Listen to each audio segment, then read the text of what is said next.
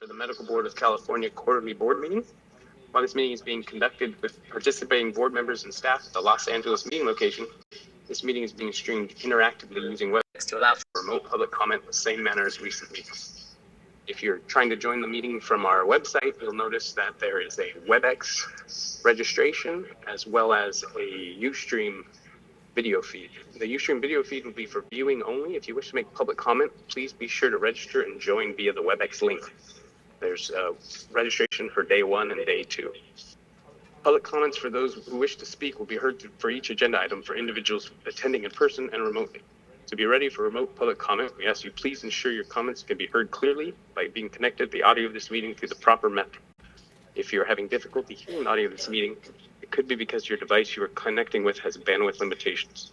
If you do have difficulty hearing the audio of this meeting using your device, please click the ellipsis button at the bottom of the WebEx application or the audio and video menu item at the top of the WebEx application, and then select Switch Audio. You will see an option to call in and will be provided with a telephone number, access code, and attendee ID that can be used to connect to the audio meeting via phone. Using the information provided will automatically disconnect your device's audio and connect your phone to the name you joined the meeting with. By using this method, if you are having problems with your device, this will still allow you to participate and hear the audio of the board meeting. Please see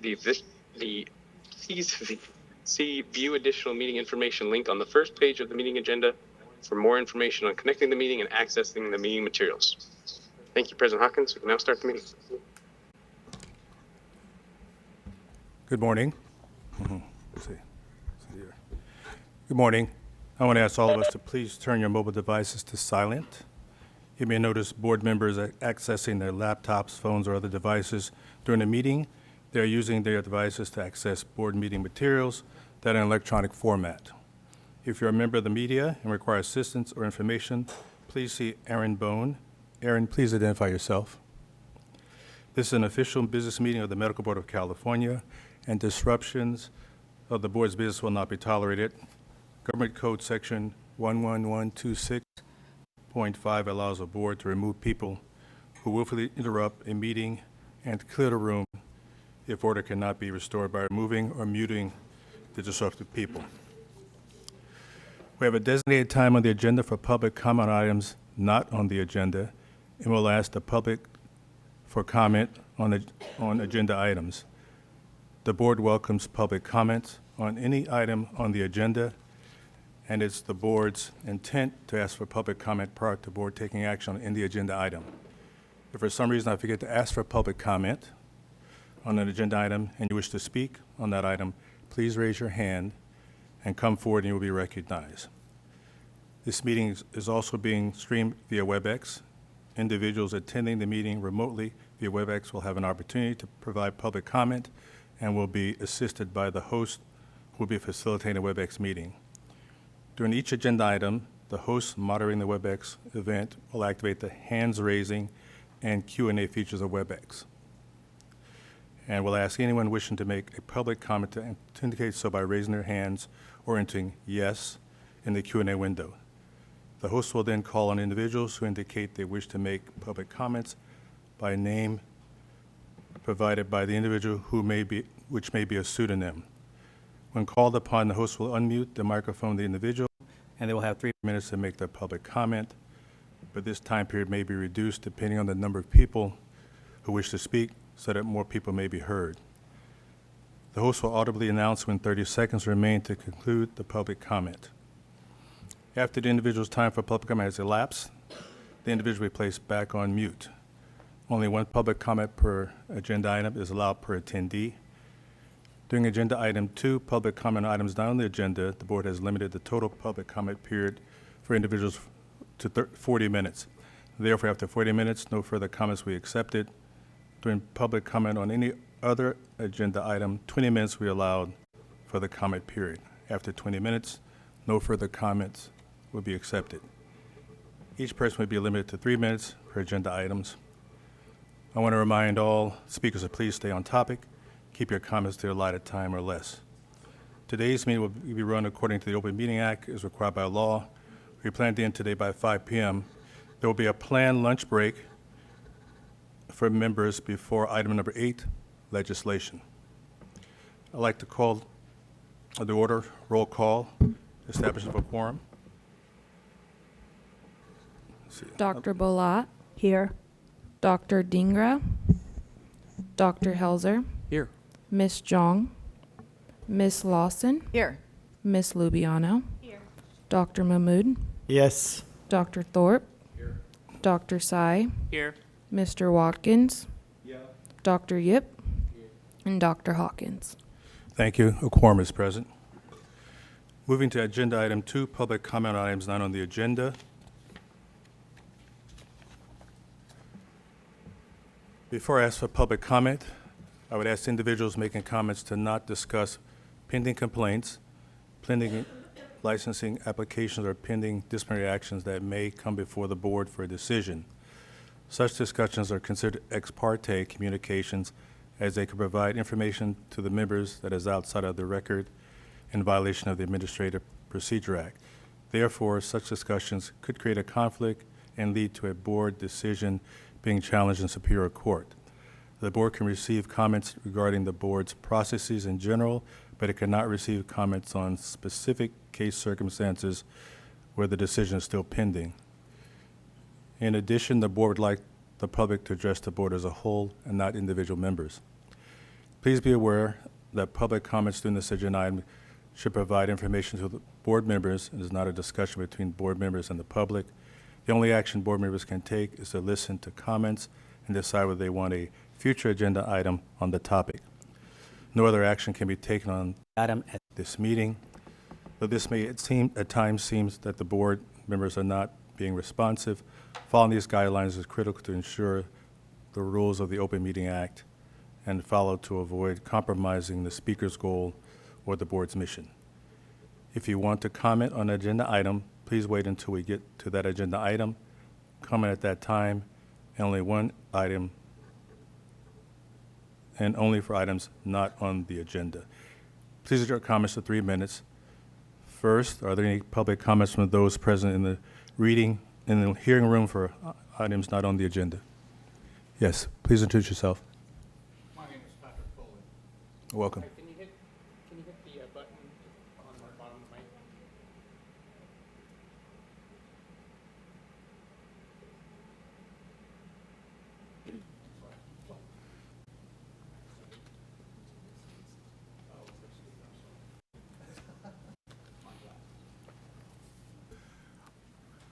My name is Patrick Foley, and this morning, President and members of the Medical Board, I'm here to address a very critical issue that needs your attention immediately. The Board's administrative procedure is ineffective in restricting the license of a doctor charged with felony sexual assault by a district attorney and is therefore under the jurisdiction of the state's criminal court system. The Board's executive director is represented in court by the Board's legal counsel, California Attorney General, to request the court to suspend the doctor's practice of medicine as a condition of bail, and files the following reasons why the court, and not the medical board, must do this. The alleged criminal conduct, as well as the possible conviction for the charged crimes, constitute violations of the Medical Practices Act and would subject the defendant's professional license to discipline. This would require the board to put on the same evidence, witnesses, and exhibits that would be used in this criminal proceeding in order to prove the charges. This would involve considerable expenses for the board, thus proceeding administratively prior to completion of this criminal action constitutes a duplication of extremely scarce public resources and a greater imposition on the witnesses. In addition, if the board were to proceed first administratively, it might have a collateral estoppel effect in a subsequent criminal trial and may jeopardize or interfere with the criminal prosecution. Furthermore, the board does not want to interfere with these criminal proceedings. Therefore, the state should not be compelled to expend scarce public resources in two different forums pursuing what is necessarily the same fact-finding. The medical board's reliance on the court to suspend the defendant's practice of medicine is not always successful. On November 19, 2021, the judge lifted the restrictions based on filed motion by the defendant's attorney, and the doctor was free to practice medicine unrestricted and unfettered, resulting in an extreme danger to the public. Today, the medical board cannot rely on the courts to immediately protect the public from doctors charged with felony sexual assault by a district attorney. Therefore, I am strongly recommending the board take the following actions. Direct the executive director to send a formal letter to the chairs of the Senate and Assembly Business and Professions Committee. The letter will stress the importance, or the letter will stress that pursuant to the legislative mandate, protection of the public is the board's highest priority, and in order to enable the board to effectively discharge that responsibility, the legislature needs to empower the board with the legal authority to immediately, temporarily suspend a doctor's license to practice medicine when charged by a district attorney with criminal felony sexual assault against any member of the public. And that suspension is to remain in effect until the criminal proceedings against the physician are concluded. The letter is to be signed by each and every member of this board. In order to make the legislature comprehend the importance that your legislative authority has been given to you to protect the public, and in order for you to carry out your fiduciary responsibility, you must have this ability, because now you don't. And you're going to the court, and the court can or won't sometimes suspend his license. And this letter should be sent CCs to the Governor Gavin Newsom, Senator Pro Tem Mike McGurry, and Assembly Speaker Richard Rivas. Now, I greatly appreciate your time, and I certainly hope you take this under consideration. And for you to send something to the legislature, if you all sign it, you've been appointed by the governor and you've been appointed by the legislature. They've got to know that this is a serious issue. You've put the public at extreme, they have put the public at extreme risk and tied your hands. You can't do anything because, just as he said, you don't want to interfere with a criminal case, so you have to wait. And if the judge in a courtroom decides they don't want to suspend his license, he's able to continue practicing medicine. Mr. Now, Foley, please conclude. I will conclude. The most disturbing aspect of this is that in November 19th, 2021, your attorney representing the executive director came before the board and said, if you're going to lift his license, at least condition it. He should not be able to see a female patient without a chaperone. He should be required to notify his employer, the public, his employees, coworkers, and colleagues.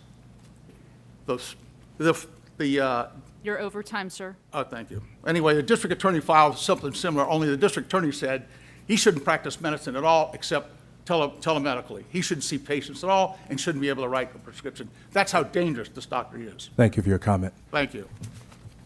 Are there other comments from persons in the room? Please come forward. Good morning, everyone, Morning. and thank you for coming to this area. I follow you around the state. I was in Sacramento, too. I have a couple of comments. One of them is that in speaking with persons after the meeting, I asked how could certain things be put onto the agenda. And I did send the information in to where I was told to send it to the webmaster, and it is apparent that all of it disappeared. It's not on, any of it is on the agenda. That's one. I spoke with Ms. Webb, and I did speak with Mr. Hawkins after the meeting, and they had told me, where to send it. And so I'm confused about that. But then there's one other thing, two other things that we're confused about.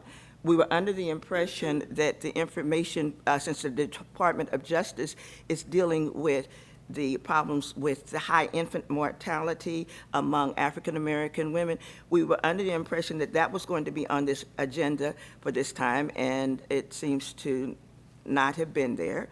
But third thing is that my husband had a very bad fall accident, and he was injured, and when he went to the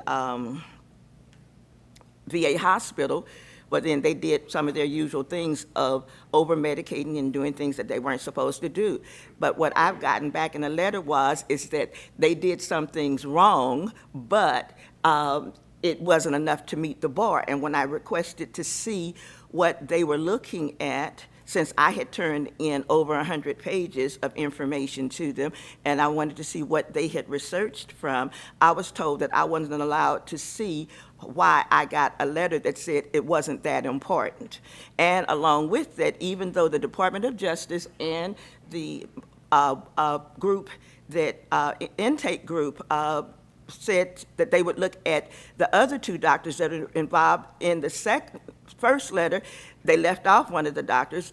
In one of the letters, they used my husband's name as, middle name as his last name, as, kind of slipshod. They had the incorrect numbers down for what they said the board, the investigative things were supposed to be. But along with that, in the final letter, but then they said, oh, we don't have the authority to deal with people, even though the autopsies came in opposites, but then they didn't have the authority to be over the people who did the autopsies, nor can this board do anything about DNA when you got some body parts that had the desert effect and other body parts between the autopsies that had the ocean effect. And there was other things, and his brain came up missing, things of that nature, and he wasn't a donor.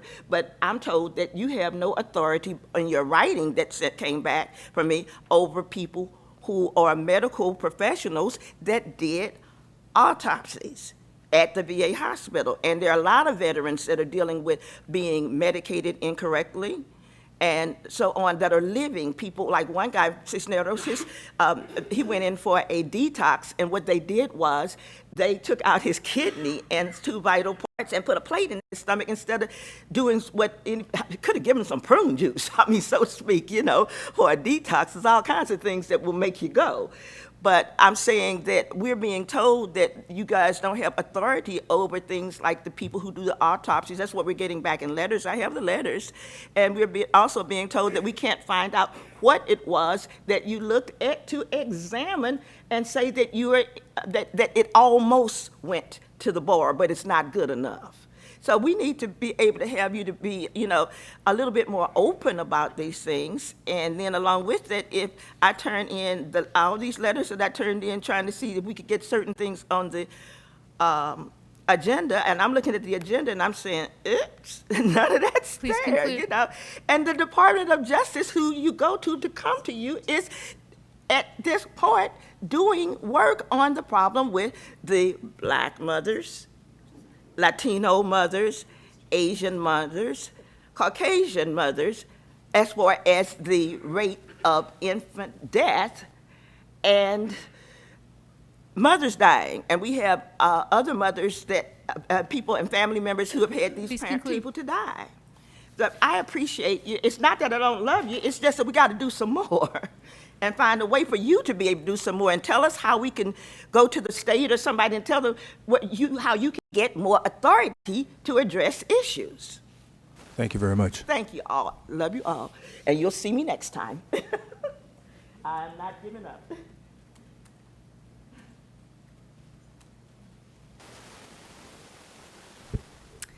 Good morning. My name is Shannon Udovic-Constant, and I am a pediatrician in San Francisco, and I am the president-elect for the California Medical Association. In 2016, CMA sponsored Senate Bill 1177 to establish a physician health and wellness program. In sponsoring this legislation, CMA's goal was to empower the board to address problems upstream by providing support and rehabilitation for physicians dealing with substance abuse, mental health challenges, as well as burnout. That bill was narrowed down to target substance abuse. Now, 8 years and one global pandemic later, I am here on behalf of CMA's nearly 50,000 physicians to ask the board to reevaluate national best practices in physician health and wellness to work towards our common goal of better serving the public and our patients. A lot has changed since 2016, and maintaining a healthy and robust physician workforce remains critical to meet the healthcare needs of all of our state's patients.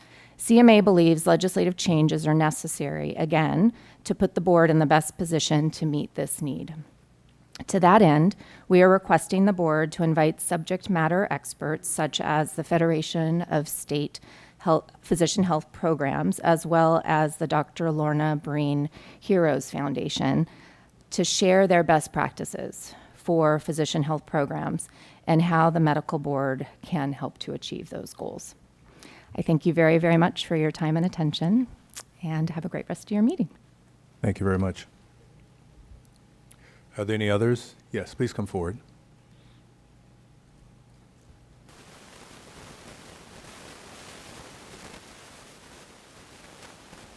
Good morning. My name is Dr. Anna McBall. I'm a psychiatry resident here in Los Angeles, and I'm here to ask the medical board to remove the mental health question from licensing applications. As a psychiatry resident, it is particularly painful to watch my colleagues go without the mental health treatment we provide our patients every day. I have many peers who pay out of pocket to receive psychiatric medications via online platforms in order to avoid having to report. Another who went to an appointment with a psychiatrist through insurance and not only never went back, but also requested that the psychiatrist delete any record of their appointment, all because they could not provide reassurance that receiving care would not impact future licensing. This is unacceptable. Clinicians with mental health concerns are often the most empathic and competent because they know intimately what it means to struggle. I'm a proud member of the CIR. We have been advocating for the removal of the mental health question on licensing applications for 3 years. Respectfully, it is time for the board to listen. Thank you for your time. Thank you. Any others in the room? Okay. Any comments on WebEx? For individuals wishing to make public comment, you can do so by using the hand raising feature or typing anything into the Q&A window. We'll call on you in the order that we. First up here we have B. B should be receiving a prompt to unmute on your end.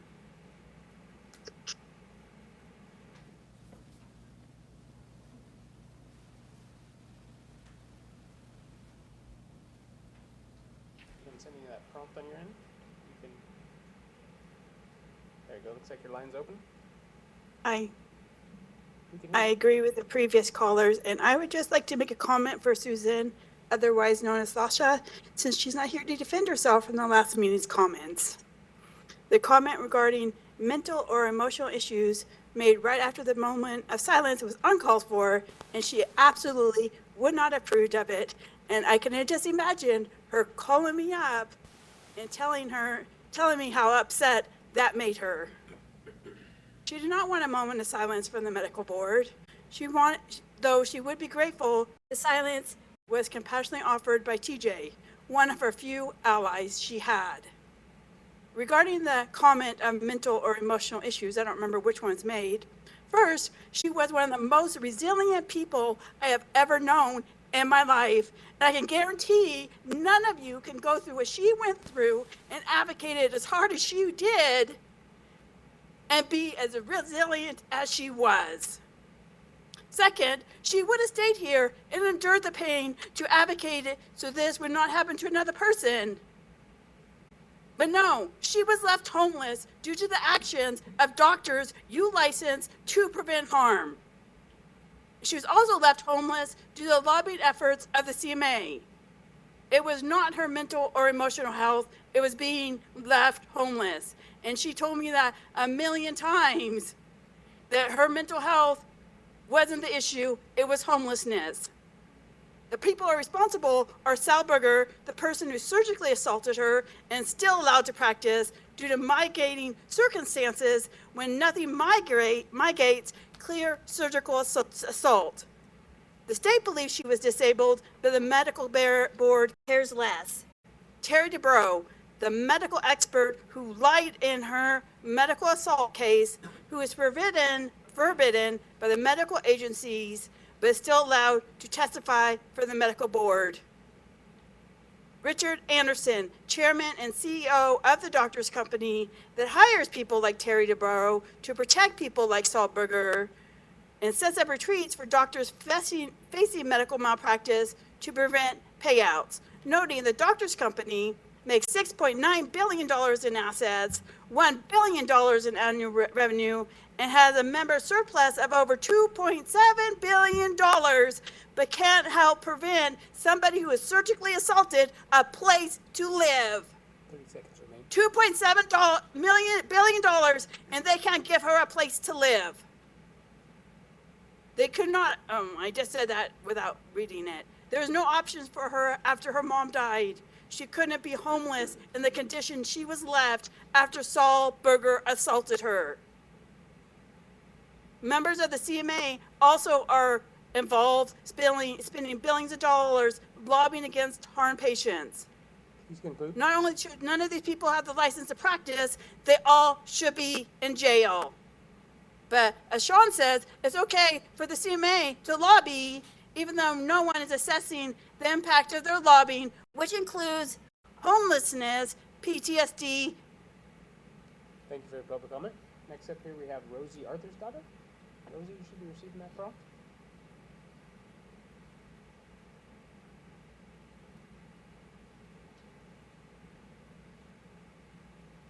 Morning, Rosie, if you're there, you can accept that prompt on your end. There we go. Hello? Morning, Rosie. Can you hear me? We can. Please go ahead. Okay, thank you. Yeah, that prompt was really slow coming. Okay, thank you very much. Since the new guidelines for controlled substances went into effect, the board has been silent, has not promoted it, promulgated the information. Instead, the various providers are being funneled into MAT for all their patients. At the same time, the guidelines went out almost the same day. Suddenly, the availability through the supply chain on Percocet, Norco, etc., clamped down. Then patients were told, "Oh, we can't give you those anymore. You have to take over-the-counter medications," as opposed to telling them that they could take the generic forms that are without potentiators. You have people who MAT is not indicated for, who are being treated like in an emergency situation, automatically being treated, and guess what? They have heart attacks and things like that as a result of not getting the correct treatment. Autopsies are not done to show that these things are happening. You need to educate the public and the providers and the patients, legislators, about the new guidelines. That the fact that we get what should be a benefit or a right should not turn into something that does the opposite, which is what tends to happen. Now, we had a recent data problem. So your e-scripts for controlled medications haven't been working for more than a week, which means that when you think that your medication is going to be ready and you call in, you find out they don't have the medication, they don't have the prescription. You have to call your doctor's office and go through having them call over because you don't take faxes. And then once the prescription arrives, they still have to order the drug again, and so it delays intentionally the receipt of these necessary medications. Anyway, the providers have no knowledge of the new guidelines, only the insurance companies' edicts that prevent people from getting appropriate care. The board needs to educate the public, even themselves. We need another meeting about this. Thank you.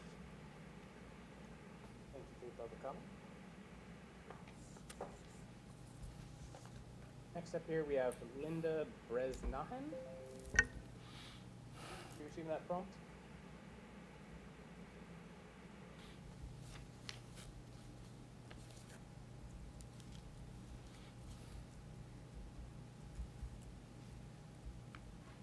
Morning, Linda. Looks like your line's open.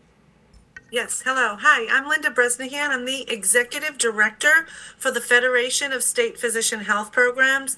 Prior to my role as the Executive Director, I worked with the Massachusetts Physician Health Program for over 20 years. So for over 3 decades, I've been on the sidelines of experiencing the crucial and supportive work of physician health programs in saving the lives of healthcare professionals. These programs were developed at the call of the American Medical Association and the Federation of State Medical Boards. The Federation of State Physician Health Programs is a national organization of physician health programs that promotes best practices. We would It's imperative to recognize that a confidential authorized physician health program is indispensable in every state. These programs offer a safe and supportive pathway for early referral and intervention for mental health and substance use disorders among physicians and healthcare professionals. By separating from the disciplinary processes, these programs ensure timely assistance without fear of punitive measures, nurturing a culture of wellness, accountability, and patient safety. The evidence speaks volumes. Physician health programs have demonstrated successful outcomes in managing safety-sensitive professionals, with physician recovery rates significantly surpassing those of the general population for the same conditions.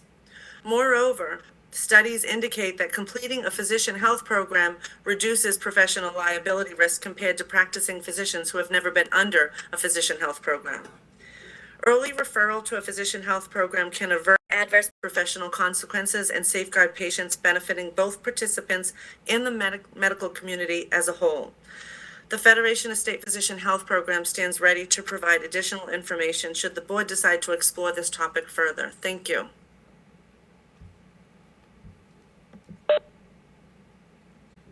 Thank you for your public comment. And I neglected to mention earlier, if you're on a dial-in only line and you would like to make a public comment, you can press *3 to raise your hand, and then when prompted, you'll press *6 to unmute. Next up here, we have Eric Andrews. Eric, you should be receiving that prompt.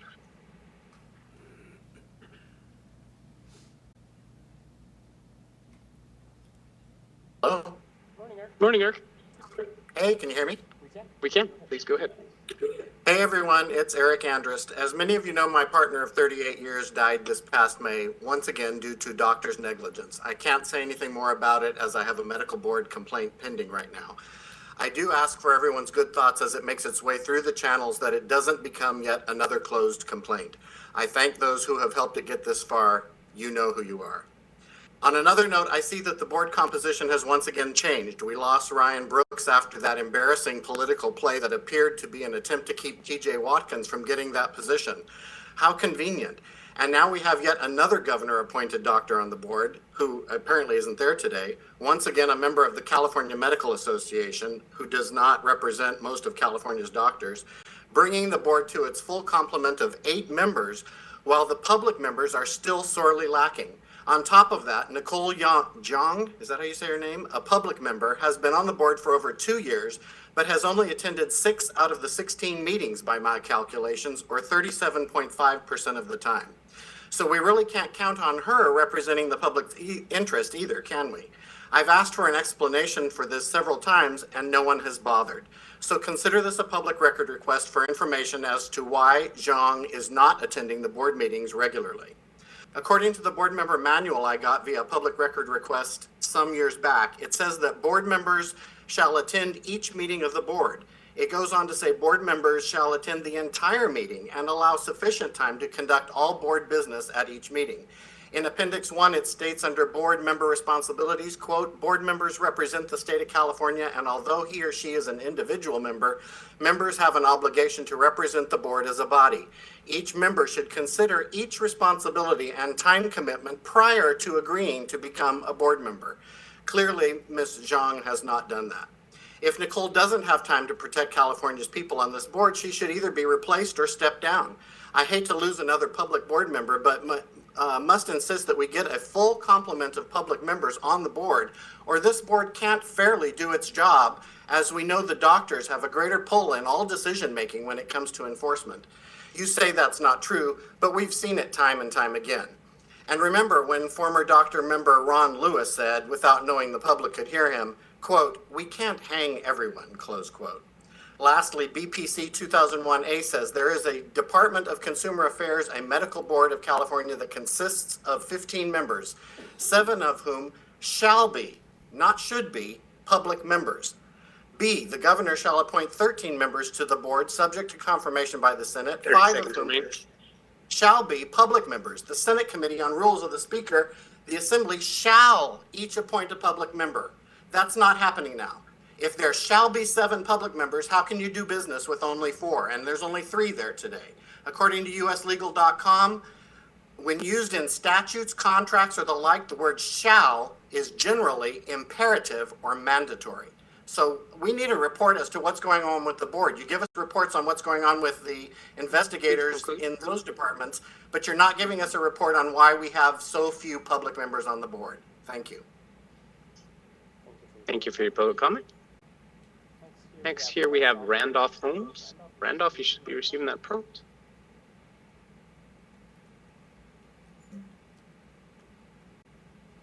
Can you hear me okay? We can, Randolph. Please go ahead. Well, thank you. I appreciate your time. My name is Randolph Holmes. I'm a physician, addiction medicine doctor here in Southern California, and I'm representing the California Society of Addiction Medicine, which I am chair of the Government Affairs Committee. I appreciate you taking your time to listen to me. I will be brief. We are here, that my organization, the California Society of Addiction Medicine, aligns completely with the testimony you've just heard from the California Medical Association. Medical doctors have gone on too long without a physician health program, and physician health programs that align with best practices in other states have a track record of patient protection by ensuring that physicians receive care early. In physical health, we know how to identify issues early on and avoid patients waiting until a disease has progressed to improve outcomes. In addiction medicine, care is no different. We are able to identify problems early on and hopefully prevent bad outcomes. We hope the medical board will revisit what we know about the best practices, and as been mentioned before, Bring Foundation, other state organizations do this to ensure that we're doing the most to protect patients by having a healthy physician workforce. Our organization has already submitted our written comments, and we will be happy to assist the medical board in any way we can in moving forward with this. Thank you. Thank you for your public comment. And for the remote attendees asking for public comment through the Q&A window, we will get to you in the order you're called, not to keep submitting additional requests. Thank you very much. Sierra Coughlin, you should be receiving that prompt on your end.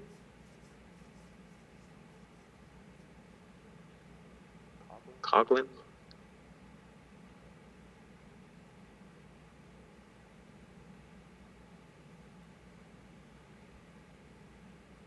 All right, Sierra, looks like your line's open.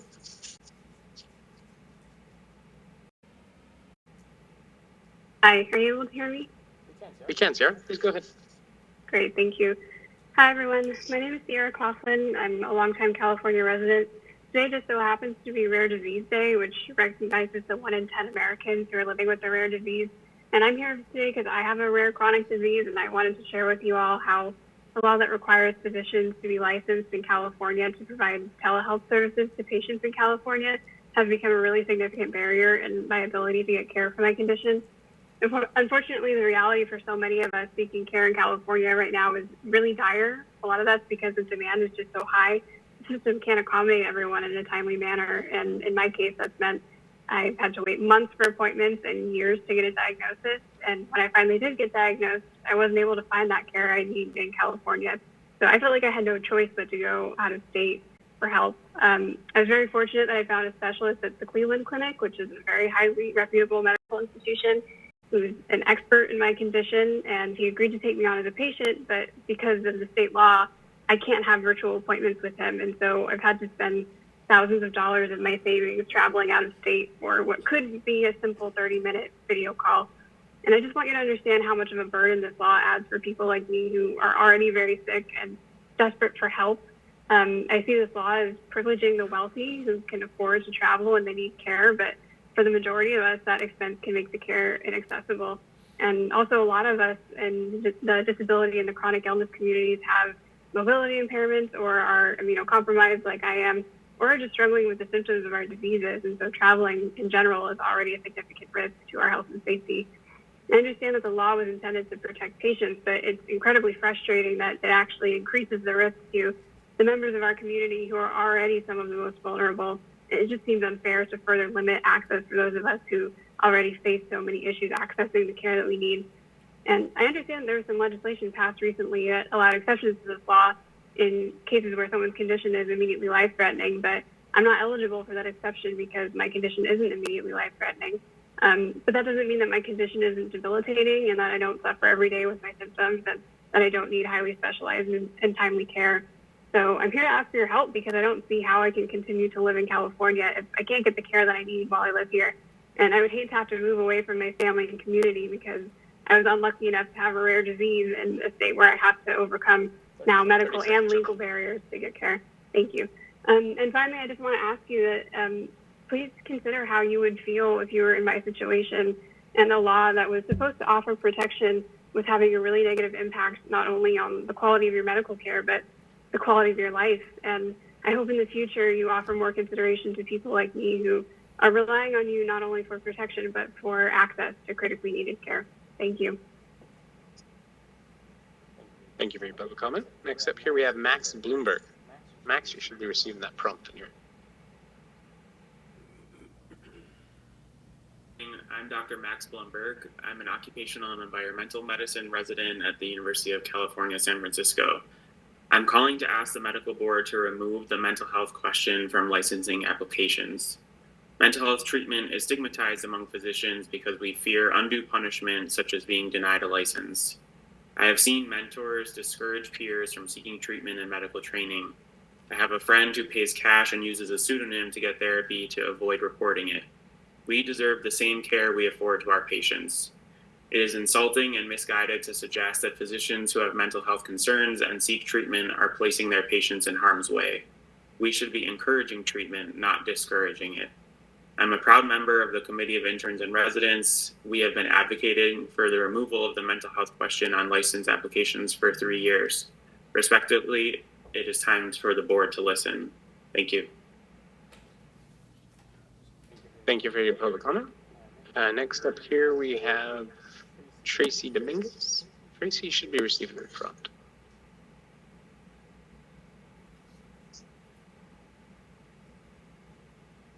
Good morning, Tracy. Looks like your line's open. Okay, you can hear me though, right? We can. Please go ahead. Okay, I'm Tracy Dominguez and I am from Bakersfield and I am a volunteer with Consumer Watchdog.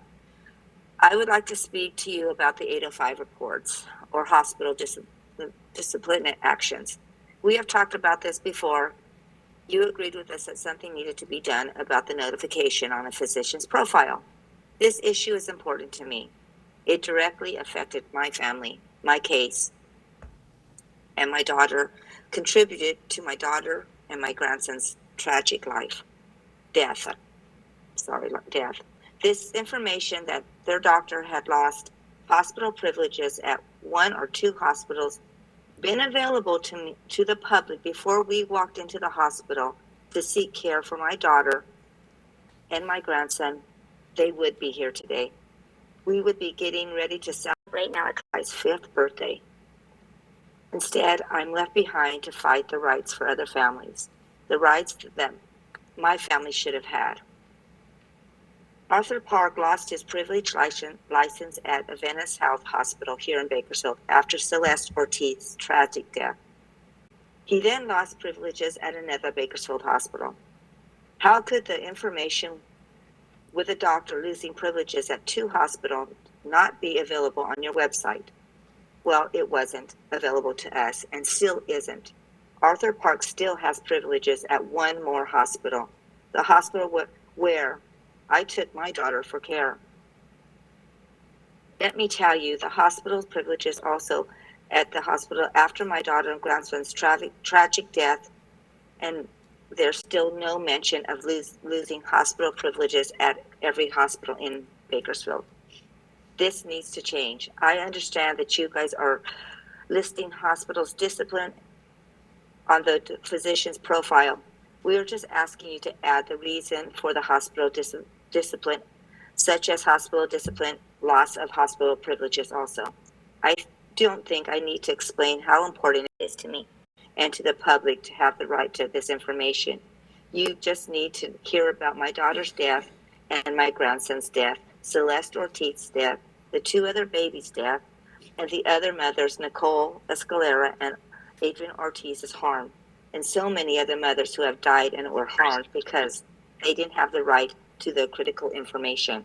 We are asking you to work with the California Public Department of Health in communicating with each other with them so that we can share information and have the board have it. All this information is not getting to you guys. Please add the reason why please add the reason why you received an 805 report on a physician's file. We are not asking for a lot, but we are asking you to save lives. And I know this would have saved my daughter's life 5 years ago, and nothing has changed. Please conclude. Please try to change something and save some families from this. Thank you. Thank you for your public comment. Next up here, we have Dr. Rachel White. You should be receiving that prompt on your end.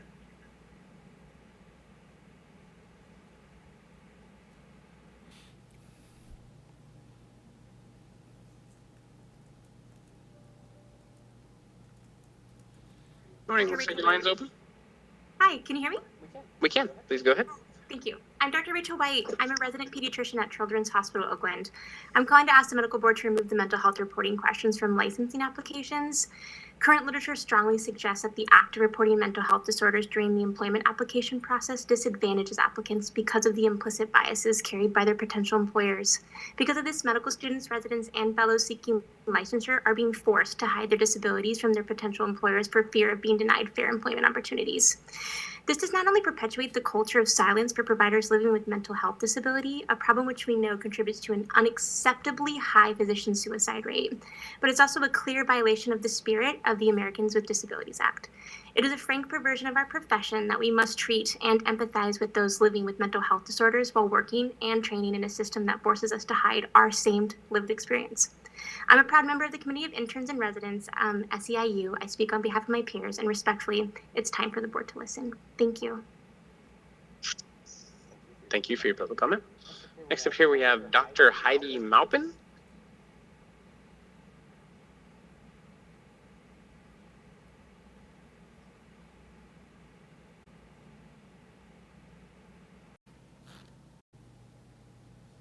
Looks like your line's open. Are you able to hear me? We can. Please go ahead. Oh, wonderful. Hi, my name is Dr. Heidi Maupin. I'm a pediatrics resident at Children's Hospital Oakland. I'm calling to ask the medical board to remove the mental health reporting question from licensing applications. When I was a first-year medical student, I struggled with depression and suicidal ideation. I was well aware of the mental health question on licensing applications at this time. This knowledge played a key role in my delay to seek treatment. And once I finally did seek treatment, I felt I had to request that my providers not share any diagnostic information with me as a way to protect myself. This made treatment even more difficult. I'm a proud member of the Committee of Interns and Residents. We have been advocating for the removal of the mental health question for 3 years. Every year that action is not taken is another year of putting trainees like myself at risk. Respectfully, it is time for the board to listen. Thank you so much. Thank you for your public comment. Next up here, we have Marion Hollingsworth. Marion, you should be receiving that prompt.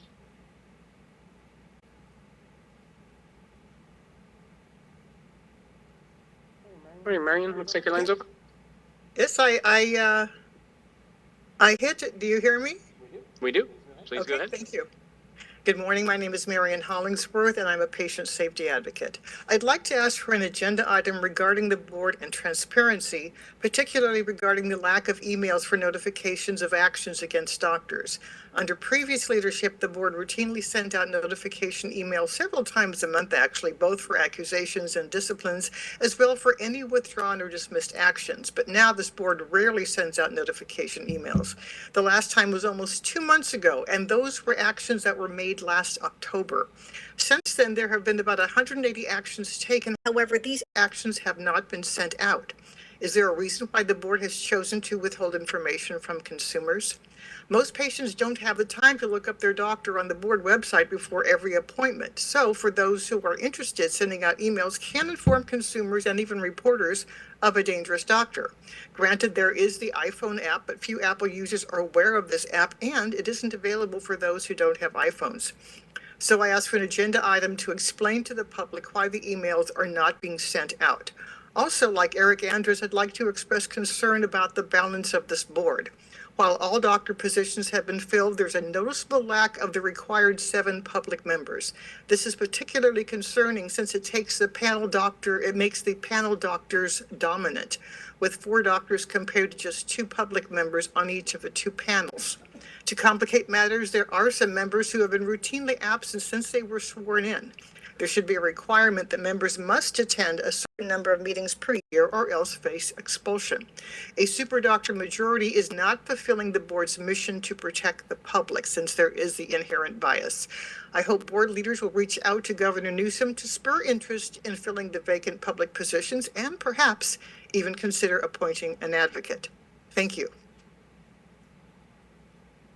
Thank you for your public comment. Excuse me. Next here we have Dr. Francis Gill. You should be receiving that prompt. Oh, hopefully y'all can hear me. My name is Dr. Francis Gill. I'm a psychiatry resident at LA County.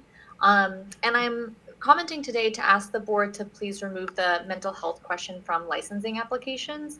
As a psychiatry resident, I know firsthand how detrimental untreated mental health issues can be for individuals. And this is certainly the case, as I'm sure everyone in the room and everyone who's been giving public comment knows, this is certainly the case for people who are working in the healthcare field, which can be extraordinarily stressful. And often, people are working crazy hours, especially in residency, not having the time to kind of take care of their own mental health. It can easily fall to the back burner. And especially if we go out of our way to stigmatize it and to make it just less acceptable for healthcare providers to seek help themselves. We all know that the suicide rate amongst residents is quite a bit higher than the general population, and we really need to take these issues seriously and make a change in our general culture of medicine to make it more acceptable for people to seek out help and to be open about doing it. And including this question on licensing applications is stigmatizing, and it prevents people from seeking out really important care. And it's also quite hypocritical because we don't want our patients to avoid seeking out care. We want them to seek out care. So thank you for listening and thank you for your time. And yeah. Thank you for your public comment. Next here we have Ha Lee sending in that request now.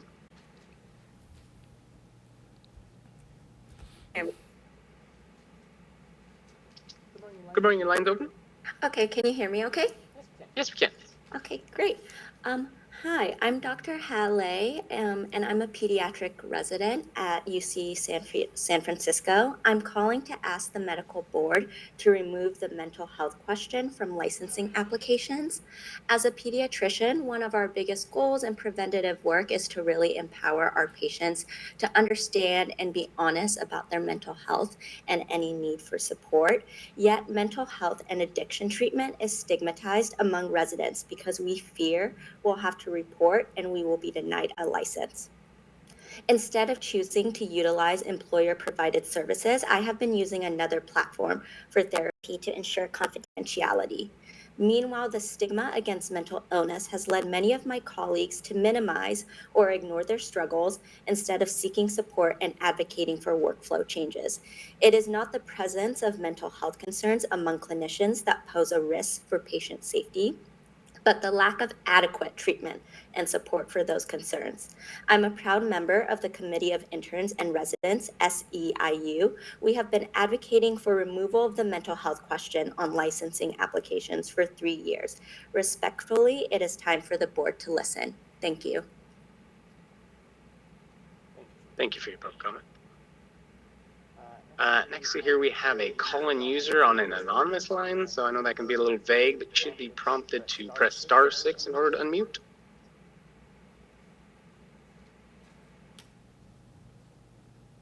It looks like your line is open. Okay, thank you. Good morning. My name is Dr. Khadijah Lang, and I am the president of Golden State Medical Association, which is the California branch of the National Medical Association. The National Medical Association has been representing the interests of physicians of African descent and the patients that they serve for 129 years. For decades, Black California physicians have complained of receiving more accusations and disciplinary actions from the Medical Board of California than our white colleagues. Charles R. Drew Medical Society began discussions with the Medical Board of California and then was joined by Golden State Medical Association. After a 5-year course, Medical Board of California shared the results of the California Research Bureau's demographic study, which found that Black doctors had a 40% greater chance of medical board accusations and disciplinary actions than their white colleagues, just based on ethnicity. As a result of this information, the medical board has been able to implement changes to begin addressing this issue and mitigate the unfair results of implicit and unconscious bias. Today, I'd like to request this board take a look at a new area of concern, which is physician credentialing for hospital privileges. Currently, this process has no real transparency due to the fact that all actions taken are covered under HIPAA, and therefore nothing can really be disclosed. We are not asking that people open up and reveal private information on individual physicians. However, we feel that data brings about transparency. What we do want is for the medical board to look at ways to allow or require hospital credentialing committees to start disclosing de-identified data on physicians that are applying for credentials and applying for privileges at their institutions, and indicate what percentage or what numbers of them are granted privileges and what percentage are not granted privileges, showing the ethnicity and the gender of the physicians that are applying. In this manner, we'll be able to see whether or not there is, in fact, a pattern of physicians not being credentialed at certain institutions, at certain institutions based on their ethnicity. We respectfully ask that the medical board consider this. I would also like to say that I do agree with all of the physicians that have called in earlier. We should be removing the mental health question from licensing applications because it does defer people in need from getting treatment. Thank you for your time, and I hope you will be able to do something with this information. Thank you for your public comment. Next request here was from Afa Mustafa, but I do not see them in the meeting any longer. Afa, if you are connected under another name, please queue up again, and we'll call on you. Next up here, we have Michelle Montserrat Ramos. Michelle, you should be receiving that prompt on your end. Morning, Michelle. Looks like your line's open. Good afternoon. I am Michelle Montserrat Ramos, and I'm with Consumer Watchdog. I would like to welcome back Dr. Yip. Dr. Yip, we are pleased to see you back on the board. We have brought the issue of 805 reports or hospital disciplinary actions to the board a few times, and we had come to an agreement that something needed to be done regarding notifications to the physician profile. When a hospital has chosen to part ways with a physician because they no longer trust that physician caring for their patients, then that is important enough for the public to have the right to know. What I've learned since we last spoke on this issue is that you are already posting a hospital discipline notification on the secondary status of the physician profile. So we're halfway there. All we're asking for is that you add why an 805 report was issued, such as hospital discipline - loss of hospital privileges or hospital discipline - never event. We don't want to know any of the peer review information. We just want to know that an 805 report was received for loss of hospital privileges, etc. Please add the issue of why the 805 report was received to give the public the information that they need and deserve.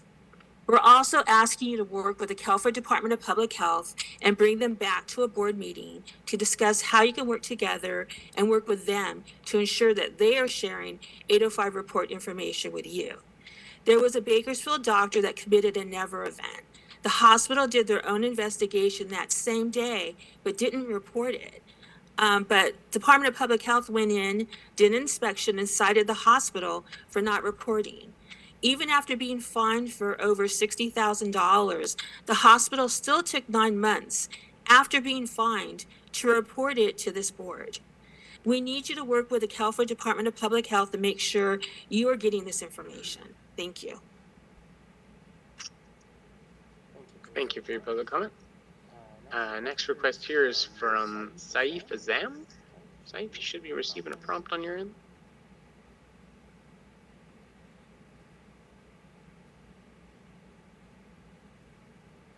Morning, looks like your line's open. My name is Dr. Saif Azam, and I am a radiology resident at Los Angeles General Medical Center. I'm calling to ask the medical board to remove the mental health question from licensing applications.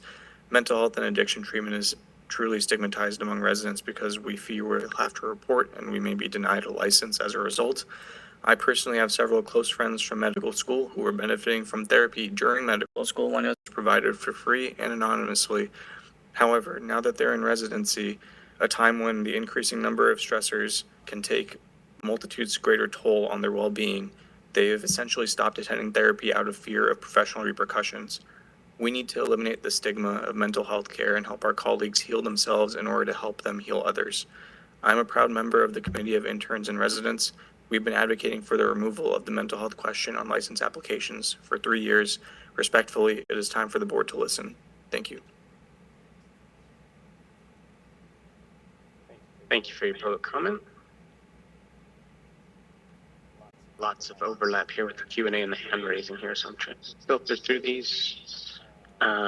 Next one here is for Casey Orozco-Bore. Casey, let me send you that request.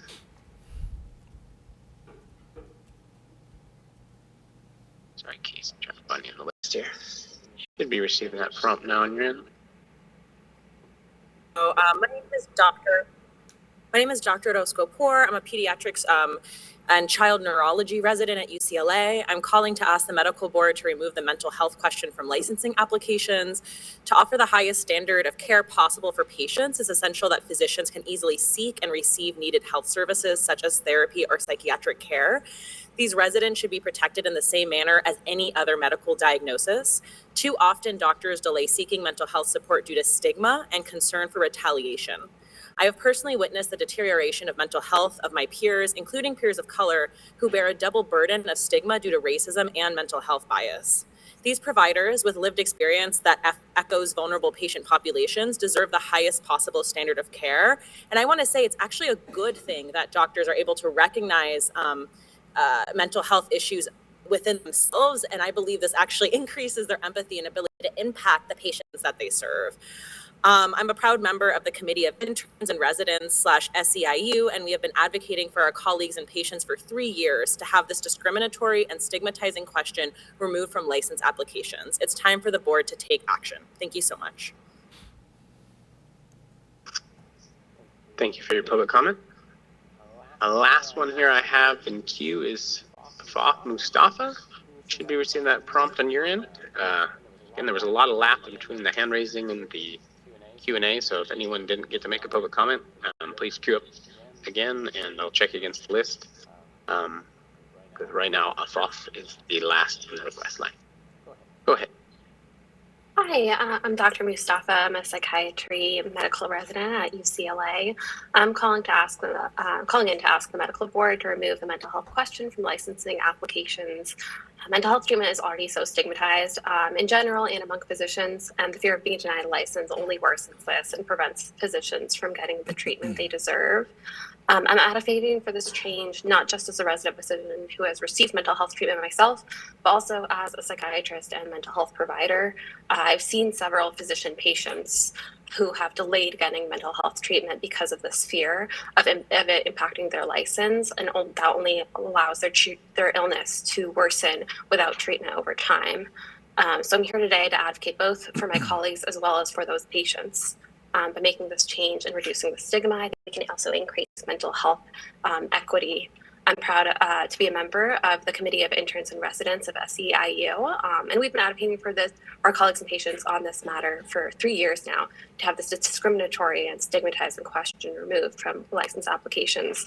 So I hope it's time now that the board will take action. Thank you. Thank you very much for your public comment. This time, President Hawkins, I don't see an additional requests. Thank you. Well, I want to thank all the commenters for these very, very important issues that it's before the board and for the citizens of California. Oh, I'm sorry. Please introduce yourself. Hi, my name is Jeffrey Haynes, and I asked could I come up because when you all, before you all went to the ones online, I was going to make a comment, but you all went to them, and I was talking. Okay. Thank you. Please Hi. proceed. My name is Jeffrey Haynes, and I'm really just piggybacking on what one of the Reverend Tweedle, she spoke first. And I'm just a pastor from Chicago, and this is really for you, Dr. Hawkins. She did submit to be on the agenda, and she has the website, the web address she sent it to with her agenda, with the things that she wanted on the agenda. And so I'm just trying to figure out if she did send it like you told her. She says here that Dr. Randy Hawkins asked that we send topics to webmaster@nbc.ca.gov to be put on the agenda for the quarterly meeting at LAX. And so I'm just trying to figure out why you all didn't receive it. Just go ahead and make your public comment. It's not a back and forth. Oh, no, I'm just trying to see why that's it. I'm trying to, what, if she did what she's supposed to be, if she did what she was supposed to do to be on the agenda, why isn't she Not on every the, item makes it onto the agenda. huh? Not every item makes it onto the agenda. Do you have further public comment? So how does she's been coming to all these meetings, how does she get on the agenda? What does she need to do? It's not a back and forth, but you still have time to make your public comment. So would you like me to read the things that's on her agenda? You have 3 minutes, so you can say what you need to say. Okay, all right. So I know I'm being redundant, so is there anything that she can do to get on the agenda for the next meeting? And she did what she was told to do, and she's not on the agenda, so how does she get on the agenda? You have time to make your public comment. I think there's probably staff who can assist further. Not Okay. every item makes it onto the agenda. So do you have any further public comment?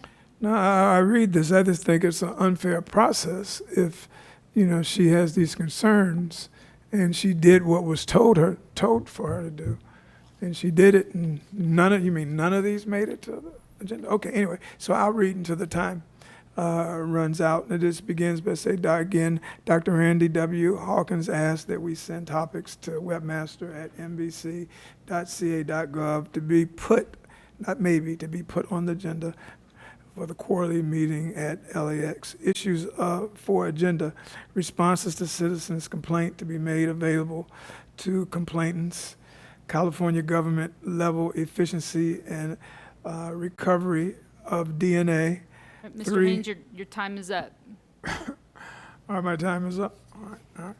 And so are the comments made, are they made available like the comment I'm making now, and those that commented, are they, available for the public to find? There's a recording of the meeting, so. Oh, yeah, that's really what I meant. I just think, really, this one on the record, I think it's just, unfair, a process that you all can eliminate, choose who you want to, make comments, even when that person follows through on what they were told to do. She did what someone told her to do. And so, but anyway, I just want that on the record. I do extensive work with ABC World News. Good morning, Mayor. Thank you. Thank you. Thank you for what you guys do. Moving on to agenda item 3, approval of minutes from the last board meeting. This is November 30th to December 1st, quarterly board meeting. I want to remind folks that the minutes are a summary of the comments, but the full recorded meeting is posted on the board's website. Members, are there any additions or corrections to the November 30th to December 1st, 2023 board meeting minutes? Yeah, I've got a few, and it's actually more of a global thing, a global perspective. At the last meeting, I also pointed to this, that we approved the meeting minutes, and I'm not sure if we approve the recording or what the written comments are. If we were to report, like if we say the written comments only, and just look at the recording, if I read the minutes as it is, then certain things get highlighted. And those things I feel don't present a fair assessment of what is in the recording. So I'm going to suggest a solution, same solution I suggested the last time. When we put the agenda item, can we just put the recording? We all know what the issue is. If it needs a clarification, maybe give a description of what we will be discussing, as opposed to starting the discussion and highlighting certain aspects, and therefore other things that is said gets muted. So that's my only comment. It is more transparent in that way, and if somebody wants to really look at that agenda item, they can get a fair assessment. Because there's just, it appears that it is weighted unevenly, and that doesn't bear well for transparency. So that was my last comment at the last board meeting as well. Perhaps we could, well, it's just to make it better. Thank you. So I just want a little clarification, Mr. Watkins. It looks like when you read the minutes, there's a link to each section. So the individual has the ability to click on that link and go to the recording of what was actually stated. Are you asking for something different from that? Yes, I'm asking for just the description, not what is discussed in the recording. So we're gonna so for example, we're gonna discuss item whatever, you know, and just have the recording. If you start describing what is in that, certain things get highlighted, that's in the recording, and certain things get muted. And so some things, and that is somebody else's discretion. If you want the reader to get a fair assessment, just put the recording and the link there. They listen to the whole thing. They make their own assessment. There's not a presupposition that this was more important and that's why it made it to the recording. It makes it so much easier because all you have to do is timestamp next to the deal, listen to the recording. The recording becomes the basis of what we are approving because it's whole and complete. And it is not necessarily whole and complete because there's interpretation of that, of certain agenda items. That's my only point. Okay, so before Dr. Yip, there is a link related to each agenda item that allows the individual to hear what is actually said. Go ahead, Doctor. I mean, think along the same like TJ, when you read it, you don't get the actual thing, what the public comments say today. I don't know who would have time and go back to the recording, rewind, and find it. Maybe just sustain a sort of comment on, like, for example, today, member from the public want to request the mental health question to be deleted, and there's a concern from public member that the board appointment for the public member is not adequate, etc. Just one or two lines that at least we read it, we remember, we know what the concerns are, rather than hear public comment and blank. I'm not sure if I go back and listen to the recording and listen to it. So I'm not sure that's what you're suggesting. So you're both asking that, for example, from today, public comments not on the agenda, that maybe 10 of the things that were stated, 805 reports, things related to the questionnaire about mental health, et cetera, just be listed, even though they're actually, so that the person can decide whether they want to hear it or view it? Is that what you're asking? Yeah, TJ, thank you. Both asking that? You know, that's specific to a particular thing. I'm going more general so that it can fit better as per just the agenda item and a description. We're discussing public comments right now. If you want to hear what the public comments were, this is your section. There's the timestamp, and just listen to the whole thing. Then everybody in that recording gets a fair a fair year, and we don't highlight one over the other. That's what I'm talking about. Yes, May Ms. Lawson. I just ask a question that might help it move this along? Minutes are sort of a vestige of the past, right? Because they used to be used to make sure there was a summary of a meeting because meetings weren't recorded, and it wasn't easy for anybody to access links like it is today. I know many city councils, for example, have gone away from having minutes altogether, and they just have the meeting links or a transcript available. Is there a legal reason why we need to continue to have minutes and continue to approve these? Are they required by the, by our regulations, or can we abandon minutes and just send everybody to a link? I don't know. I'd want to take a close look at that. I'm not aware, as we sit here right now, that there is well, I'm going to strike that. There may actually be a requirement for minutes, so I want to research that very carefully. Thanks. And for some things, we definitely need it, like for rulemaking, because Right. the Office of Administrative Law Right. wants to see that. I think it would be worth us understanding for our next meeting whether or not we actually require these minutes or the reason for it, because frankly, we could also save some of our professional staff time if they didn't need to be prepared also. So Thank you move very much. approval of the minutes. Do I have a second? Thank you for that. Do we have a second? Second. So, Ms. Lawson, motion to approve. The second was Dr. Hauser. Mr. Others? Dr. Bolat? Oh, sorry. Public comment, please. Thank you. Public comments from the room about the minutes. WebEx. Oh, okay. Come up, please. Related to the minutes. Related to the minutes, I would like to make sure that it is pertinent in any instance to have a written copy, especially if we're dealing with things where the disabilities are going to be observed. If we totally go away from any type of a written comment, but then also with AI and the other things that take place, but then we can end up with things that are falsified, but we end up with better record keeping if we actually go note for note, just like the oil companies are still doing. And I was the secretary to the treasurer of an oil company, and we are still doing that type of thing.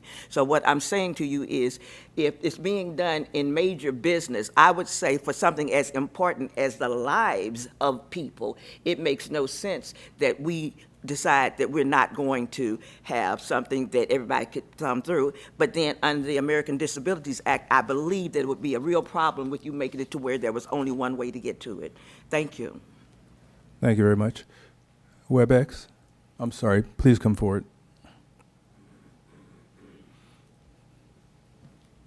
Thank you for the opportunity to comment. I want to, in addition to the last comment, meeting minutes are universally recognized way to record the proceedings of a meeting. So doing away with that because of the inconvenience doesn't quite make sense. I think the gentleman was just recommending that in addition to the meeting minutes, you have a link to the recording so people can hear the full context of those highlights. I don't think that that was an open gate to then do away with meeting minutes altogether.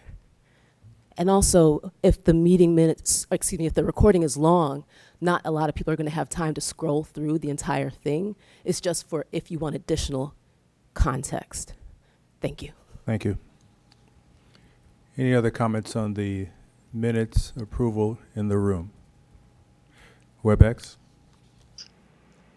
Anyone on the WebEx that would like to make a public comment, please do so by raising your hand or just typing anything into the Q&A window. If you're on a call-in-only line, you can press *3 in order to queue up. First up here, we have Rosie Arthurstock. Rosie, you should be receiving that prompt. Hello, thank you very much. I agree with one of the previous commenters, and it's what I was going to talk about. Right now, the way the minutes are set up is not ADA compliant. for some of the reasons. In other words, it may be great for you in your situation, but it may not be great for somebody else.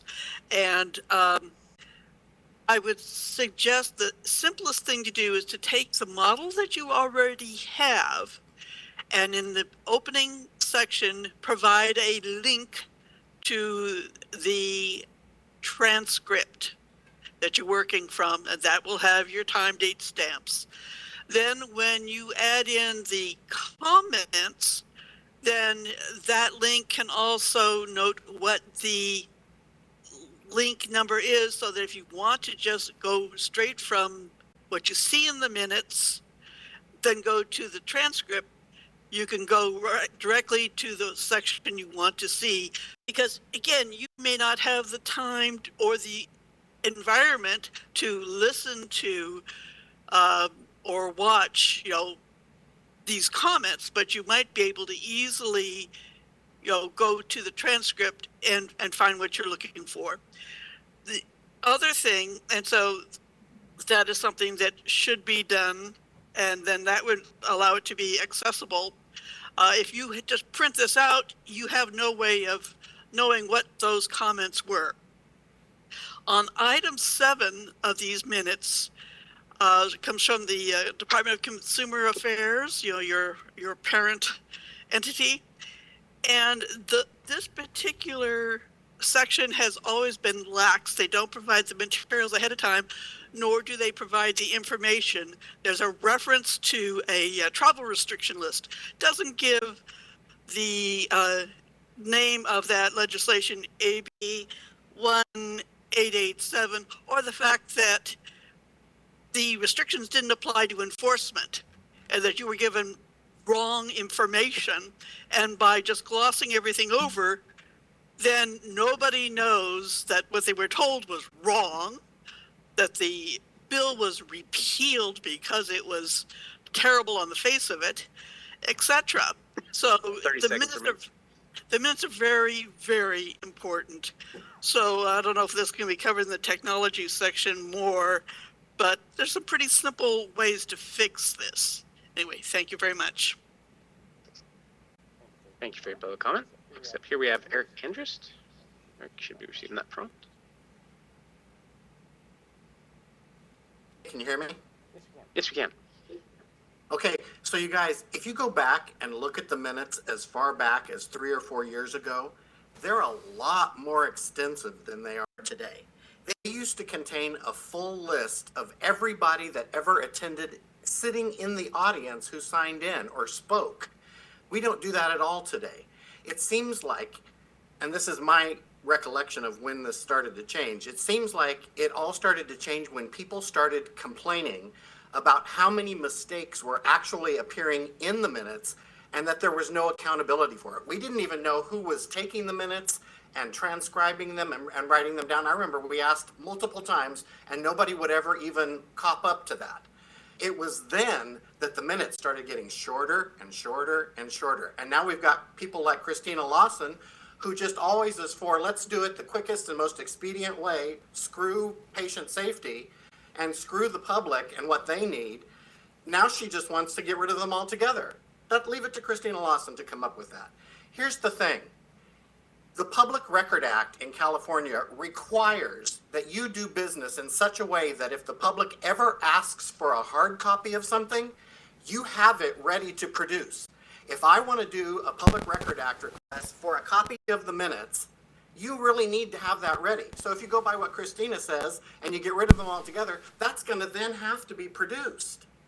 And there's even a caveat in the Public Record Act that says, well, if it doesn't already exist, then we don't have to give it to you. Well, leave it to Christina. She's looking for ways so that you don't even have to fulfill the California Public Record Act, which is California's open, transparent way to keep you guys on top of everything so that the public can keep you accountable.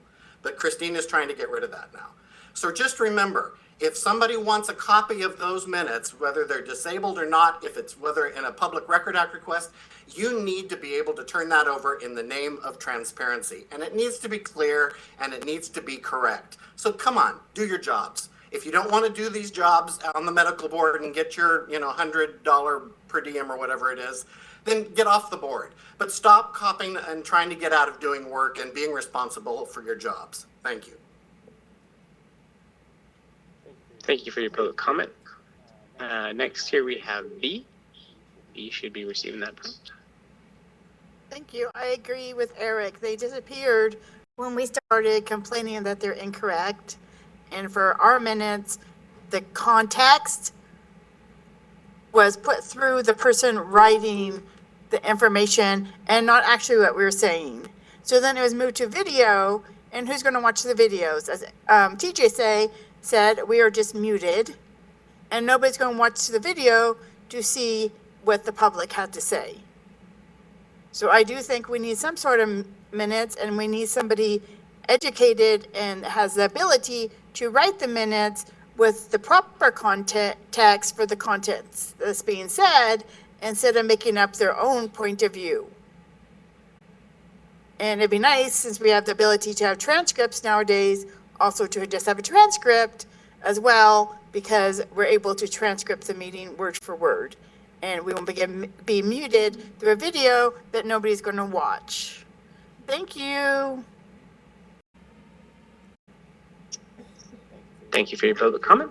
Next here is Marion Hollingsworth. Marion, you should be receiving that prompt.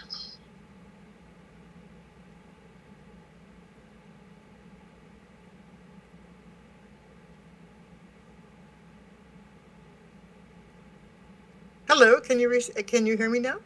We can. Please go ahead. Okay, thank you. Hello, this is Marion Hollingsworth, patient safety advocate. I agree that there's an issue with the minutes. We have noticed that what we have said in the comment period can be drastically watered down to not be as critical of the board. This happened to me in a comment a few years ago when I spoke about a doctor complaint I had filed that was tossed.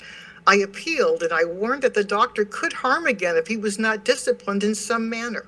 He went on to overdose another patient and was put on 35 months probation. I urge the board to listen to complainants when they say a doctor is dangerous, particularly with egregious harm or death cases. I specified this in my comment, but the minutes did not adequately reflect my concern in any way. I support a more honest and transparent presentation of the minutes, perhaps a more detailed video and better written minutes. Thank you. Thank you for your public comment. This time, President Hawkins, I don't see any additional requests. Thank you. Ms. Lubiano, you have a comment? Thank you. Thank you for the discussion on this item. I recognize it's one of those things where no one's completely happy. And so, we're hearing that discussion here. I do agree with Ms. Lawson that, with all this discussion, that we should start with the legal requirements. And so I trust that staff will look into that and that we can find, some middle ground on what's best for everyone. And I also wanted to acknowledge that I also recognize the, the ADA concerns with not having written summaries as well. So thank you.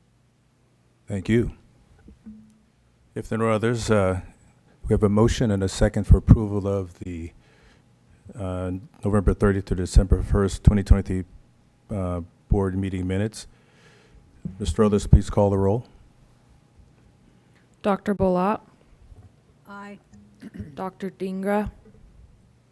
Dr. Helzer. Yes. Ms. Jong. Ms. Lawson. Yes. Ms. Lubiano. Yes. Dr. Mahmood. Yes. Dr. Thorpe. Abstain. Dr. Sai. Yes. Mr. Watkins. Dr. Yip. Dr. Hawkins. Yes. The November 30th, December 1st, 23 board member minutes are approved.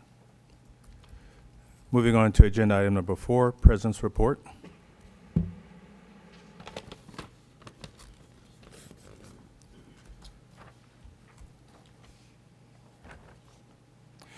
Thank you and welcome again to Los Angeles. I want to start with an update of our board composition. There were 2 resignations that occurred at the individual's request, Mr. Brooks, who was a governor's appointee, and Mr. Lee, who was a legislative appointee. There are 2 new governor appointees. First, we welcome Dr. Hermet Dingra, a kidney specialist, and we expect that he'll be here tomorrow. Welcome back, Dr. Yip, another physician with ongoing service to citizens of California and a prior service to the medical board. Regarding Mrs. Young, she'll be returning to serve the board and the public and understands the expectations. Next, I participated in a number of events worth mentioning. First, I attended the Federation of State Medical Board's one-day symposium in January 2024 on artificial intelligence. Our board will be presenting a subject matter expert on this subject soon. Second, I continue to educate medical students and residents in training regarding the mission of the medical board and their ability to practice in California as a privilege with responsibilities and provide a wellness and patient safety. Additionally, I was a lecturer at least 3 events. One was a new vaccine. I discussed the benefits and risks related to respiratory syncytial virus vaccine in February 2024, which was sponsored by the National Medical Association and the Center for Disease Control. Second, I was at the Minority Health Institute Health Summit, November 2023, speaking on the need for improved workforce diversity and minority physician advocacy in healthcare. Third, I attended the Black Health Matters Fall 2023 Summit and Expo October 23, lecturing on asthma diagnosis and management. Changing the subject, task force appointments.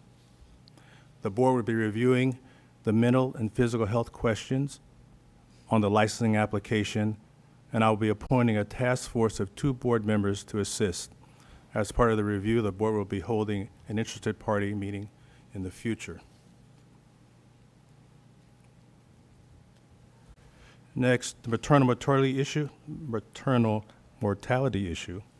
was presented and discussed at length at our medical board meeting in August of 2023 in Bakersfield.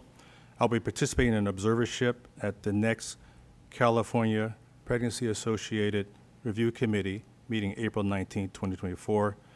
I will give a report at a future meeting. Finally, I want to close with restatement of some of the important new priorities of the board now that we have an approved fee increase. First, the online complainant tracking system, and there'll be a brief comment about that. We talked extensively about that at the last board meeting. You'll hear a little bit more about it today, a small amount. Second, the complainant liaison unit, and third, the complainant or their representative interview prior to closure of quality care cases. This ends my report. Are there comments or questions from those in the room? On WebEx? Hand-raising feature in the Q&A window are open for anyone wishing to make a public comment. If you're on a call-only line, you can press *3 in order to raise your hand that way as well. First up here, we have Eric Andrews. Eric, you should be receiving that prompt. So I'm confused. Nicole Zhang will be returning and understands her expectations. What exactly does that mean? She was expected to attend all board meetings for the last 2 years, but has only attended 37.5% of them. So does her term start when she's actually participating or from 2 years ago? We could have had a public member on the board in her place actually working to make things better had she not been taking up the position only in name, and this board has been allowing it. I think we need an explanation as to what's been going on, so please consider this a public record request as to explain the absence of Nicole Zhang all this time. Thank you. Thank you for your public comment. At this time, President Hawkins, I don't see any additional questions. I apologize. I should have asked the board members, do we have any comments or questions? One thing is Mrs. Young was out on a pregnancy leave, and she wants to return. Thank you. Board members, questions, comments about my report? Hi, Dr. Hawkins. Yes, Yes. thank you. I'm really pleased to hear about the upcoming subject matter expert to speak about AI. And at FSMB, was there discussion regarding how this will impact physicians and whose note is it anyway? Will that be part of it? Yes. Thank you very much.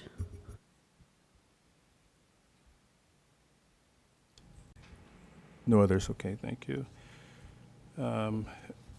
Moving to agenda item 5, board member communication with interested parties. Just want to remind board members, this is an opportunity to disclose any communications with interested party relating to agenda items. So this is open. I've mentioned the ones I was involved in, so I'm not going to repeat those. Dr. Mahmood. Dr. Mahmood? I had few doctors and applicants reached out to me about the process and kind of stuff, just getting the information. I directed them towards the executive director to get more information. Thank you. Ms. Lubiani? Thank you. I took a meeting with Michelle Montserrat Ramos from Consumer Watchdog. Thank you. Thank you.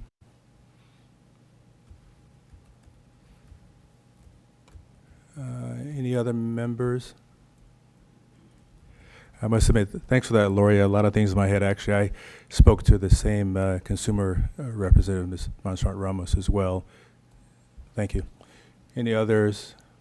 So we've gone through the board, persons in the rooms, and WebEx. Okay. Moving to agenda. I didn't hear you. Sorry. Call for the comment for that particular one. Oh, I thought I did. Okay, please come forward. Did I do that? Oh. I want to make you guys aware that Read the script. I did have a communication, Dr. Hawkins would remember, because we were over at the place in Ladera Heights there, and you were there for a meeting with some doctors, and I was mistaking you for Curran Price. But in the meantime, we got to talk. And I just want to make sure that you guys understand that some of the things that, and even with Terry, she's been kind to me before, and some of the things that we wanted to make sure that you guys dealt with had to do with senior services. There are a lot of things going on with seniors. There are children that I'm working with an organization where the children are literally being brought here for $15 from China, and they're being put in pedophilia, and like these were protected class situations, and that's why we are being such bugaboos about the fact that some things that were put down for asking to be on the agenda, that they got on there, because I had spoken with you guys about it, and you said send it in. Do you remember that conversation? Yes, I do, and thanks for reminding about the meeting I had with, I meet with so many people, I can't remember them all. I understand, but I'm just saying to you, we're being bugaboos about things being on the agenda based upon the fact that we were told that some of the things that we were talking about the senior care and the counseling for aged out foster care youth and children that were being put out of homes, evicted, and things like this. It was a lot of problems that mental health and so on. And so it is actually kind of important that you guys understand that when we send in things to the webmaster with all of these lists of things that should be on the agenda, that maybe, since we've already spoken about it, that it might be reviewed. And so I just, here I go being grandma again, but like I just want to know, who should I give this to so that maybe it can be looked at to see what we aren't going to talk about this month? This, first of all, seems off topic. Future agenda items will be tomorrow, last item before adjournment. Okay, thank you. Okay. All righty, because you guys talked to me about this last meeting in Sacramento, and then I sent it in. I'm happy to talk with you further after today's meeting. All right, thank you, Terry. Love you. I appreciate you all. Okay, so I must be mumbling. I thought I asked for comments on the president's report from those in the room. So, any other ones? We're on agenda item 5, communications with interested parties. Oh, yes, I am. Correct. Communication with interested party, WebEx. Guess I should start reading this thing. We already did that. We had one speaker. There's no additional question queues. Okay.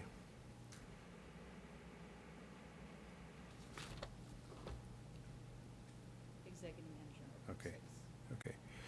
Moving to agenda item number 6, executive management report. Mr. Eichenkraut, Ms. O'Connor, and Mr. Varghese.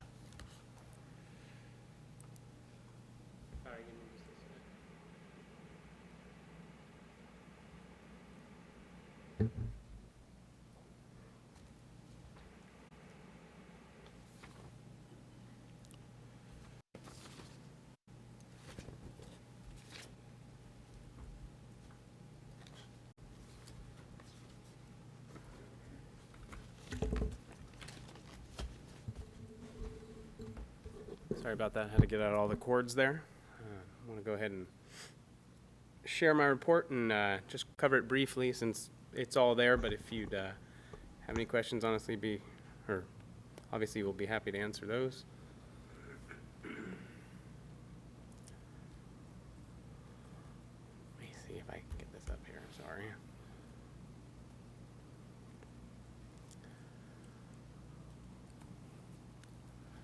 Give me just a second.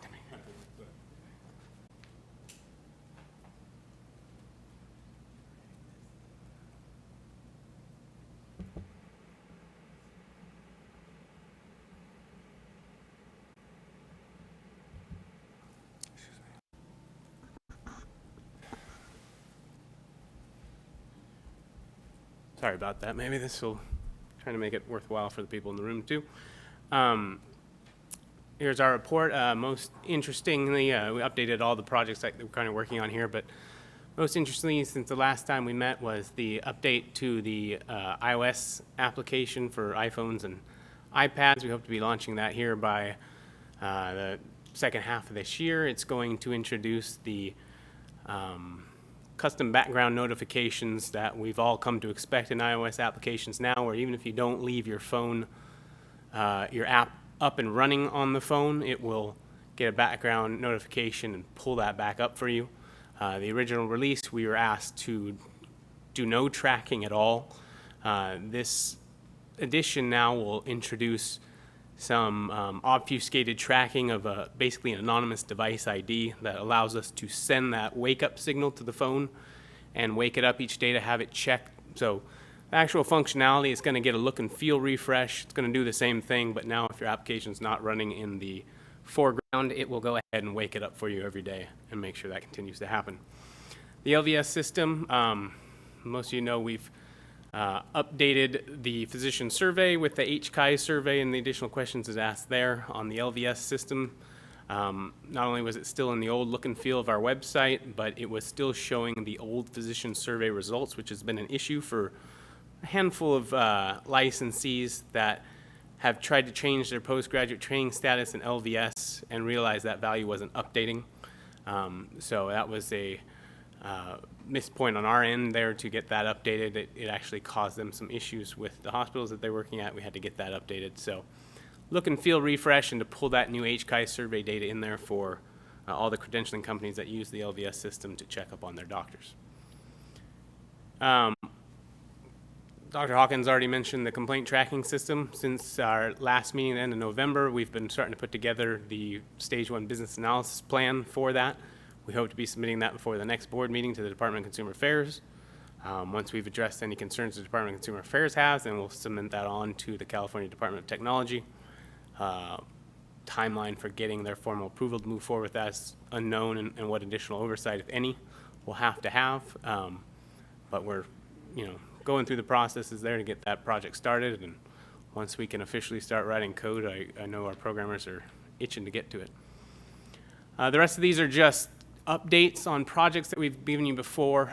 We've started showing you graphs since the last board meeting because the picture says 1,000 words, so this is just an indication of how many individuals have completed that new HCI physician survey.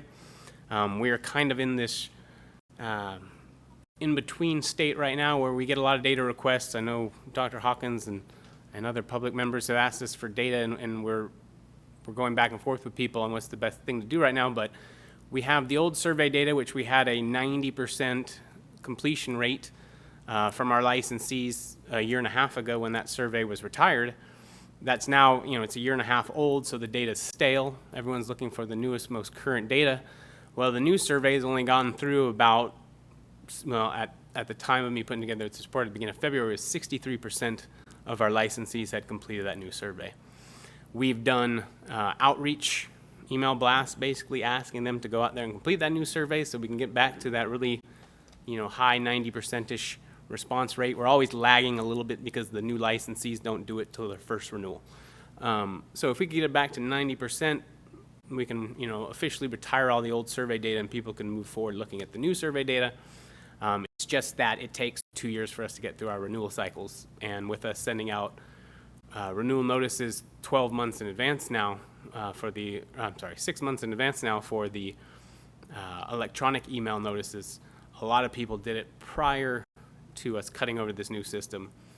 And so we're looking sometime after July, probably going to be closer to like September before we've actually gotten to where we think we'll be 90% again. So we'll continue to provide you guys updates and showing you, hopefully this 63% climbing back up to 90%, as long as you're interested. Next up here is the print yourself wallet license QR code update, just showing the uptick in that. Interesting to note, we got a request from the Arizona Medical Board about how we did something like that. So other state boards looking to try to do that same kind of thing, get rid of the plastic cards, save money for the board, and make it easier for their licensees. And I'll mention about the iOS update since I forgot to mention it up there too, but we also spoke with the Medical Board of Maine and the Medical Board of North Carolina are looking to do similar things too, as well as Denise Pines, who's over at the Osteopathic Medical Board now. They're also looking to do something like that again there too. With the doc system, I just thought this graph would be of interest to show you guys now that we have these graphs in here.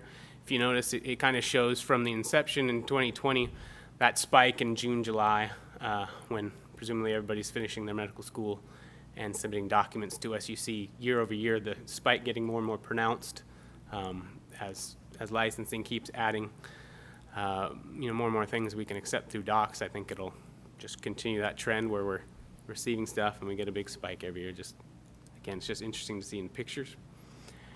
And then finally, the complaint form redesign that we've been working on, that we've been kind of in a holding pattern with the Department of Consumer Affairs.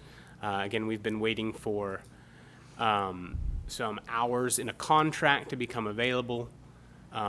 We're hoping in the next quarter or so to actually get some vendor engagement and start working on those changes, because they were custom modifications necessary to the Breeze system that we don't have any ability in-house to make ourselves. So just basically waiting for the vendor team to be available to start engaging us and working on those things to make the upfront collection of data in online complaints better, so it's more efficient for our enforcement staff and more importantly, better for the consumers too.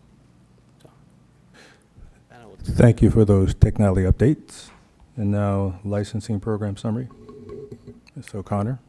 Good afternoon, board members, and thank you, Sean, for that visual of the docs documents coming in, because prior to docs, most documents were mailed, which we could only really give an estimate of how many documents we actually had coming into the board. So with docs, we could actually quantify it. We still do get some documents through the mail from international medical schools that, for whatever reason, are not able to use docs. So we're working through those as they come up on a case-by-case basis. But it's really nice to have that visual to give you an idea of a little bit of how many documents do come through the board and why we are pushing so hard to go electronic. Just for tracking purposes, it's much easier to track and keep record of a document you've submitted electronically. We should always have a record of, versus something that came in paper form that has to go through many hands to be reviewed and get to the right place. So I appreciate that. I appreciate that visual. So speaking of high volumes, I'm pleased to report that the board no longer has a license application backlog. Licensing staff, along with the help of staff from other units, temporary help, and a significant amount of overtime, were able to catch up on the review of new license applications with a December 2023 deadline before the end of the year. In quarters 1 and 2 combined, the board issued 7,782 postgraduate training and physicians and surgeons licenses, which is 31% more than quarters 1 and 2 of the previous fiscal year. Currently, the board's average processing time from application receipt to the initial review of the licensing application is about 30 days. Effective January 1, 2024, the board no longer accepts license application documents from medical schools, with the exception I noted earlier, and postgraduate training programs through the mail.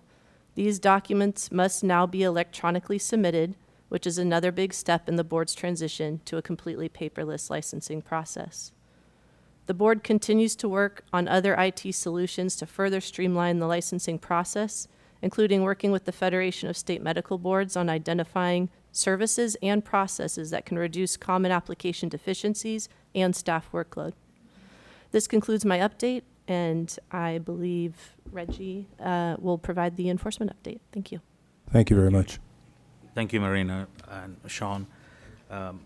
My presentation would be on summary from enforcement summary and also the administrative summary, and it starts on page in the materials that are available online for anyone to follow along. Will be starting on page 6C1, and I will be starting with reporting that work has already begun to move towards a collaborative enforcement process.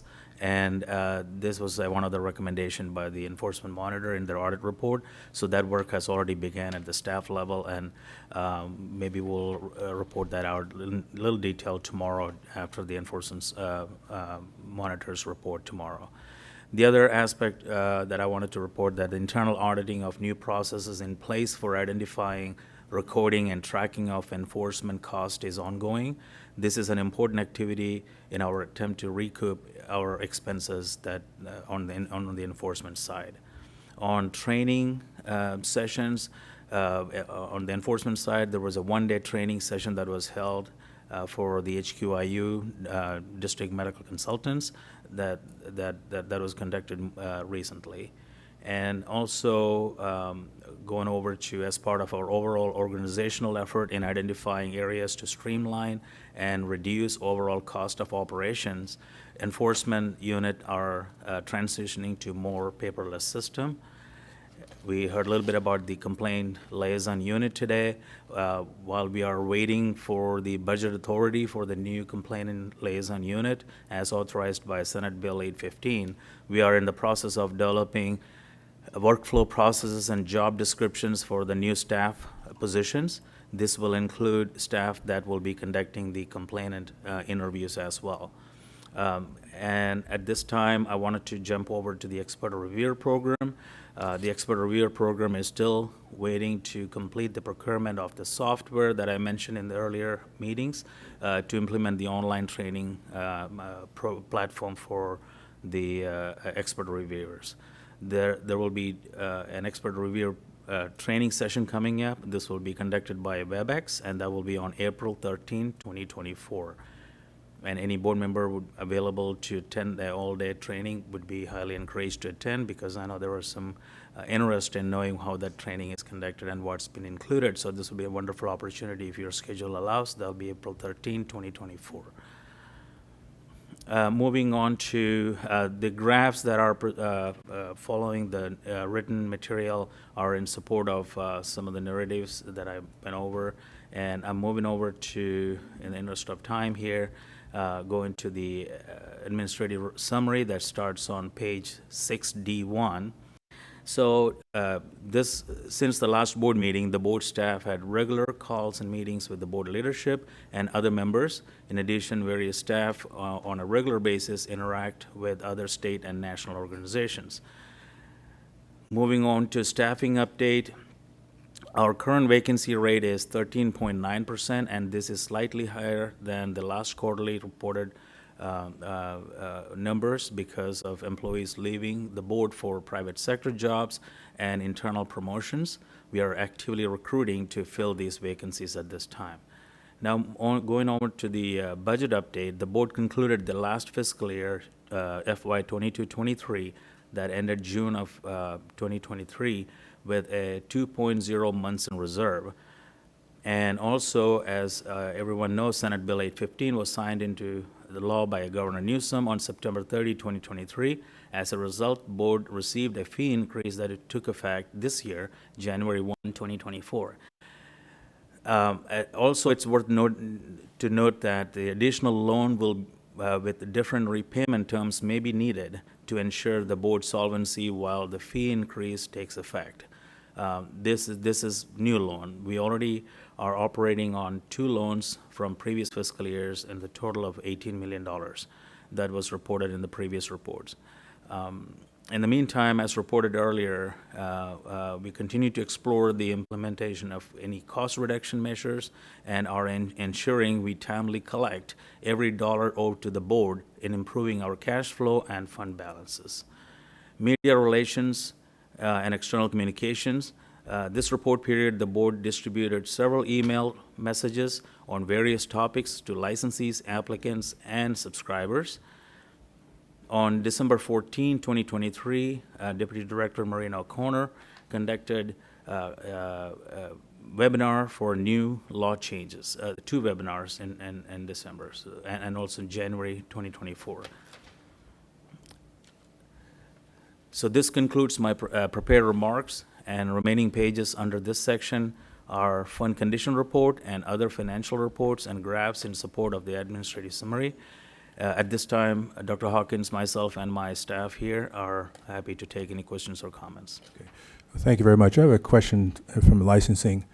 Mr. O'Connor, I know you've done WebEx, YouTube videos about licensing.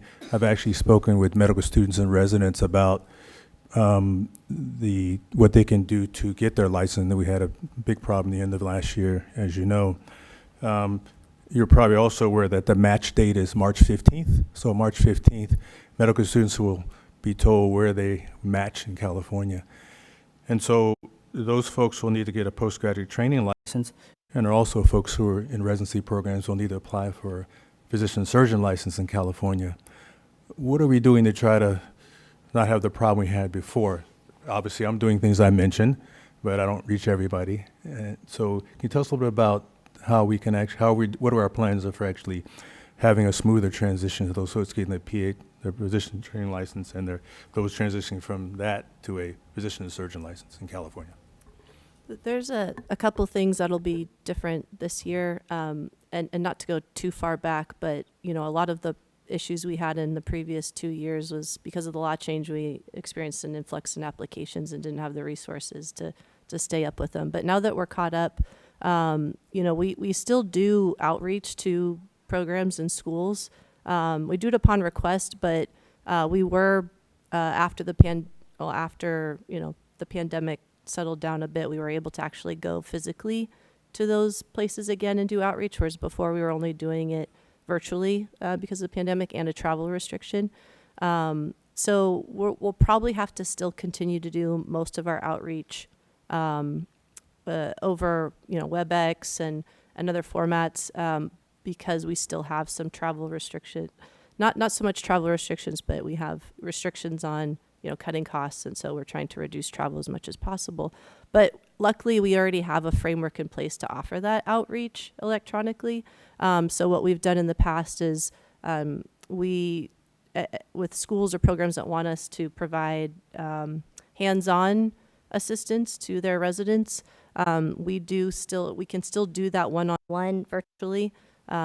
We ask them to have their application available, but to also send it to us electronically so we can actually go through their draft application with them, or just a blank one if they just want us to walk through those questions. So we give a presentation and then we go one-on-one with them. So we can still do that. We'll still be doing that. But this year, again, because of other travel restrictions and resource restraints because of our backlog, we're going to be more proactive. And I say more. We were doing this before the pandemic, and a lot of things have happened since then. But now we can get back to reaching out proactively to those programs and schools and offering that outreach. We weren't really in a place to do that previously, but we are now. So we can actually, now that we're not dealing with this backlog, we can start to use our resources in other ways.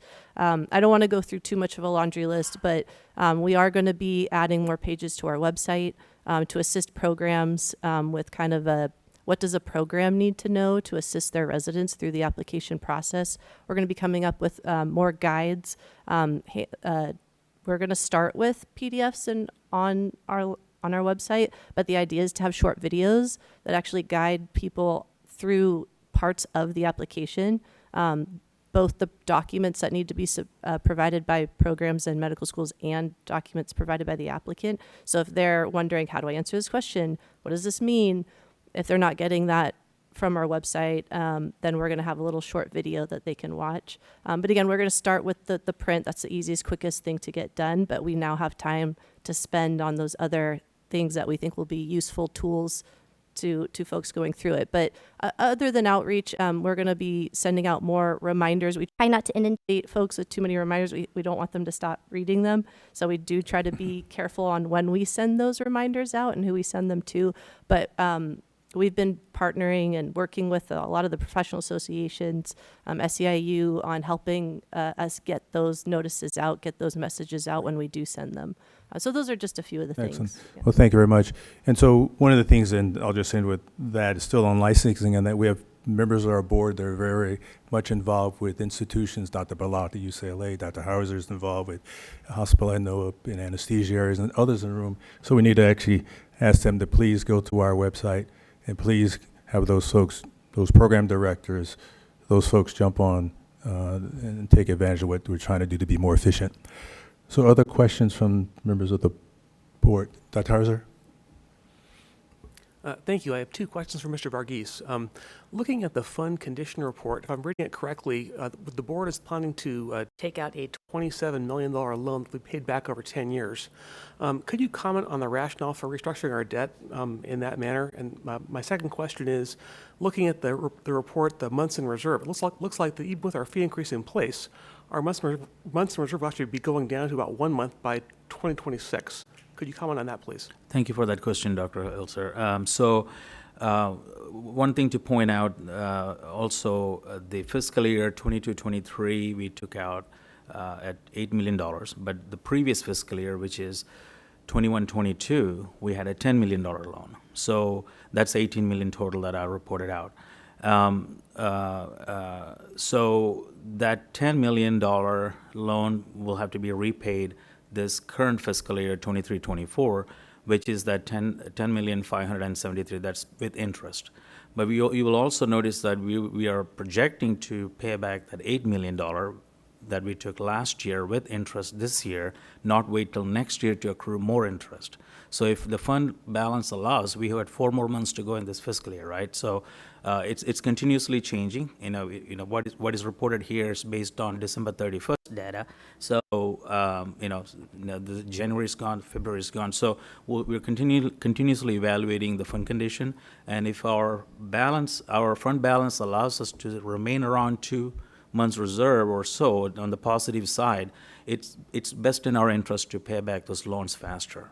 Now, the $27 million is a placeholder. That doesn't mean we are going to take all that. If we don't need it, we don't need to take it. But the fee increase that just commenced January 1, it'll take a while, like at least a couple of years, right, for all the renewal cycles to come through to know where that will land us in the future. So, but without some kind of loan, I'm not saying $27 million, the magic amount, but some kind of financial support, the fee increase alone will not move the needle forward. So that's the rationale behind it. Thank you. Additional members? Dr. Fuchs, then Mr. Watkins, and this Mr. Luani. Couple of comments. One is that I think it's important the license is efficient, because in reality, I myself lose to candidate for urology from our state, because the company said, well, it took 9 months to get a license. And I got called from anesthesiologists, from radiology. They cannot get candidate from New York, from our state, because it takes so long. And they even make comment, they're willing to pay a few $1,000 if they can expedite the application. So I hope our improvement can take care of that efficient shortage phase. The second is the expert training on April 13th is have a live audience and a live speaker. Yeah, I think it's a good idea. I actually have a great honor to be asked to give opening remarks for the past 2 or 3 training session, but last minute cancel because we don't have attendee. So the question is, how do we market the day so that there are more people, more physicians willing to come? One is we can partner with like Medscape or Dosimetry, like a social media, to tell all the physicians that we have that day, we have that benefit for CME, and hopefully they can attend and be a expert reviewer for the board. Second, I request before maybe the director and the president write a letter to dean of all the medical school and training program, LACMA, CMA, to tell them with such a day we're in shortage of expert reviewer, and hopefully can encourage the faculty to attend. I think they were interested in it. I actually able to get commitment from Loma Linda and UCI in the past 3 months ago to actually open a conference room to host those. So I think we need to tell people, we warn them, tell physicians, they're important to do the job of physician in California and have them come. Otherwise, you can have a day and they don't show up, and the effort's wasted. Thank you. Thank you very much. So Mr. Watkins, Ms. Lubiana, and then Mr. Thorpe. Yeah, my first comment is about that bridging finance. You know, it's funny how much cleanup you have to do after you have delayed and delayed and delayed, that you need 27 million just like a bank to finance from, just to bridge where we're going. But Reggie is doing it the right way. So thank you for that. My main question actually comes from yesterday's meeting, where we were having some, honestly, more of the most stimulating conversations we've had on the panel in a while. That was encouraging. And one of my colleagues was asking about, you know, we don't know what happened in the probation unit, in the enforcement. I know we have a good idea of what happens in the enforcement unit, but we don't have a great idea of what happens on the probation unit. We see, oh, so there was petitions to revoke, but we don't know what the general population looks like. How many of them are tolling? How many of them are out of state? How many citations has been issued to current candidates or respondents that's on probation? Just stuff like that.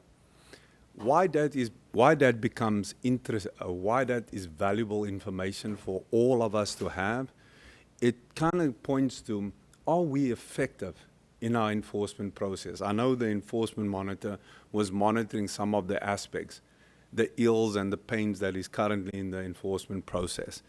And they have made some recommendations. One of the recommendations for transparency and to really assess is always to assess what happens after the fact. So now we have these respondents that's in probation, but we just know, yeah, in this report, only the most serious, there was a petition to revoke. I think it would be useful to know how many citations were issued, because then we can also assess, you know, are we doing something right, or do we need to, or are we doing something that is not effective? With a future vision, would like to see the probation unit report include some of these details that we normally get, so that we can have an assessment, are we actually successfully rehabilitating candidates? Or are people just going through the motions? They know that we're just going to issue a citation if they don't comply. If they don't comply with 1 or 2 conditions and we issue a citation, then money buys me out of it. And that's sometimes very problematic, because at the highest level, we see the same issue coming forth. We run into a legal, literally a stone wall, because we can't revoke a respondent that have violated probation, didn't comply to the standards. And so I'm saying I'm encouraged by the conversation yesterday on our panel, because we recognize it. And this is just the first step that I think that we can take to bring more light to that area. So, what do you think? Dr. Hawkins, can I make a statement? Yeah, please do, and thank you for that. Okay, so it's my fault that I did not highlight that part. Even should have remembered that from conversation from yesterday. On page 6C4, there is a probation summary there, and it gives a little bit of summary there. During the second quarter of FY 23-24, 3 petitions to revoke probation and 2 acquisitions petitions to revoke probations were transmitted to the Attorney General's office. 3 petitions to revoke probation were filed, and 1 acquisition petition to revoke probation was filed. Now, I know that it's not exactly what you're looking for, but there's a little bit of a summary there, but staff can take your concern back and discuss to see what we can report in the future. Thank you. Thank you. Ms. Lubiana? Thank you. Just wanted to tell staff that I love the data and the figures, because data speaks for itself, and for, people learn in different ways, and so I appreciate that there's visuals in here. I know we've been doing that a while, but just wanted to say that. I like to give credit where credit's due, and with respect to licensing, it's great to hear that we have no backlog, and it takes 30 days or less. That's remarkable, so thank you to staff for that work. And also wanted to address, with respect to the expert reviewer program, I've been working closely with the teams, talking to them, checking in, and with respect to the software, that we are going to get, that's a big deal. Once that comes in, it will help streamline the process, and expert reviewers can take training at their leisure and not have to come in on a Saturday. They can take it when they're free. So I'm excited for that, and that will be a great addition. Also, just also looking at the data, wanted to acknowledge the downward trends that we can see here, how less complaints, it takes less time, we're taking care of the calls that are coming in, and I like to think that's because we're answering those questions, we're getting to the bottom of things. So wanted to recognize that for our team and give them credit. So thank you.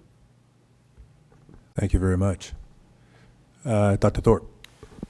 Thank you, Mr. President. I have a couple of questions for Sean, and then a couple for Marina, and also for Reggie.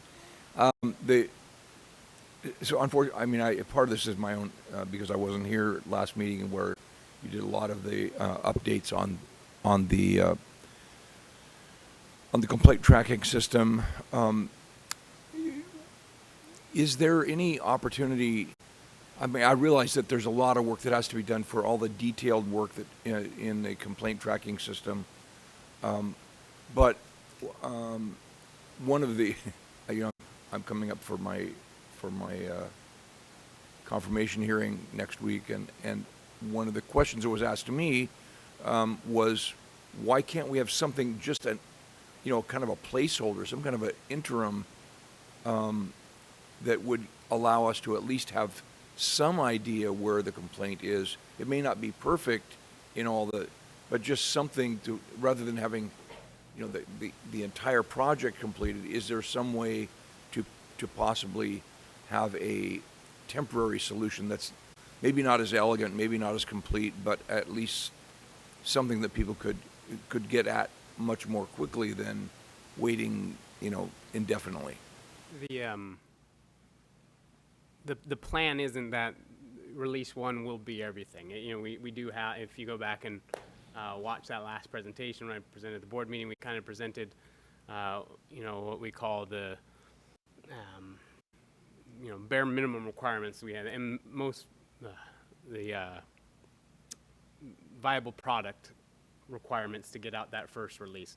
But part of the California Department of Technology's statewide information management manual requires us, any public-facing application has to go through this stage 1 business analysis plan and approval. So, even if I just wanted to have a forward-facing screen where you entered in a complaint number and it just told you if it was just open or closed, I would still have to do all this paperwork. I think we've came up with requirements that are, in a relatively easy lift compared to some of the later release things that we have planned, where it's going to require more and more services and integration with Breeze. But this first part is just grabbing some data out of Breeze and putting it on the screen.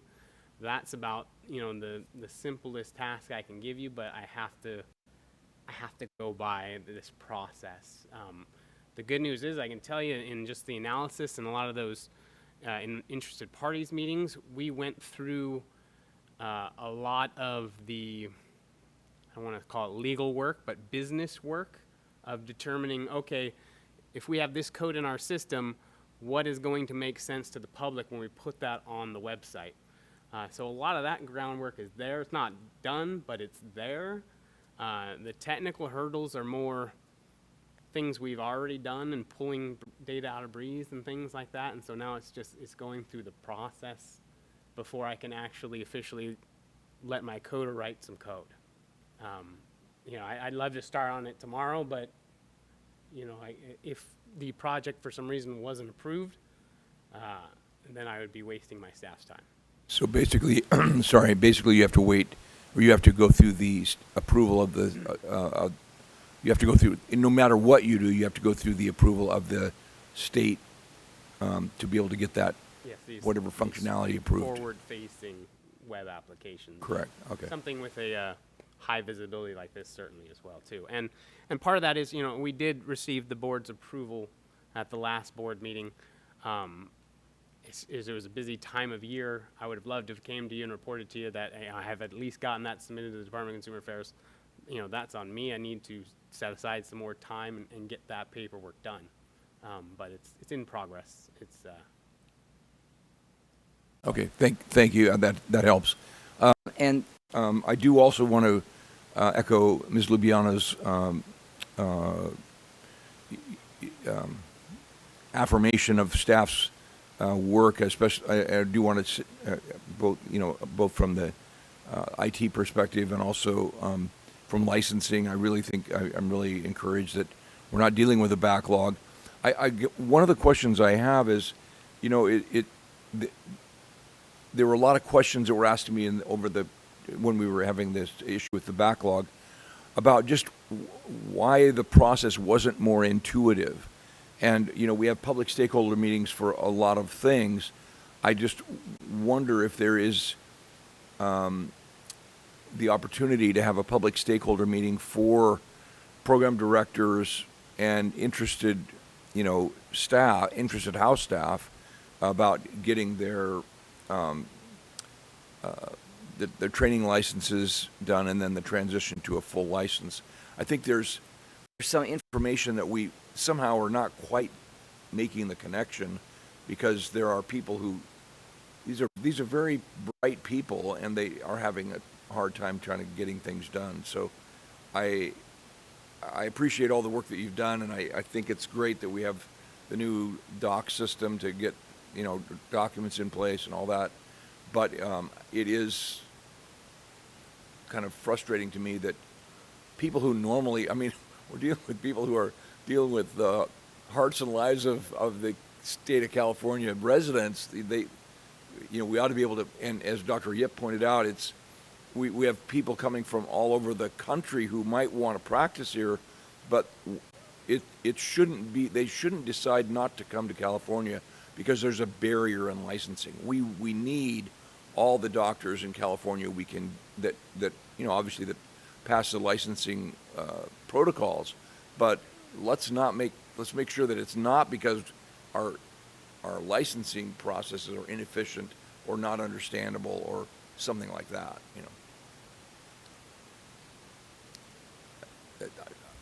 Maybe I just said something that you can agree with, and you don't need to make any more comments. But I guess my question is there the public stakeholder kind of concept?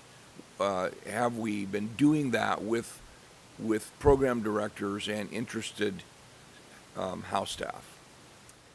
We definitely haven't done a formal, as we've done in the past with other, program areas, stakeholder meeting, but I do have myself, Reggie, our staff, our managers have regular contact with applicants and program directors, and we get recommendations and feedback from them all the time. And it's not always super transparent, but we are making changes based on those recommendations we get.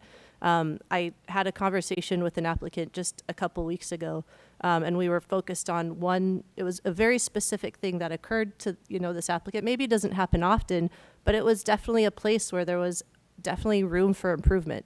I recognize that. It was a great conversation. It was like, okay, I can see how in this one situation this could be not clear. So what can we do to make it more clear? And not knowing how often it occurs, but and I'm not making an excuse here, but one thing that can be very difficult is there's so many different scenarios with the law, the way the law is written right now.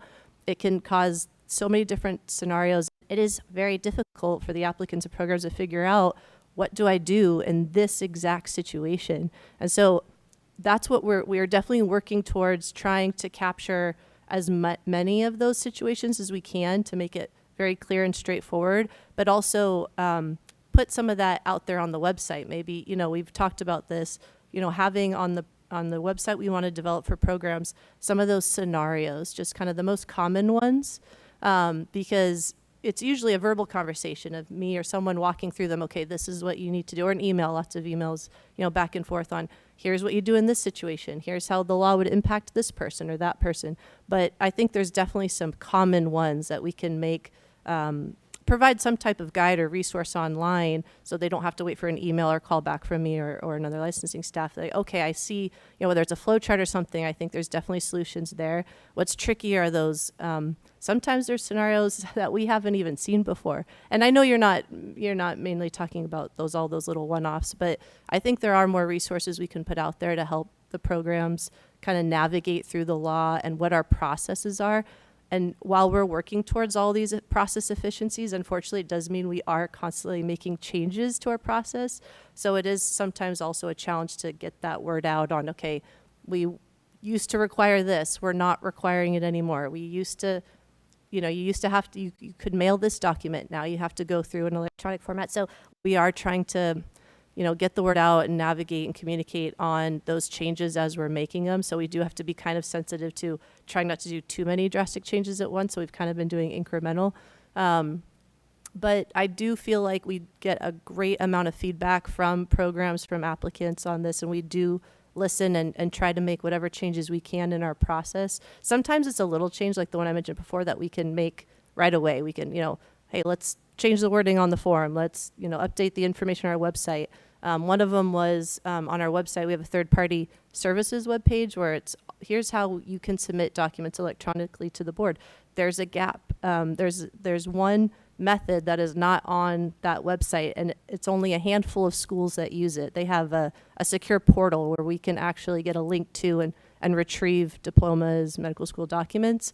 Not very many schools use it, but the ones that do, we don't point that out on that website. So that was a point of confusion. We know internally that we can accept it, but the people who are going to our website looking for information won't see that there.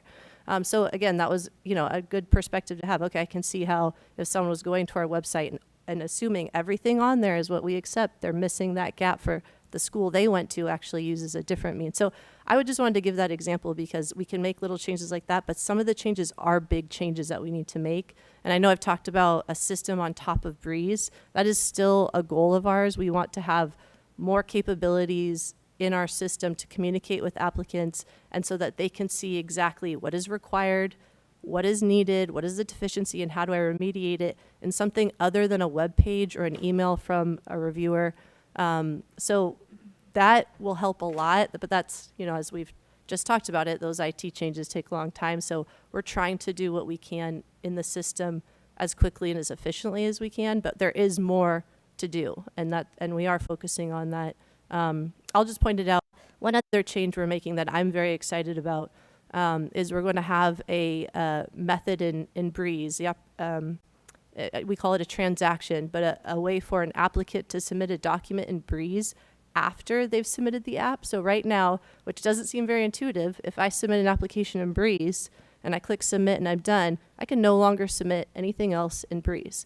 So this would allow them to actually submit those documents in Breeze after the fact. Right now they can mail them. I'm sorry, some documents, as I said, can be mailed, but it's mostly email, and that is just not an efficient way of, I agree with so much of this, is not efficient. So trying to get away from that, and so we're going to have this transaction in Breeze. So now everything could be submitted by the applicant that comes from an applicant in Breeze. Those kind of things seem little, but they'll make a huge difference. So I hope that gives you a little, perspective on the feedback we do get and we do take, and we do make those changes if we can, if they're easy and we have the resources and means to do it as quickly as we can. Sometimes some of the changes, it's a bigger change that we need to make and it will take more time.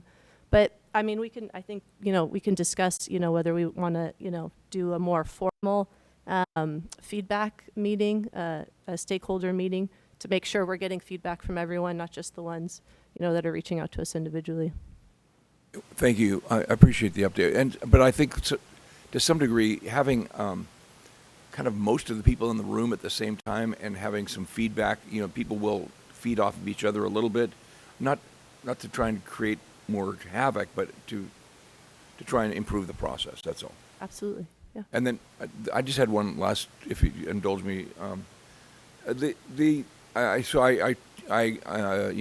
I'm also very concerned about our financial stability and recognizing that even though we've had the fee increase, we are still, not only do we have to pay back the $18 million that we've already borrowed, but there's the potential for another loan just because part of that fee increases are going to go to pay off the $18 million, and then we've got to still have financial stability going forward. So there's going to be a couple of years here. I mean, I get that, but I still am concerned that our largest source of expenditure, which is our contracted services, basically, specifically the Attorney General's office. And if when I look at the Attorney General's report, the time that they're taking to get their reports back has actually increased since they got a raise. I don't get it. It just seems, it seems concerning to me. And I mean, and that is the largest part of our expenditure. That's where we spend most of our money. And it is a little, frankly, annoying to me that the Attorney General's office doesn't ever show up here anymore. We don't have a chance to talk to them. They send us this little synopsis of, go to our website and, you figure it out. No, I'm just, they need to show up here. They're we pay them more than, that's our biggest expenditure, and they don't even show up here. It really frustrates me. Just wanted to get that out there. Dr. Mahmood? Obviously, everybody's concerned about our financial status, and I think every single meeting we talk about that. And we are exactly same spot where we were when I joined this board. And I think I would suggest there should be some task force, 2-3 members, get on this thing. Just increasing fee is not going to take care of this thing, and there's another little bit fee increase in 2025 is not, but they should come up with where we can cut the expenses, where other revenues can be brought by the board in a legal way under the right umbrella. They come up with a report and exact numbers. It's just like talking vague, little amount is going there, little coming over here, we can take more loan. It's not going to be. I think it's a long time. I think there should be a need for 2 or 3 members task force on this thing, and I will volunteer myself, if you decide to do that, to make a detailed report with exact numbers and come up with some plan so that we get over this thing and not waste too much time on this. Are there any other comments or questions before Mr. Varghese can respond if he wants to? Mr. Watkins? Well, I've looked at those finances extensively as well. And, it's funny because it always goes back to some fundamental. And the fundamental that we're facing is that the board is a legal entity. We operate in a legal environment. And the laws are written in such a way that doesn't someone mentioned earlier, one of the public commenters mentioned that our hands are tied. And our hands are tied on some of these issues. And we need the Attorney General's office, whether we like it or not. I'm not a big fan. Whether I like it or not, you're going to pay them, even if the situation could be resolved in a very clear way with a legislative action. But that legislative action would require that we, exhibit a lot of internal strength to face the headwinds that will oppose that. And some of the issues that were raised in the past to address some of this issue by Senator Roth that was shot down, these were the issues that would have addressed some of the monies that we are spending with the Attorney General's office. And so even though I see Dr. Mahmood's frustration, and my frustration has been there many times as well, I recognize unless we have some fundamental legislative changes that straight line things. If you get convicted of a particular felony crime, do we really need a medical expert? Do we need a medical intervention in that space? No. It is clear cut. It's a conviction. It's substantially related to this. Why are we paying the Attorney General office to go defend that and spending, 30, 40K at least, and sitting in for a 300-day, 365-day process? You see, unless we are willing to do the hard work, the tough work of adapting some of those legislative changes, we will pay for it because we need the Attorney General's office. Because if we don't have them, the doctors will sue us and they'll put out they'll put up the fight. And so we are really, our hands are tied. And the tying of that hands is greater because of the amount of money that we use to finance it. It takes away from everything. It takes away from licensing. It takes away from other administrative things, which is frustrating. Expert reviewer programs that we can pay more market-related stuff, and I'm going on like as a speech. But it's truly, I've looked at this and coming to the board now, it's more like with the future vision, how do we fix it? Even in the smallest way, just to start. So I understand. Thank you. Mr. Varghese, do you have any comments about anything that's been, do you want to quickly, yes. Thank you. I think all our hearts are in the right place that we need to see our financial stability going forward, and all these discussions are really productive in my mind, and just out of sight, out of mind. The staffs every day, we are striving to cut our expenses and make this a streamlined, lean, and able and efficient organization. At the same time, looking at every opportunity to see how we can improve our funding condition by collection of accounts receivable, cost recovery that we just learned recently through our legislation. So basically, I just want to draw your attention to board packet 6D9. That is Attorney General's expenditure versus budget for FY 23-24, and this is a projection for through the end of the year based on the numbers as of December 31st. So the last fiscal year actual, we came under the budget, and this fiscal year we are again projecting to come under the budget for Attorney General's office, their expenditures. So we are not going to spend all the money we budgeted there, and the skipping over to page number 6D12, that shows our unscheduled cost recovery comparison. I know we just gained our ability to recover cost in 22-23. So the purple color bar chart there shows the first year of, and you can see how that improved over the years for this current fiscal year. So we are doing a much better job in identifying the areas cost recovery that is ordered defendant to pay or respondent to pay the cost recovery in disciplinary matters, and we are collecting that, and we are continuing to do internal audit and finding ways to collect that promptly.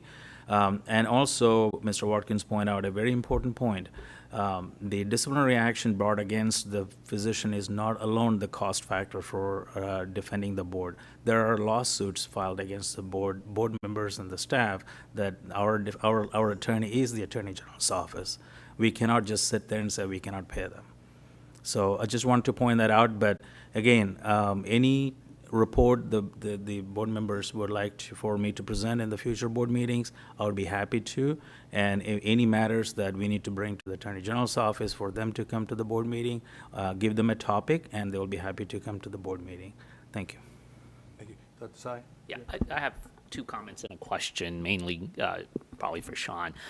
First of all, I know that we just rolled out the walletless paper license. Is there any ideas during the upgrade to also include it in the app where a physician can have access to their license through the app? Because I know California DMV, now your driver's license is digital, so you don't even have to have that wallet card. So hopefully you're probably working on it already.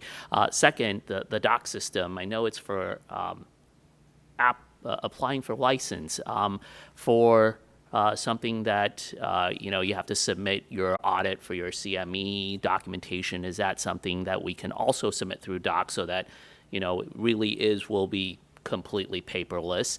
And then of course my last question is, it's only our app is only available in iOS, as the public have commented. Is there any directions or sort of future goals to put it in Android so that more, half the population can also access it? Thank you. Let me make sure I can stay on track and answer those in the order that they came in there. I get easily distracted, and so I'm already trying to answer the third one in my head. But sorry, now I'm thinking of docs. The first part again, can you repeat? The wallet list. The wallet list, yes. Yeah, so and this came up with Arizona just when I was talking with them last week about it. There are some planned add-ons to that. The first one we wanted to do was basically for the notice for consumers in the waiting rooms, that would generate the same QR code, put that on there, and allow them to put that up on their walls like they're required to do, but it just has now this friendly QR code in there. That's the next added on piece for that. We did look at the idea, and when I was talking with Arizona about it, they were looking at building an app just that, specific for their licensees. And I said, well, we've got 160,000 licensees, but we've got 70 plus million consumers in the state of California. So why would I build an app specific to a licensee when we try to make it specific for consumers in general? Those kinds of things we can offer through the website to our licensees. And you mentioned, other ways of having it built in the app is one thing, but we want to build a mobile. If you're familiar with Apple, it's called the Apple Wallet. The Android version is Google Pay, and it's just the same thing as Apple Wallet, where you can get, I'm sure y'all came on your airline tickets like I did in my Apple Wallet. That's the next thing we want to have done. It will have just the same way as your flight gets delayed, your ticket time updates on there when your status changes on your license. And we've done a proof of concept of that. It's resources right now. I'm down 2 programmers trying to hire a couple of them. So that's where that'll go. Instead of putting that into an app, it's just kind of a button you download like you do from the Southwest Airlines website or whatnot. So the CME audit was, hopefully I got the first one, let me know if I didn't. The CME audits, what we wanted to do with that is actually turn that into a Breeze transaction. So just this last February 15th, we, instead of mailing the letters to all of the licensees, which is a big cost and a big workload for licensing staff, is we send out an email blast. And I want to say out of the 500 plus that we pulled, about 40 of them only had to go paper. Now that's assuming that all of our licensees are keeping us up to date. I know because I helped send the email blast. I saw a lot of bounce back email rejections because people aren't keeping us up to date. So I'll throw in a little plug there to ask all of our licensees to keep their email address on file up to date with us. But we send that blast out, and if they don't respond in a certain amount of time, they'll send them a certified mail notification and try to get them to go for that. My licensing business analyst is working with licensing staff in the Department of Consumer Affairs right now to turn all of that into a transaction into Breeze. As Maria mentioned, we call them transactions. It's just an application online. So when they get that email notification, instead of saying, hey, mail us your stuff, you log on to Breeze, you submit the stuff. Now, a licensing analyst still has to verify it, check the boxes to say you've passed your audit, and then away they go. But those kinds of things, like Marina mentioned, speed up things a whole bunch for licensing staff, and things like that. Thanks for the question and the answer. I don't think I got number 3, docs. Android. Sorry, Android. Yeah, sorry. When we and so I was in fact just looking at, for my update, I was looking at when we announced it, and we were down at the hotel down the street from here when we announced it in July of or in April of 2018, I believe. We first came up with the idea. And so at the time there, and I know you weren't on the board at that point, but at the time what we were looking was our mobile user statistics from our website, Google Analytics. And so we were able to tell that about 70+% of mobile users on our website, at least, were Apple users. And I also had a programmer who brought the Apple programming languages skills to the table, and so that's why we picked Apple to go to. Android's always been, something we want to do along the way. This revision to the iOS app is to bring it up to the modern. Now that it's been out there for long enough, and people aren't concerned that there's tracking or anything bad going on under the scenes, we want to use this to kind of add that final feature to the iOS version, so that people don't have to keep the app running all the time in order for it to work. And then we can start building on an Android version of that. So still definitely in the plans. It's just we picked Apple originally back then because it was just our share. Thanks again. Any comments from the, yes, Dr. Last one. How's the morale of our staff?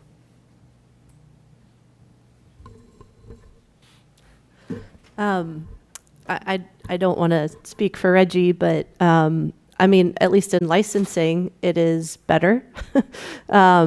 It was definitely rough through the backlog, but now that we've gotten through that, have a pretty decent vacancy rate. We're still trying to fill some positions, some key positions, which is still, some of them can be a struggle. But not having a backlog is a huge change for staff morale. So I would say it's better in licensing, at least. I would echo that in other departments too. I mean, just like any organizations, we have day-to-day issues, but overall morale is, and we are doing a lot of employee engagement activities inside. We have like monthly get-togethers and things like that, and like the holiday socials, and so and it's much better than when we didn't see each other in person, when we were just seeing each other on just on the camera or on the TV screen. Now that more and more staff is coming on to the premise, and we are seeing each other and engaging with each other, I think the morale is overall much better. Great, thanks for that question. We're going in segment in May, so maybe we can have like an hour mixer with the staff, just so that the board member are supportive of our staff. Thank you. I'm sure if we fill some of those staff vacancies, people feel better as well. Can we go to the room? Comments and questions from those in the room on item number 6.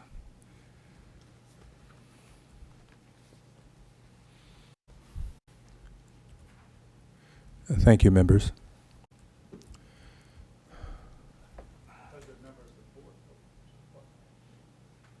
Can you hear me now? Is this on? Yeah, okay.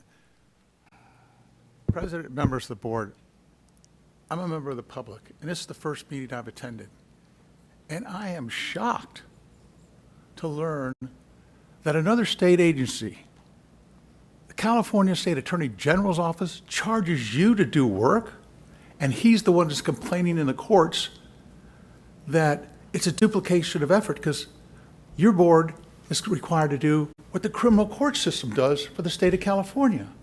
You've got 2 different states, and yet he represents the state. He has a budget. and he's billing you for his services. That would be like the district attorney, when he convicts as a bank robber, charging the bank for the services to take him to trial. That's absurd. And I intend to make that a big point with my legislature about how absurd that really is. You have the least amount of revenue coming in. You're relying primarily on doctors' fees, and you're borrowing substantial sums of money. If our state wants you to do your job, they got to put it up. You got to get the money to do that. You can't be borrowing millions and millions of dollars and going into debt every year to do your job. It's absurd. And you're absolutely right. The legislature needs to empower you to do your job. Therefore, you wouldn't have to count on the Attorney General as much. It would be, hey, this guy put himself into the criminal justice system. He's now in the justice system. He's transitioned. He's no longer under your jurisdiction. He is now in their jurisdiction. And the district attorneys will deal with that in the criminal system. You shouldn't have to pay for that. I'm just shocked. I mean, I intend to attend a few more meetings and find out. I mean, there's so many things I don't know. That you raised a good point. I had never in my wildest dreams imagined that our California Attorney General is billing you for services. They're a state agency just like you are. I mean, that would have been like when I was working with the city, if we were in planning and we had a problem, the city attorney would say, well, I'd work for you even though I'm getting funded, but I'm going to bill you separately in addition to what I'm already making. That's absurd. You are all in this together. And there shouldn't be one state agency charging another agency to do their job. When you read the mission of the Attorney General's office, that's what he's supposed to be doing, protecting us, the consumers. That's his job. The criminal division of the court is the DAs. They're the ones that bring the criminal charges against people. And a doctor willingly and knowingly commits a crime or is alleged to commit a crime that is so heinous that it requires the district attorney to file sexual assault charges against someone. They don't do that unless they believe they have sufficient evidence beyond a reasonable doubt that they can convict a defendant. That's the highest level of required evidence. So I thank you. I can't tell you how much I've learned and how disappointing it really is that what I've heard today. And you guys, I don't know how you do your jobs, but I urge you, please, don't let the legislator and be threatened by Senator Roth. He's no longer that in charge now. You've got Angelique Ashby, and I think she'd be more open to something like this from you than Senator Roth was. And I urge you to take the action. You've got to defend yourself. You've got limited budgets. Make the legislature give you the power to do something efficiently and effectively without having spending money. Thank you for your time.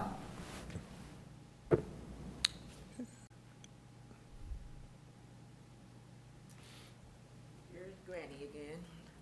Chaplain Reverend Ruth Summers Tweedle. We have found in working with our organization, CLIF, Cultural Literacy Intelligence Foundation Federation, which has 33 collaboratives, and we deal in different areas, but that some of the people that are coming in doing locum tenens are actually floating from state to state, and you check on them, and then they aren't licensed here, but they're being called out to different hospitals to do work, such as like the VA hospital. And so what we're trying to find out, is there a process for tracking these people through this new computer system so that we know for sure that whomever is working at a hospital actually is licensed to be working in the state of California? That's the question. Is that something that could come underneath their particular program so that it could actually send things out to the hospitals, find out who's working there, and then they can literally check to see if they're supposed to be working in this state? That was all. Thank you. WebEx. Anyone wishing to make a public comment, you can use the hand raising feature or type anything in the Q&A window. If you're on a call-in-only line, please press *3 in order to raise your hand.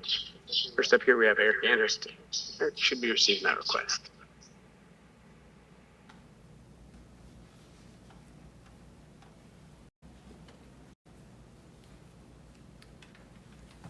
Okay, so unless Google Analytics differentiates between returning users and original users, and I don't think it always does, designing it for Apple users was probably mainly due to Marion and I, both Apple users, constantly using Breeze to update our own website, as we would access Breeze thousands and thousands of times a day. I also use multiple computers, iPads, etc., each which will produce its own cookie throwing off those numbers. According to Global Stat Counter, Android and Windows users are at 41.61% and 29.02% respectively, while iOS and OS X Mac are at 18.8% and 6.41%.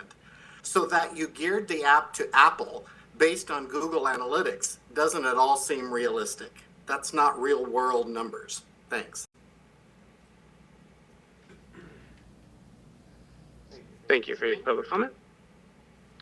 This time, Dr. Hawkins, I don't see any additional questions. Well, thank you all for your comments. Moving to agenda item 7, updates from external stakeholders. Update from the Department of Consumer Affairs, Melissa Gear. Just 1 second, get Melissa here. Speaking. Melissa, you should be able to unmute now and turn on your video.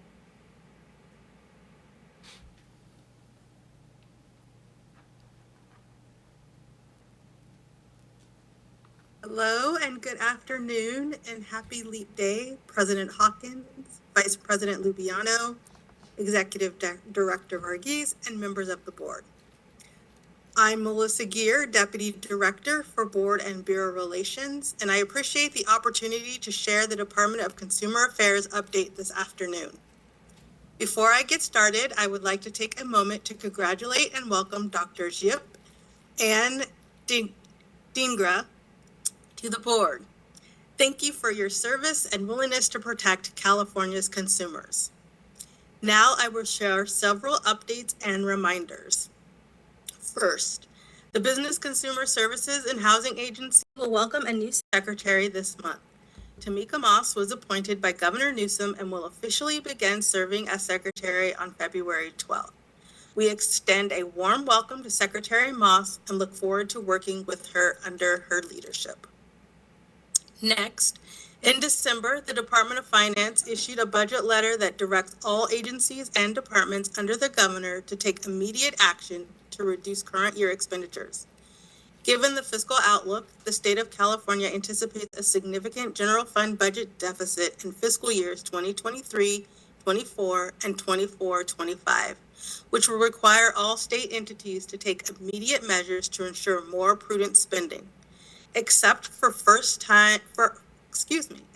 time-sensitive, emergency-related, mission-critical, or information security needs, immediate actions include the cancellation of all non-essential travel, such as participation in seminars, conferences, and trainings both in-state and out of state. Board should immediately review all spending and determine where savings can be realized.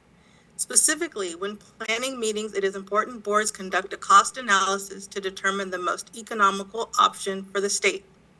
Please remember that when traveling, you need to consider all forms of transportation and hotel accommodations to determine the most economical option for the state. DCA has issued further guidance to leadership about exemption requests for purchases, contracts, and travel. DCA appreciates your partnership as we work together to reduce costs. If you have any questions, please contact Board and Bureau Relations.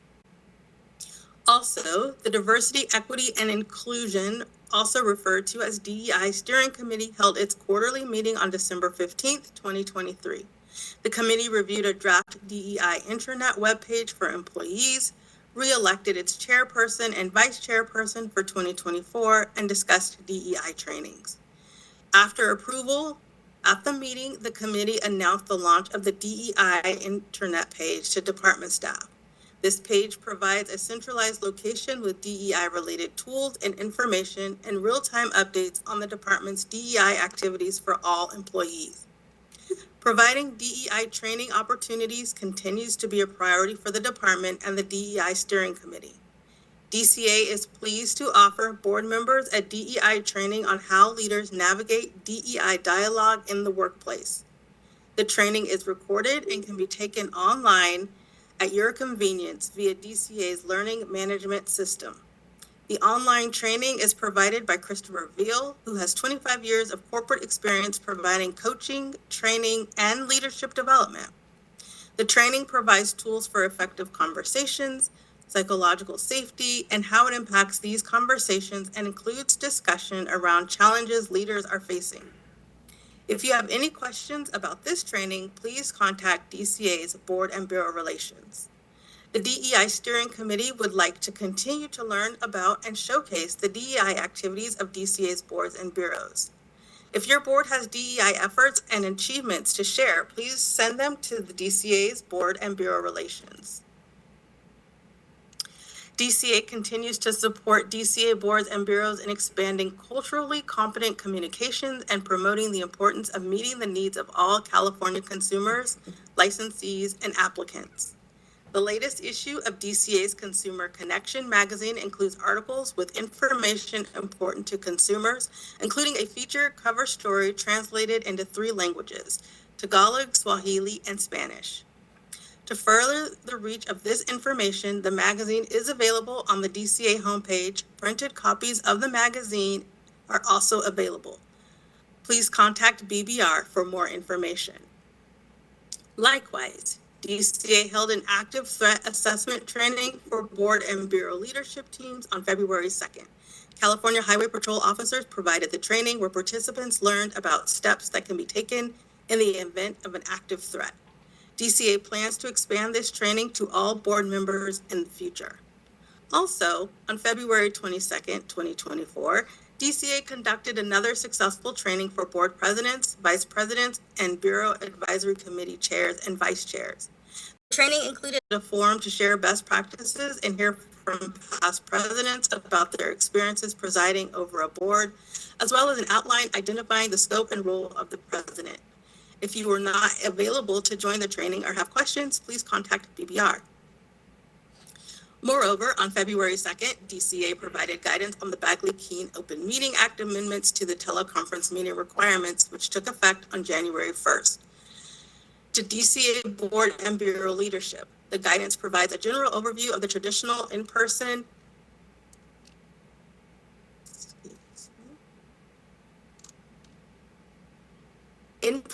requirements and detailed discussion on the legal requirements and best practices for conducting meetings using the 2 new teleconference meeting procedures.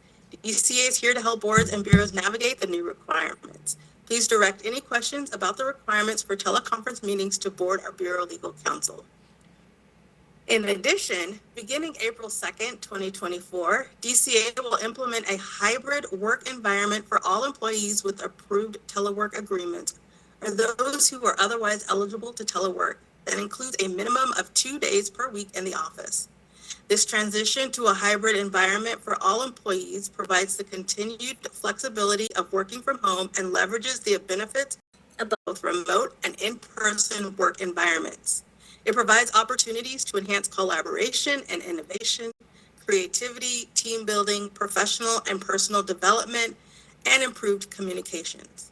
To assist managers and employees, DCA developed a new online portal to automate the submission of telework agreements. This new system will allow telework agreements to be filled out, approved, and processed electronically. Hybrid work schedules for 2024 will be documented in these electronic agreements. DCA held a training for employees on the new online hybrid telework agreement process on Wednesday, February 28th, and we'll hold another one today, Thursday, February 29th. If you have any questions, please contact BBR. Furthermore, the department successfully developed and launched a new process and portal in support of service members and their families following new federal and state laws passed in 2023.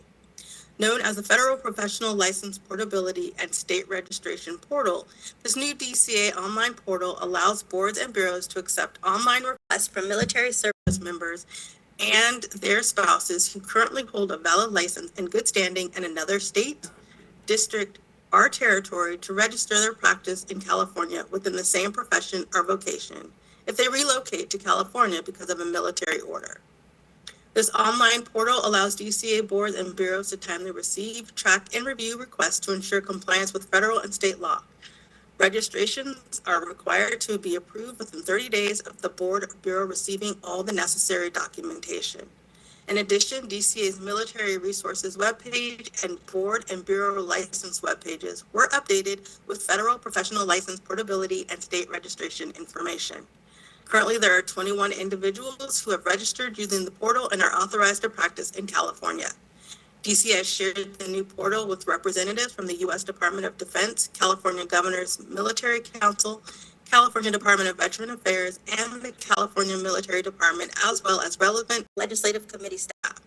DCA also provided an outreach toolkit to each board and bureau to share social media updates and listserv emails regarding the launch of the new portal with stakeholders.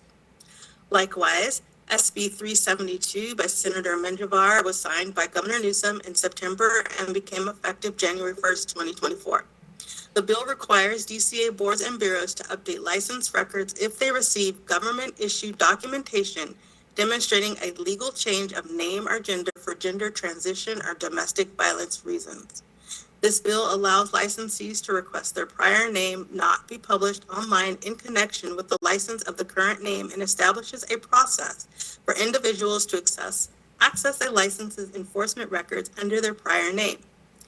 This required DCA to ensure the previous name does not appear in connection to the new name on the DCA online license search, while also ensuring that any previous disciplinary records follow the individual so consumers can contact the board or bureau to obtain the previous discipline information without allowing the new name to be associated with the previous name online.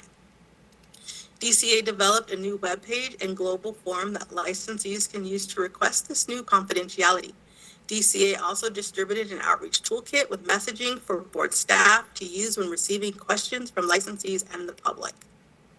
Lastly, DCA board members are required to complete board member orientation training or BMOT within 1 year of appointment and reappointment.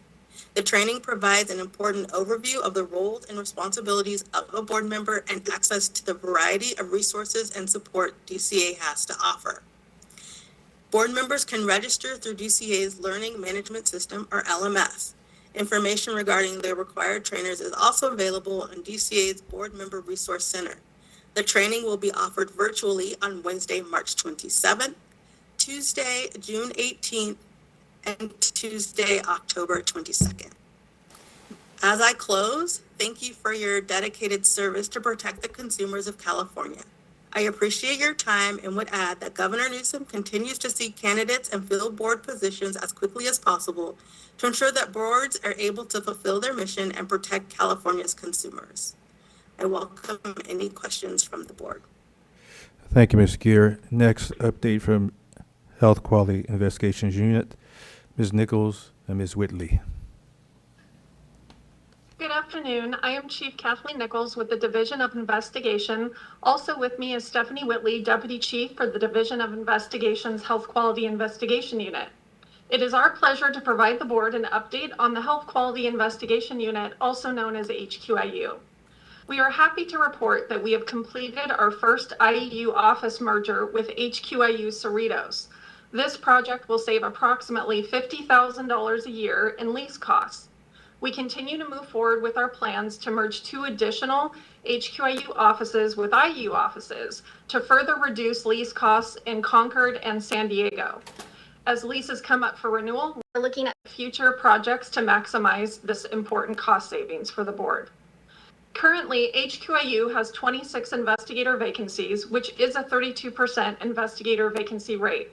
There have been several investigator promotions within the last year to fill our supervisor vacancies, which has increased the vacancy totals. However, we are seeing candidates successfully complete the background process, and I'm pleased to report HQIU has 3 new investigators who have started with us in the last 30 days in our Sacramento, San Dimas, and Santa Ana field offices. Additionally, we have another candidate who just completed the background process for our San Jose office, and we're arranging a start date. We currently have 24 candidates in background, 4 of which are in the final psychological and medical portion, and we hope to have final clearances soon. We are continuing to screen new applicants for each office on a repetitive 30-day cycle so we can quickly fill the remaining vacancies. And now I'll turn it over to Stephanie to give some more HQIU updates. Good afternoon. Happy to report last month our HQIU medical consultants participated in their biannual statewide meeting, which included a presentation from a supervising deputy attorney general from the health quality enforcement section. Discussions focused on subject interviews, good cause statements, reviewing cures data, business and profession code 805 complaints, and overall case management. These meetings have been very well received and will continue on a biannual basis, giving our medical consultants the opportunity to collaborate on new ideas, efficiencies, and best practices. Our training unit is preparing to provide our internal training academy to new HQIU investigators, a training we call Mini Academy. This course of instruction is presented over 4 weeks and will start in April. Our Mini Academy is designed to immerse our HQIU investigators in topics necessary to conduct specialized healthcare investigations. Classes include investigation types such as quality of care, 805 reports, sexual misconduct, impaired licensees, corporate unlicensed practice of medicine, and prescription drugs. Other classes include instruction in medical records, administrative subpoenas, medical consultants and expert reviewers, cures and pharmacies, and in addition, conducting surveillances and undercover operations, search warrants, interviewing complainants and witnesses, interviewing subjects, and report writing. In addition, many of these courses are also approved by the Commission on Peace Officer Standards of Training. Approved courses provide sworn investigators credit towards their continuing professional training requirements. The Mini Academy is typically held on an annual basis. We have made progress on our pending workload in cases over a year, as evidenced in our updated graphs in the board item 7B.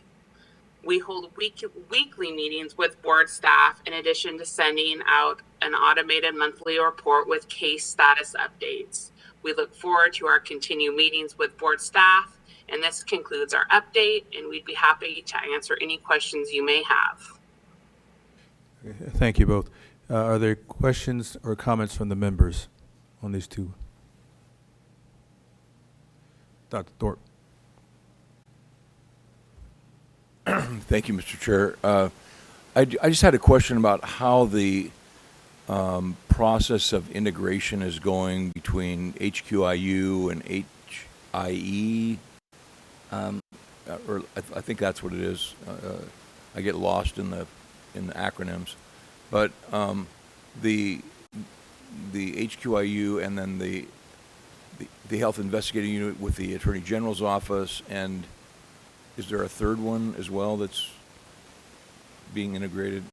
Anyway, just how that's going and when we can see that will be operational. The office mergers that we're doing with our IEU unit, that's another program within D of I. And essentially, HQIU and IEU are just sharing office space. So what we're doing is maximizing the efficiencies of telework and reducing our lease costs. So those two units are completely separate. HQIU are the only investigators that are providing work to the board. But because we're under one umbrella under D of I, it was a good cost savings opportunity to utilize shared spaces for both programs, and it's going to save costs on both sides. So HQIU and IEU are separate programs within D of I, but we are sharing lease spaces just so that both programs and their clients can benefit from the cost savings of that efficiency.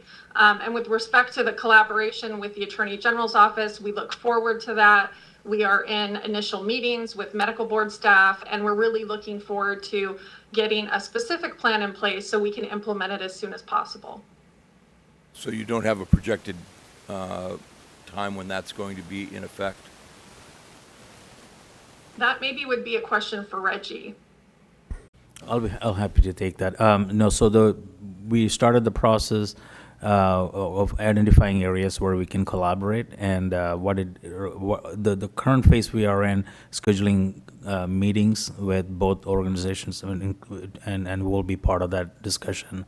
And I really cannot commit to a timeline at this point because we are right now in discovery phase to see what areas we can. But that doesn't mean that there's no collaboration going on now. There are many cases that are jointly assigned to start with, where a need is assessed.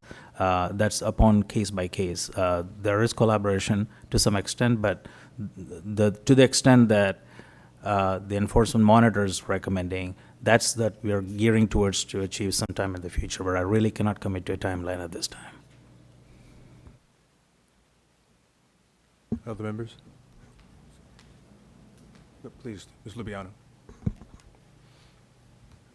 Thank you for the presentations. Question for Ms. Nichols. I think in past meetings, we've talked about, the retention of solid investigators, and one of the factors was the pay. And I was just curious if there's been any update with respect to that. With respect to the pay, we're still exploring opportunities to enhance the compensation for our investigators, which I do believe will result in higher retention. So everything that we are able to do, we are doing at the current time to do that and to pursue those additional opportunities if they're available. Thank you. Any other members? Questions or comments from those in the room?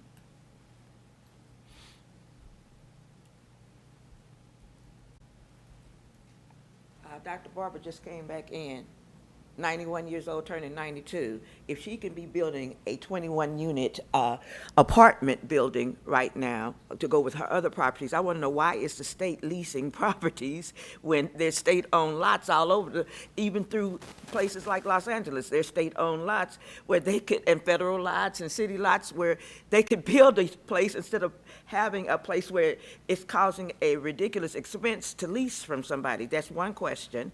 The other question is this the unit that does the investigation for when there is a complaint made? I wanted to find out about that. And we want to know why the public can't find out what happened in the complaint, and do we have to file Freedom of Information complaints in order to find, or either the California information complaint in order to find out what was the answers that came out of something. Because what we've been told in filing complaints is that, we can't tell you what happened in the complaint. We can just tell you that it's turned down. And that's kind of like buying a car with no tires on it. So that's what I want to know. Is this the unit that we're needing to go to find out what exactly they were looking at to come up with an answer, and what is the basis for the answers that they come up with? Did that make any sense? And especially the part about why are we spending money to, if we got a 91, 92-year-old lady back here still building apartment buildings, why in the world would the state not be able to build a facility in order for persons to be able to do work out of, and we are renting this, and this is running up the bills? It makes no sense to me. Oh, and by the way, I did misspeak. She is 30 for the third time because she doesn't say. She doesn't say. And she was able to do 30 clowns for the kids in the neighborhood when she had her 91st birthday party. So I'm just saying, she highballing next to what the state is doing. It's crazy to me. I don't get it. We're renting properties? Eek. Makes no sense.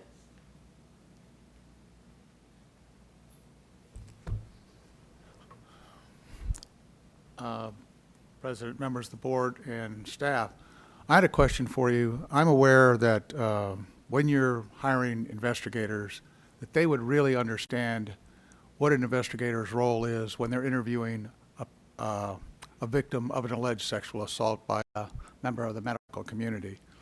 I'm aware that in one case, the investigator didn't use a tape recorder. So when his declaration was filed in the courts, the defense attorney immediately dispelled it as lacking foundation and hearsay.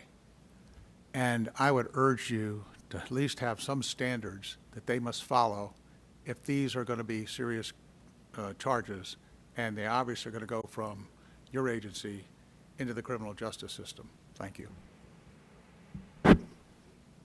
Thank you. Any others in the room? WebEx? The hand-raising feature and Q&A window open for anyone wishing to make a public comment. If you're a call-in-only line, you can press *3 in order to queue up. First up here, we have Rosie Arthur's daughter. Rosie, you should be receiving that request. Thank you. Okay, I want to draw your attention to 7A, the remarks by the actual Consumer Affairs Department, Melissa Gear. As always, there's been no materials submitted in advance. These are critical for the board and the public to know the content that you're going to be covering so that we can ask intelligent questions. And by history, there has been a number of inaccurate presentations, biased information, certainly things that are non-ADA compliant, which I believe falls under that section there. One of the things that came up, not in the last meeting, but the prior meeting to that, so more than 6 months ago, was an admonition to the board regarding a portion of legislation that's never been brought before the board. And unlike Aaron, who in his coverage of the legislation gives us the synopsis and then the number of the item, the legislation, you talked about a restrictive travel ban. You didn't tell us it was AB 1887. And your admonitions were, not to travel to any of these states who had enacted laws to protect their citizens. It turns out to be over 26 states were on this travel ban. But more importantly, you failed to tell them that the restrictions you were imposing did not cover their enforcement activities. So what you should have been doing, instead of telling them that they couldn't travel in the course of their investigations, was to tell them that this law in no way restricts your enforcement activities or your ability to travel or communicate with people in these 26 states. Ms. Arthur's daughter, You do also you have failed to tell them that this particular comment? legislation was so ridiculous on its face that it was repealed in, I believe, 19 days. Oh, yes. Then when you came in the next time, you didn't tell them that. You didn't give them the name of the bill. And we don't have a written record of this. But Sean, for can you consumer unmute me? affairs that should be protecting our rights, you're not giving us anything to Ms. Arthur's daughter? on other than biased misinformation. Ms. Arthur's daughter, Thank do you have a comment about the current report rather than from prior meetings? Please Okay. keep it on topic. But there was no materials were provided today, and this is continuing. No materials are provided. We have no way of knowing how to comment on it or what to look at it until 3 months, 6 months later. The materials need to be put out there so that if you're going to be bringing in information or giving us information, we have a way to make an informed choice, not be given misinformation and have it glossed over. The public has a right to have that information and to have it be accurate, not tell us that you can't travel there when in fact the law is being repealed and it doesn't apply to enforcement. Thank you. Thank you for your public comment. I'll just double check the QA window. At this time, Dr. Hawkins, I'm not seeing any additional requests in queue. Well, thank you very much. At this time, we were on lunch. Ms. Struthers, you have some information for us?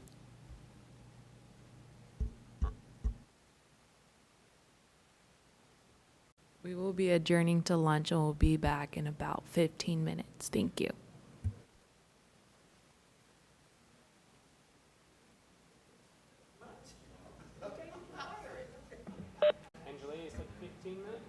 With the correction to that, we will be back at 2:53, so that's a 30-minute break. Thank you. Sorry for the remote attendees. That was going to be it.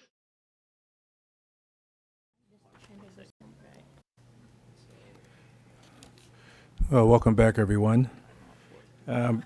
Item number 8. Moving to agenda item number 8, discussion and possible action on legislation. Mr. Aaron Bone.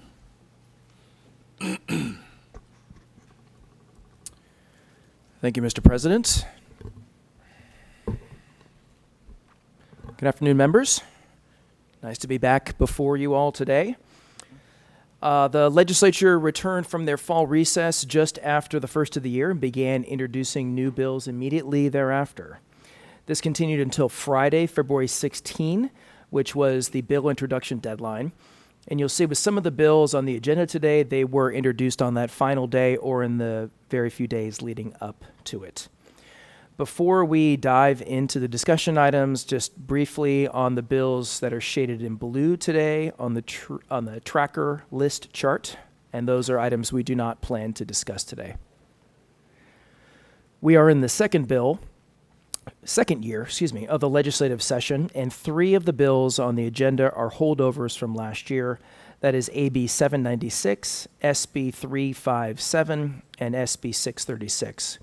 Those 3 bills either have not been amended or not amended in a way contrary to the board's position. Therefore, they are not planned for discussion today. Further, there are 3 new bills, AB 2164, 2270, and 2581, that don't impact the board right now, so no discussion is planned for those either. We are still very early in the legislative year, and many bills will be significantly amended in the coming weeks. Therefore, I anticipate we will have some brand new bills to the board to discuss at our May board meeting. Unless there's any questions from the members, Mr. President, I'm happy to move on to the first bill for discussion, agenda item 8D. Please begin. This is Assembly Bill 2412, which would create the California Body Contouring Practitioner Act. The bill defines body contouring as non-invasive, non-medical treatments that shape or contour the fatty areas of the body. According to the sponsors, there are already a significant number of individuals performing these types of services, but they lack consistent training or basic consumer protections that come via a state regulatory structure. The bill is intended to establish such a structure through a council, which is typically a nonprofit organization and operates differently than that of a board or bureau within the Department of Consumer Affairs. The bill tasks the council with establishing required training that must be successfully completed, along with other requirements to obtain a permit to become a California certified and permitted body contouring practitioner. The analysis notes some concerns that fall into 2 key areas. First, according to a webpage published by the FDA, it describes at least some of the types of services proposed in the bill as medical procedures and raises some contraindications for certain treatments that may be authorized under this bill. Under current law, any procedures that constitute the practice of medicine must either be performed by a physician or another appropriately licensed and supervised care provider. The second relates to the board's involvement in this new program. If the board appoints the medical director for the council as proposed, that position is a key role in this bill in shaping the policies of the council. And staff are concerned that the public or other stakeholders may mistakenly believe that the board is approving of these policies or has oversight over these policies. The board would incur some costs related to recruiting and vetting any such candidates for that position. For these reasons, staff are recommending an opposed position. Finally, I'll share that the sponsors of the bill are here in attendance today, and I expect them to be making comments during the public comment period. Happy to answer any questions, Mr. President. So I wonder if it'd be appropriate to see what type of questions the members have so that the the sponsor can actually address them. For example, I have a question about what type of devices are used that are touching the skin of the person that could potentially cause issues. And the other question is, how responsible would we be for this under the bill? How responsible would the medical board be again? So right now, the bill would direct the board to appoint a member of the board of directors for this council. And that position would also be referred to as the medical director for the council. And that individual would have a primary role in shaping the policies, the training curriculum, and otherwise have a very significant, again, role in the development of what would be required to and what would be authorized for these individuals to practice under that registration that they would be getting. So I'd get some feedback from the members to see what you're thinking about when you hear about this new entity that we're told is being used by many practitioners without supervision, probably. Anyone? Sure, I'll go ahead and go. Yes, please, Dr. Ballot. All right. No, this goes back to something that has been a concern of mine for a long time, and there is medical grade equipment being used in places everywhere without supervision, or sometimes it could be under the supervision of a physician who we've all learned through our panels that they can be supervising but not really being present. So, insofar as as it says here, this with AB 2412, the FDA has raised concerns about the health impacts, and so this becomes one of those interesting areas, I think. And so, when you say, Erin, about a medical director, a position for a board of directors, who selects that person, and then what are the repercussions? Because right now, if I'll just use the word dermatologist, say a dermatologist has a body contouring piece of equipment in their practice, and, they decide that the LVN is going to be performing the body contouring. Where does the physician's oversight begin and end? It's reminiscent of what we did with medical assistants in a sense. The physician was accountable for what the medical assistant does and doesn't do. So I'm interested in asking a little bit more detail on what the costs are, and because taking on more cost to the board and a paltry $125 fee for this, it doesn't add up for me, so I'd love to hear that. Thank you. Mr. Watkins?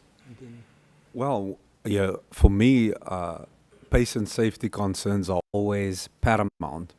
And when you introduce medical devices into any setting under the auspices, because people implicitly trust anything medical, that it's been approved, all the appropriate protocols has been put in place. And I'm curious and willing to hear from the folks that will speak to this about how they ensure the paramount public protection. How would they protect the public? Because with these body contouring and all of it, people see it as a quick fix, so everybody runs to it. Anything medical attached to it lends more credibility to it, and I'm sure there are medically credible ones, but we know that once you open that, it ends up being a flood of other people that don't maintain that same level of integrity as the people who started it. So I'm very curious to hear more from the folks who can speak to it today. I think they'll be eager to talk about those things, and I've had a couple of conversations, with them, and they've made it clear to me that there's a wide variety of medical devices, and they are focusing on actually, some very in the bill, some specific things, wooden and metal tools, certain types of scrubs and wraps, sauna blankets, light emitting diodes. So heat, light therapy, and some, they can describe it better than I probably can, Mr. Watkins. And then, Dr. Bolad, with respect to your question, I think you were concerned about the board's costs and the $125 fee. And so I think whatever fee ends up getting charged in the bill would go to the council, if I understood you correctly. That wouldn't be funds that would be coming to the board, but our role would be, your role would be to recruit and vet and appoint the person to serve as that medical director to sit on the council. I hope I said that clearly. No, you did, and I just want to reiterate that the real concern here is, I think, what Dr. Watkins, I've just said, Dr. Watkins mentioned, but TJ, he hit the nail on the head. I'm really goes back down to safety. Yeah, certainly. And the fact that the perception is we're endorsing it. Dr. Mahmood? Yes. Well, I think the concern must have come because these are basically completely non-invasive, nothing to do in the body, just on the skin, freezing technique, or ultrasound technique, and kind of stuff. I think concerns must have come back that a lot of people have just opened their own shop, and there is no supervision there, and they wanted to make, I think most of these procedures are done by either medical assistant or LBN or the person they get the training, but there needs to be physician supervision on that. He needs to decide, or she needs to decide what they need to do and kind of stuff. I agree with Mr. Watkins that to kind of legitimize and keep it in a organized system will not only make the legitimacy better, but all those mom-top shops which are just doing it for the sake of making money will be stopped, or they will be compelled to stop. But I think too much intervention to this thing will also prevent a lot of people who can go and get, and price of the procedures can go so much high that a lot of people are not going to be able to afford it. So I think all those things we have to keep in mind, that public safety is also a concern, and public benefit is also a concern. The public has access to that. If the procedure is done $200 now, if it's going to go to $600, so a lot of people are going to be prevented to get those procedures. So we need to come up with something where there is absolutely safety is there, supervision is there, and a protocol is there, who can and we can and how can they do it. Perhaps it'd be appropriate now to hear from Can I just make a comment before we get there? Go ahead. Sorry. Please. I just want, before we hear from the sponsor or those that have an interest in this particular council, I just want to flag staff's, I guess, fourth bulleted concern, and just go on record saying I'm really concerned about the medical board having any involvement in this whatsoever. That fourth bullet concern is that the board has no particular expertise with body contouring and may require contracting with outside experts to assist in the recruitment and vetting of a qualified physician to appoint as medical director to the council. We just talked during the last agenda item about the need to take out a $27 million loan just to continue our current operations. And I do not believe we should be involved with matters that are outside the scope of the Medical Practice Act, outside of the scope of our charge and our mission. So I'd love to have us, in the agenda report, it says, you'd like to have some direction provided to the sponsors, et cetera. I'd love to have us deleted from this altogether. Thanks for your comments. Mr. Bone? I don't disagree with the comments made by any of the board members. I mean, if you wish to go to public comment now, Dr. Hawkins? I just wonder when we're going to have the sponsor speak in public comment, presumably? Through public comment, yeah, through public comment at your direction, Doctor. Let's do it. Thank you very much. Okay. Dr. Hawkins, I move that we oppose this bill. I'll second. Second? Second. Does anyone require additional information prior to the vote? Public comment. Okay, public comment then in the room. I have one question. Is this, so this is under the 3-minute rule per person? Okay.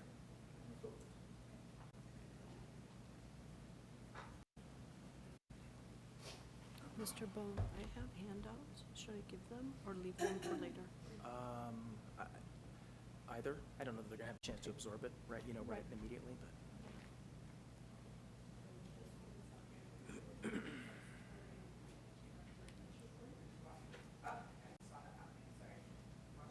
Oops. Be careful.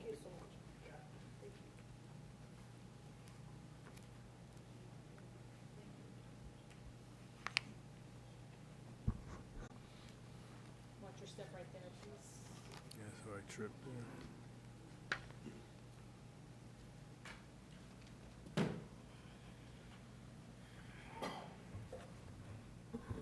Thank you very much. My name is Judy Casp, and I am the president of the California Board of Body Contouring. We established this council because we see a real problem between medical grade equipment being used by lay people, and it is running rampant, and it is a complete breakdown between people that are licensed physicians that have been trained and lay people, licensed estheticians, massage therapists, barbering, whoever is interested in this, in overstepping their bounds and making the consumer very unsafe. I would like to clarify one thing before we start. Last week or a couple weeks ago, when our legislation language was made originally, one of the staffers in the Business and Professions Committee decided to ask, not to ask, they didn't ask, they decided to put our medical director as one of you esteemed people. And when we got the language back, after Business and Professions looked at it, we said, oh, well, we have a medical director, but I guess, they really want to be involved. And we said, okay. We never intended the council to ask the medical board to be involved because these procedures are not medical. When you go to the FDA website, and this is in your documentation, the FDA has a link that says non-invasive body contouring technologies, and they reference all medical grade equipment, and I am familiar with all of them. I have a lot of background in body contouring. I am a licensed electrologist, esthetician, barbering, cosmetologist, manicurist, and a certified massage therapist. I also work for the California Department of Environmental Health as a bloodborne pathogen trainer for permanent makeup and tattoo artists. I am an associate trichologist, and I own a vocational school in East Los Angeles that's accredited and approved by the California Board of Barbering and Cosmetology and nationally accredited by the Council on Occupational Education. I've been in this business for 20 years, and I have been doing holistic body contouring, and I do have the tools to show you. In the package that we gave to you, there's an excerpt from the course that we are proposing, and it has to be done in very clear language, and there's about 8 or 9 modalities. None of them are electrical, none of them are medical grade, none of them emit joules or pulses or electricities, and they don't shock you. They are all holistic, and this started many, many centuries ago in Asia. It's wood and metal therapy. It's used with serums and lotions. Now, why am I trying to target this particular type of industry? Because it is wildly popular, and the line is completely, not even blurred, but it's separated and it's cracked, and people are doing all kinds of crazy medical grade machines. I have to have you conclude, please. And I'm over time. Okay, I do have documentation. I just want to show you that the machines that they're using are also for pain for horses. And I will give my time to my next person. Thank you.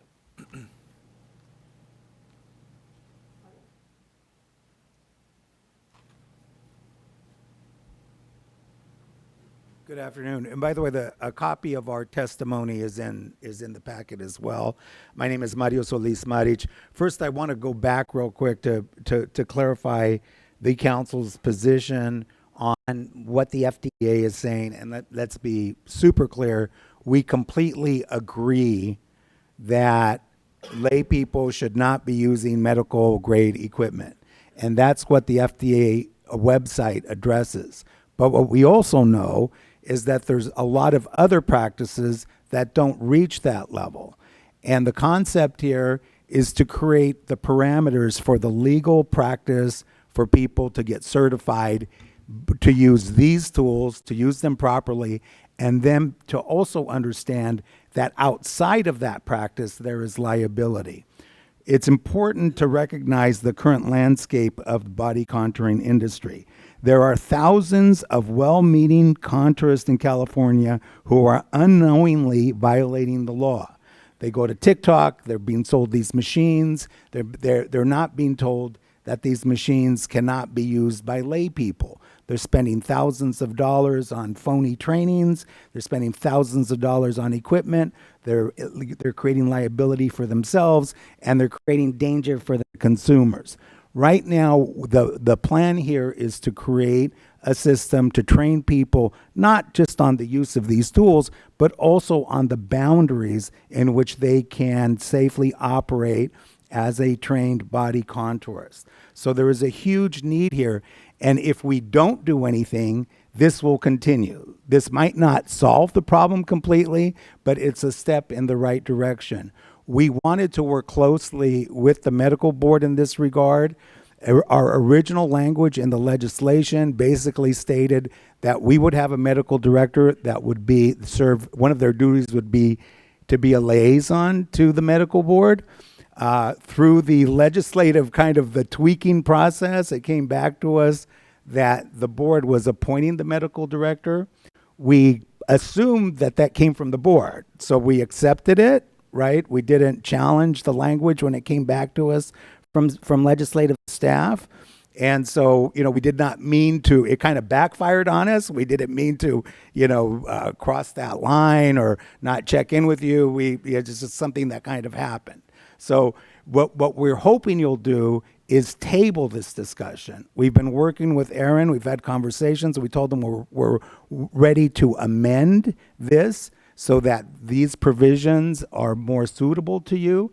The idea of having a medical director is to have somebody that could help us further define the legal boundaries and the safety boundaries here.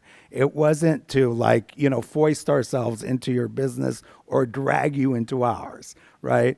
And we've tried to explain that, but we need time, right, to amend the language, to offer the amendments, to work with Aaron to get that Please done. conclude. And we're hoping that today what you do is that you give us that time to work in good faith, and that you vote today not to oppose but to table, right, so that we could continue these productive discussions. Thank you. Other persons in the room? I'm just going to ask all speakers to watch there's a color code there. So when it hits yellow, you have 30 seconds. When it's red, your time's up. I don't like interrupting people. Thanks. Good afternoon. My name is Shala Verbi Cortez, and thank you for letting me give my little take on this. So I've lived in California my whole life. I'm a California licensed esthetician, barber, and cosmetologist. My last position was one of the lead examiners for the Board of Barbering and Cosmetology, and in the licensing practical examination in Glendale, in which I worked there for 7.5 years. But after the division closed due to the removal of the practical exam, I have slowly returned to my aesthetics and hair services. I have considered becoming a body contourist for about 5 years, but have been deeply frustrated because I don't feel comfortable with the training available. The facts on what type of equipment can be used are varied and unclear. And every day there's something different that you can or can't use, or that consumers are asking me about. One practitioner advised me that the body must be bruised in order to break the fat. But in my background, I know that that's not right, because that would be breaking blood vessels. So the Board of Barbering and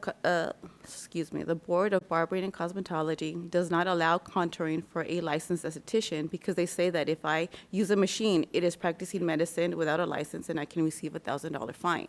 So my confusion lies in, well, does that mean that if I'm not a licensed, does that mean that if I'm not a licensed esthetician, I can do body contouring, like those I see advertising on Instagram and on social media? I don't know if That makes sense. Like if I'm a licensed esthetician, I can't do it. But if I'm not licensed, then can I do it? Because that's what you see advertised everywhere. You see certifications, being offered by people who aren't licensed in this realm at all. So that's where I get a little bit confused, and I hope that makes sense. Do I just not claim that I'm a licensed esthetician while advertising body contouring services? It just doesn't make sense to me. Unfortunately, I can't afford to pay like a $3,500 one. There was a trainer advertising in Anaheim, $3,500 for 2 days. But what's the certification in, And the course included the use of a cavitation machine for melting fat. But then I read that that's not allowed for, any practitioner's Facebook page. So I'm really confused about that. But the really bad thing is that I have a lot of clients that are asking for body contouring, and I don't feel confident in what is legal or okay to do. I'm a little frustrated with this because I feel that many of these training courses are designed to take my money for skills that I can't use legally. When I heard that there might be a regulatory agency formed that will be legitimate and work with the state of California, I remained hopeful. What I like about this council is that all the training procedures are natural and more holistic. My clients appreciate more non-chemical, non-electrical services, and I personally don't want to operate any kind of machine. I had a wood body contouring session once, and I can see the difference, and that has made me want to offer it as a service to my clients. It would provide me needed additional income if I could add to my skill set without spending thousands of dollars. Thank you for your time, and I hope you take into consideration regular people like me who want to do the right thing in a legal way. Thank you. Thank you. Anyone else in the room? A comment? Getting real education today. Just read in the paper today.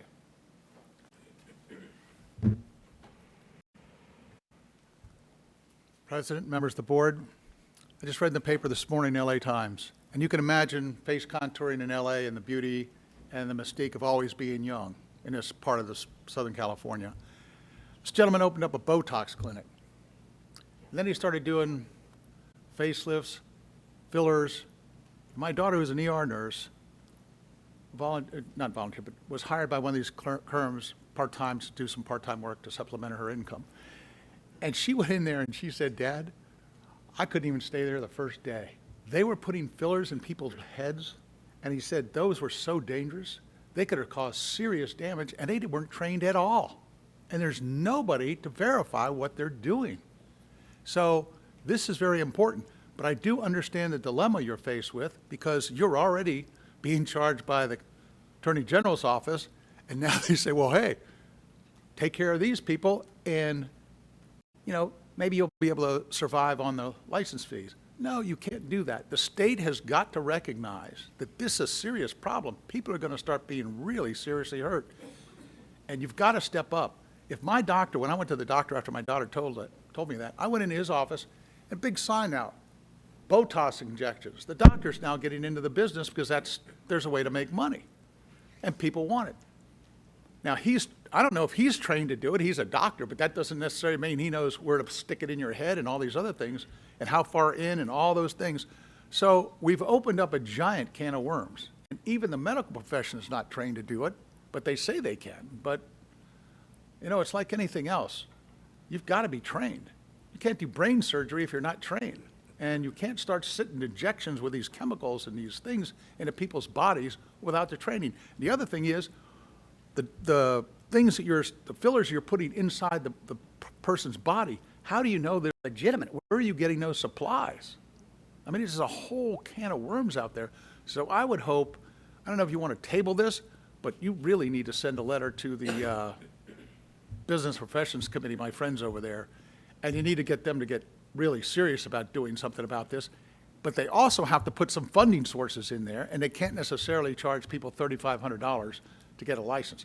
But there are schools or training or something they have to go through, and how do you measure the chemicals, the things they're going to put in these people's bodies that are legitimate? So I just raised that with you, and thank you for your time. Thank you very much.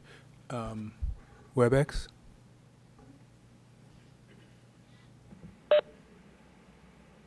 Anyone wish to do public comment on this agenda item? You can use the hand raising here or type anything in the Q&A window and called upon. If you're on a call-in only line, you can press *3 to toggle raising your hand. First up here, we have Kathy Platt. Kathy, you should be receiving this prompt on your end.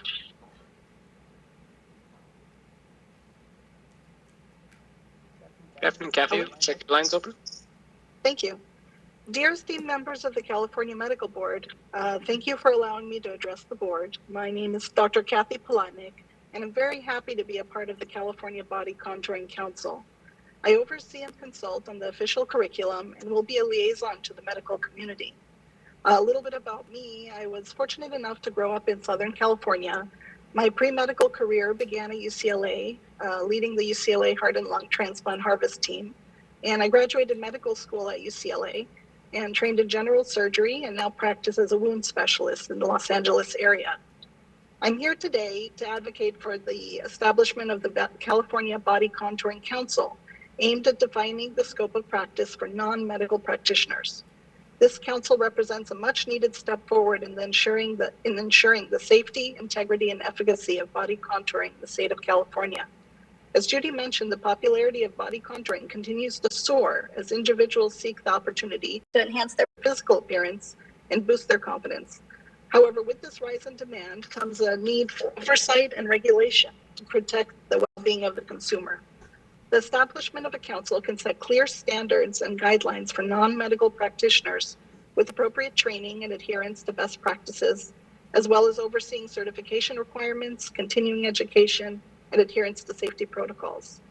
As a council, we wholeheartedly agree that a clear boundary should be delineated between medical and non-medical modalities, as mentioned previously. These boundaries take many key differences into consideration. These factors include, for example, the mechanism of action for each tool. On reviewing the FDA address of non-invasive body contouring technologies, they focus on machines and devices that utilize thermal energy, radio frequency, laser, ultrasound, magnetic, electrical stimulation, and microneedling. However, these modalities are medical and should only be utilized by medical professionals. The aim of this council is to clarify what is allowed, non-invasive, non-medical, and appropriate, to avoid confusion of the layperson about what is safe and in their scope of practice to perform. Another important factor to consider is what complications may occur. As mentioned previously, it's clear that the more advanced and more complex the modality, the worse the potential complication. For example, when used appropriately, wood tools may cause temporary mild redness. However, thermal devices, medical devices, previously mentioned, could easily cause burns, blisters, scars, and worse. It's crucial to once and for all define the scope of practice to prevent unnecessary injuries due to unregulated practice. In conclusion, please consider the establishment of this council as a proactive measure to safeguard the well-being of individuals undergoing these procedures. By setting clear guidelines and standards for non-medical practitioners, we can uphold the integrity of our profession and ensure the highest quality of care. Thank you very much. Thank you for your vote, Gar. Next up here, we have Rosie Arthur.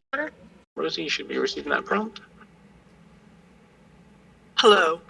I echo the caution.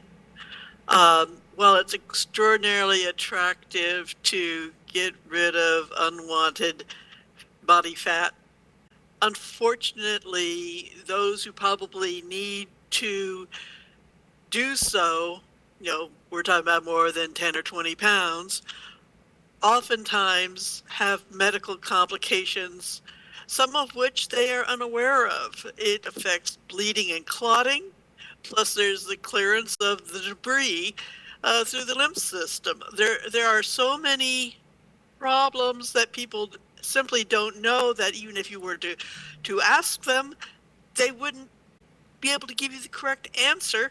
And everybody's walking into a pit blindfolded. I think a lot more needs to be learned about it, and including the positive things that it may actually treat certain maladies as well, but you need to know what it is. And going into a place that just is focusing on body sculpting is going to have a tendency just to increase the risks that are there. And you can pull these things up online. While we were sitting here, I pulled up one from a popular online catalog.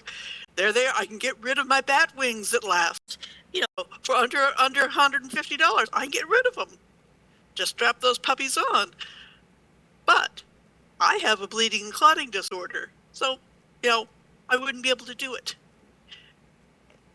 And I don't know that we are at that place in time where anybody at any level really can have confidence in how effective these are until there's more study. So maybe study is something that needs to be done, but okaying different levels of non-medical practice I just can't see that. Thank you. Thank you for your public comment. Next up here, Hollingsworth, let me send you the request. Sorry, I got here on the list. You'll be receiving that prompt at the top. Hello, can you hear me? We can, please go ahead. Thank you. Good afternoon. This is Marion Hollingsworth, Patient Safety Advocate. The problem with this bill, AB 2412, is that the board can't regulate what is going on behind closed doors in all these cosmetic clinics. It's simply impossible. You often have unlicensed people starting off by doing Botox and fillers and moving to liposuction and breast implants. If you keep on approving additional procedures without adequate regulation, more people will be harmed. I regularly read terrible accusations about harm from these clinics. There's a lot of cash money to be made from these cosmetic procedures since, as you know, insurance doesn't cover any of it. This means a big payoff for anyone getting involved. If you can't regulate supposed licensed doctors adequately to practice safely with cosmetic and plastic surgery, how will you be able to regulate this body contouring? It's rife with risk. So I urge you to oppose AB 2412. Thank you.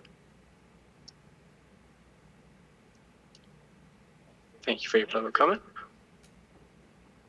At this time, Dr. Hawkins, I don't see any additional questions here. Okay, so thank you very much. So we've heard comments from board members, the sponsor, other members of the public. We have analysis from the staff about this bill. We have a motion to oppose with a second. And if there's no other comments, Dr. Thorpe. Thank you, Mr. Chair. I guess my question is, I realize there's a motion on the floor. I guess I would just, just to put it on the table, or just to make people aware, perhaps it would be appropriate to either defeat this motion with the intent of changing it to oppose unless amended, which would still give us the opposition perspective, but it wouldn't change unless there were amendments that were satisfactory to the board. That doesn't mean we're taking a position in support of it. That doesn't mean we would, we still don't have significant reservations about it, but it would give a chance for Aaron to have some interaction with it does appear that the folks that are asking for this oversight are legitimately concerned, and I think it would be not in the interest of public protection to just uniformly oppose it and then not allow anything to happen in that regulatory area. So to me, it seems like maybe a more appropriate, I realize I'm going on here, but more appropriate to oppose unless amended, and then that would give us a chance to have some interaction and some perspective on how we could structure this that it might be beneficial, maybe so that it wouldn't have any impact on the medical board, but still be effective in the regulatory process. So I would just offer that to the board as an option. Thank you very much. So oppose if amended requires us to make some suggestions where they might amend it. There was someone on this side had a comment? Yeah. Mr. Watkins. I see a few red flags with even, as written here. And when you want to do something legislatively at this level, where you want to introduce something at this level, you can't go under the assumption that, there will be, for example, a medical director that was appointed by the board. And these issues, what is being attempted here is legitimate. But many times we see many legitimate things come before the medical board that is not in the purview of the medical board. And this is one of those circumstances. And I strongly suggest, I feel for this, I don't know why the barber board and cosmetology board is not assimilating this, because this falls way more under their purview, because it's non-invasive, as opposed to the medical board is way beyond that, we're above that level. And I'm not saying that the level that I'm talking about, doctors are trained in a very specific way, licensed in a very specific way, so that we can have a command over how we discipline them. Under this, by supporting this, we won't have that level of oversight. We won't have that level of command. So this is so far removed from the medical board's purview. That is the concern. And I just think it requires, more time maybe for you, for the folks here, for you all to think and develop it out. I don't think it takes the medical board to think it out and develop it. But that's me, and I'm one board member. But I feel like that about 5-10 things that's happening in California right now. So I appreciate it, and that was just what I had to say. Thank you. Dr. Sai? Yeah, I think osmosis is flowing through. I think the legislation is a great idea to have oversight and sort of control of what people are doing. However, it's a non-medical, non-surgical, non-invasive technique. Then the medical board, which is regulating medicine, I almost liken if we started a council on how to lift safely at work. Although it prevents back injuries, which doctors deal with, but that's probably more appropriate for Cal OSHA rather than the medical board. So I think the intent is great, but I think maybe it should go under cosmetology, barbering, and that would be a better outlet. Okay, well, thank you very much. So I have a question whether, to hearing what Dr. Thorpe said, a question whether Ms. Lawson and Dr. Hauser would remove their motion and second, or would you not, and we should take it to a vote? Say something? I am uncomfortable with the board being involved in this and would decline to withdraw my motion. Okay. Yeah, I mean, I think it's actually to Mr. Watkins and Dr. Sai's point, I actually want the medical board amended out of this such that it's not a bill that we're considering at our next meeting, right? I mean, we don't consider a whole bunch of bills that, if they were living in Department of Public Health or in barbering and cosmetology or in, OSHA, we don't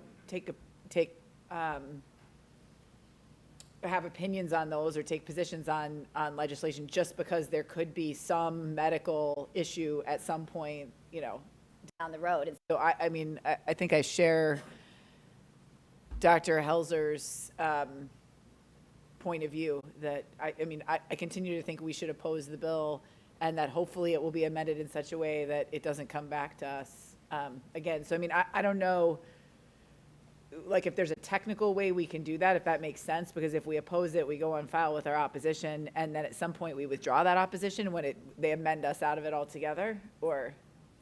That's a great question. So it comes to the heart of the motion and the rationale behind the motion. So if the motion is simply, we're going to oppose the bill until the board is out and has no role, that's one thing. But if the board also agrees with the comments of the FDA that the specific types, and there was discussion about electrical impulses and heat and cold and injection. That's not in the bill. That's not what they're proposing. They are talking about other matters that, however, are also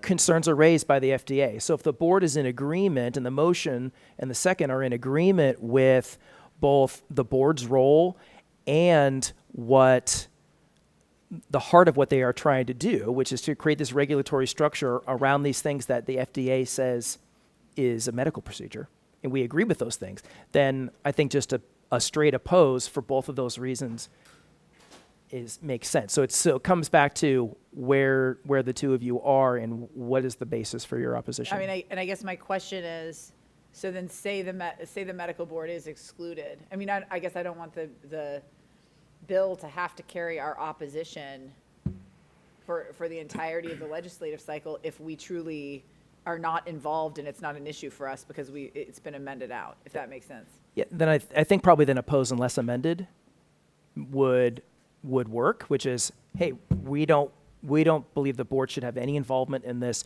for the reasons that are articulated in the analysis. But if in your mind you also have the patient safety concerns and you are aligned with those things with respect to the FDA, that speaks to the heart of what they are attempting to do. And I don't know how an oppose unless amended position would work because it's fundamentally opposed to their goal. So regarding Assembly Bill 2412, we have a motion to oppose that's been seconded, and I recommend we take a vote. Well, I think Was that helpful to you? I think Ms. Dr. Yeah. Thorpe offered a friendly amendment. Okay. Well, I don't know. I mean, procedurally. Was it accepted? I think the question was, would Dr. Helzer and Ms. Lawson be willing to take that as a friendly amendment, number one, and it didn't sound like they were. It sounds like they want to be opposed to it completely. But I think just as, recognize that when we go on record as opposing this bill without any consideration, then the weight of the medical board is behind opposition to that bill, and whatever good intent they have is going to be opposed by the medical board. And that's a powerful opposition. I don't think that's our intent. Our intent is, this is not our scope, and I think that's very accurate. I agree with that completely. And I agree that, that we shouldn't be appointing a medical director. We shouldn't be disciplining this whole area. But my concern is that I think these are good-hearted people who are trying to do the right thing, and that we don't want it to be under our scope, but we don't really oppose the bill. So that's why my argument would be opposed unless amended. So I agree with that, right? I mean, and so that's what I'm trying to get to the right language, so that we don't cause a problem for the bill later in its life cycle when we have been removed, excluded. It's not an issue for us. But that's my point. I don't want the opposition to continue to carry. So I guess that's oppose unless amended, and then once it's amended to amend us out, our opposition drops? Yeah, again, as I said earlier, it gets back to what's the intent behind your opposition. If your opposition is focused on the board's role and the board's involvement, then that's one thing. If you have other patient safety concerns with respect to the practice of body contouring, then we would need to define, I think, what type of amendments the board would be looking for in the realm of patient safety. Did I say that clearly? Yes. Yeah, but had the bill only been about body contouring with these modalities that they have in their packet, not all the other ones, we probably never would have been talking about it, right? So, I mean, that's where I'm trying to, the balance is, so I think it is, I don't disagree with this, the rubric, as long as we're not involved. And so I just don't, I mean, I hear your point about my focus on the other issues, but. Yeah. And so in that case, then, sounds like, not to put words in your mouth, but it sounds like the focus is the board's involvement in what's being proposed here. Okay. I don't know, Dr. Helzer may have a different point of view. Okay. Well, then, and if you are otherwise comfortable with, and the proposal will change, right? It will change as it goes forward. But if you're otherwise comfortable with generally what you see before you, apart from our involvement in it, then I think oppose unless amended makes more sense to say we're opposed to this bill until we are amended out of it and our involvement is. Okay, so I'd like the direction to be that clear about what our opposition is about, and then it can be dropped once we're amended out. I would accept that amendment. In the position of oppose or oppose unless amended? Oppose unless amended. Okay. We take your sage advice. We would Yeah. be removed from the bill entirely. So we'll need a restatement of it, Mr. Bowen. The motion is oppose unless amended to remove the board's involvement from the bill. And again, I guess if they amend in all of these actual medical devices, right, that are regulated, that's where these bills are going to have this life cycle, right? So I mean, Right. if it changes in such a way that it really should be a medical issue, it's a scope of practice issue. I mean, maybe it comes back, but for the time being, based on what's in writing now, I think we're good. And, as you know, staff are in contact with leadership and on all these things as we approach the next board meeting, so we'll advise them accordingly. Okay. Okay.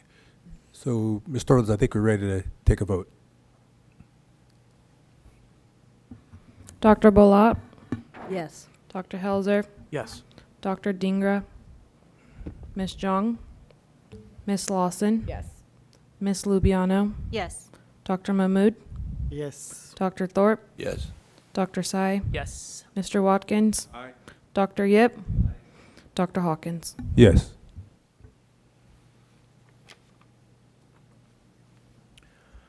All right, it's 10-0. Thank you, members. Good discussion.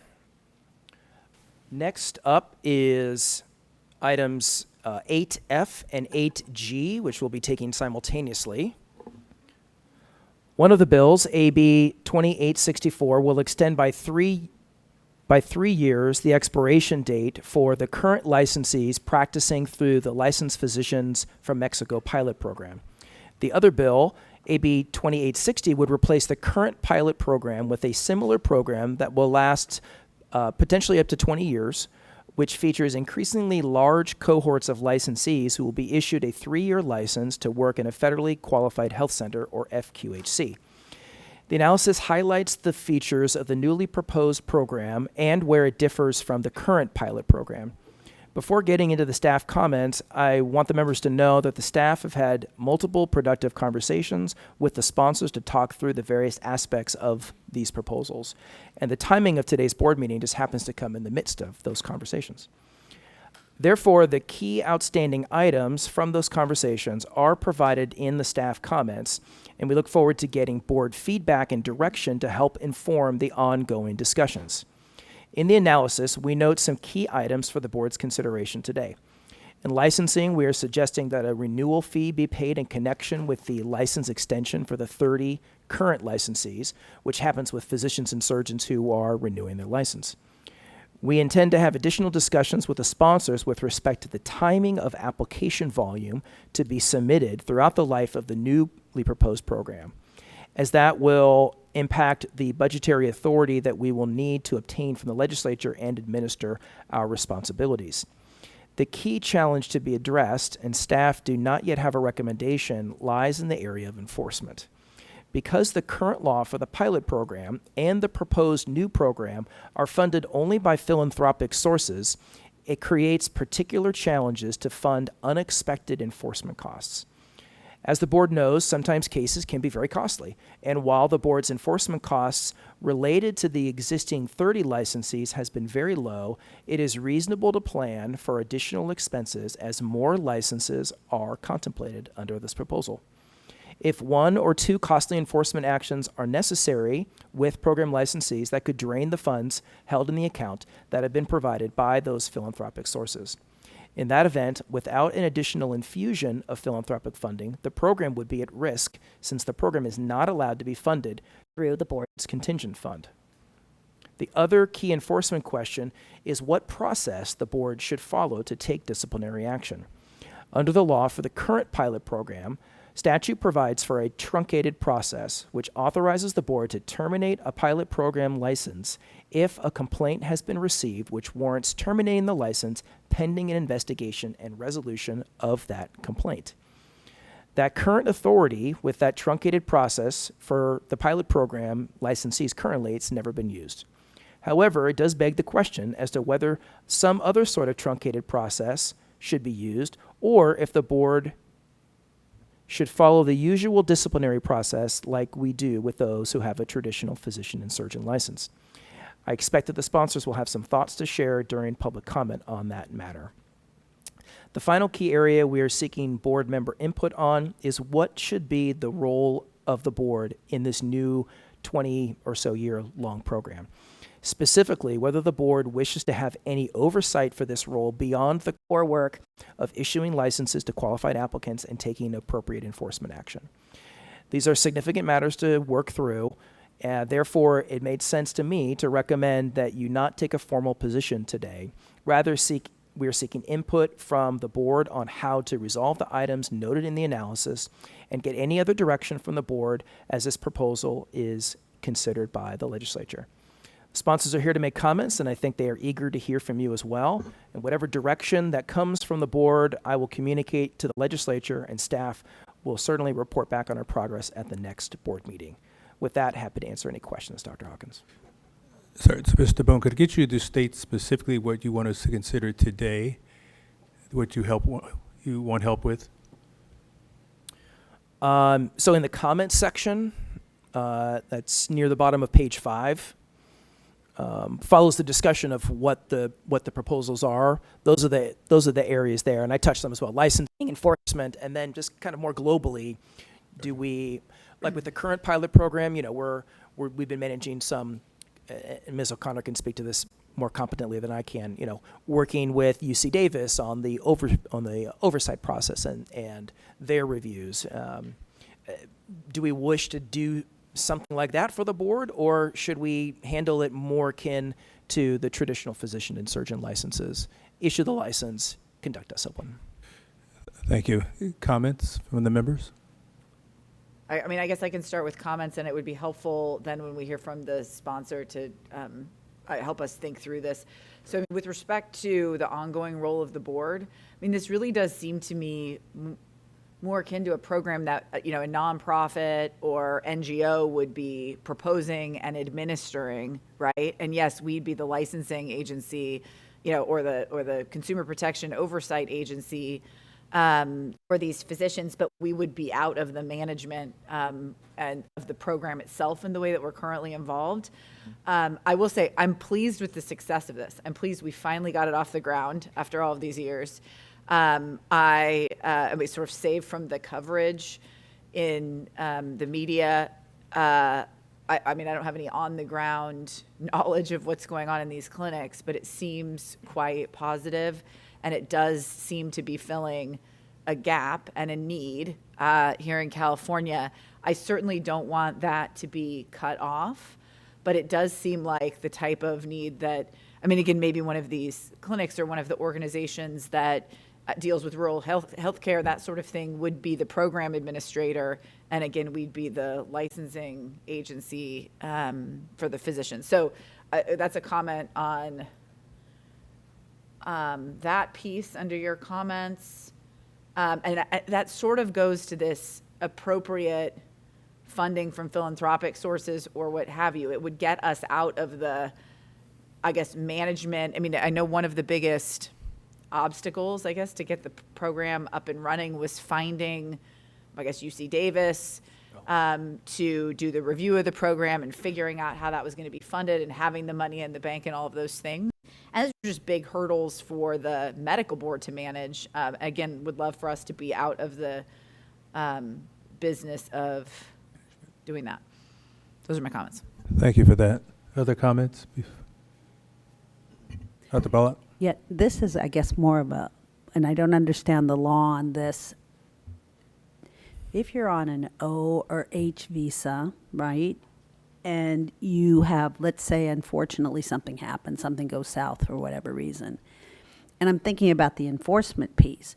And who represents, I mean, that's going to be up to that physician, the entity that's hired them to provide counsel. How would that work? And would the enforcement work for these physicians because they have that license comes underneath our purview to make sure that the people of the state of California have due process if something should go wrong and there's a complaint that goes to HQIU. So who pays for that, and how does that happen here? I'm just curious under the visa.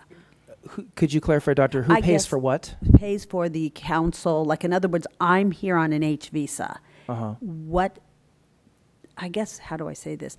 If I'm here on an H visa or an O visa, and I have something that happens and it comes to the attention of the board, this doctor now has to get this case forwarded, and now they're going to have legal counsel. How is that's just they pay as a private person to pay for that, right? That's it.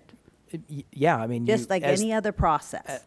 But I guess it's not like any other process because it's. Can you explain that any other process, please? I'll do my best, and I'll look around to my staff colleagues to bail me out, Doctor. But so right now, traditionally, physician and surgeon license. I mean, yeah, they are paying for their own legal defense, if I understand you correctly, to defend against an investigation and disciplinary action from the board. I don't know that would be prohibited for the physicians who are here under the pilot program, but one of those idiosyncrasies of the current pilot program is that truncated enforcement language that I mentioned. That in the course of our conversations with the sponsors, that came up, and the staff noted some concerns with the way that that's currently worded, and then as well as we've never needed to use it. So it's not, I don't believe it's ever had to withstand legal challenge or any sort of thing like that. Well, that's my concern, right? If we don't know that, yeah, what is it? Can you explain a little bit more the legal challenge? So first of all, with regard to the physician paying for their defense with enforcement action, either they'd be paying it out of pocket or they would have insurance coverage for med-mal that would pay for their defense. But the board's concern is paying for the enforcement staff, HQIU, and the Attorney General's office if there's an enforcement matter that goes the distance. Now, the current law has this truncated enforcement process where basically there wouldn't be a referral to the Attorney General's office. It would be the board saying, we got this complaint and your license is terminated.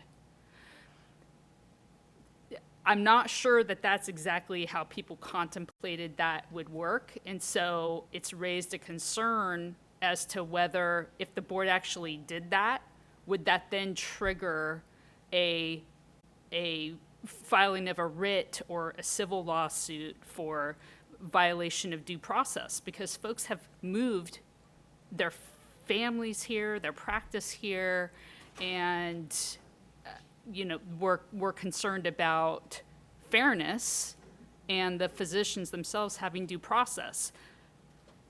But that comes with a big price tag, as we know, if there actually is an enforcement matter that goes the distance.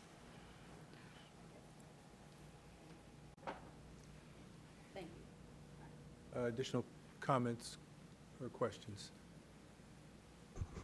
Open up to the room, please. Thank you.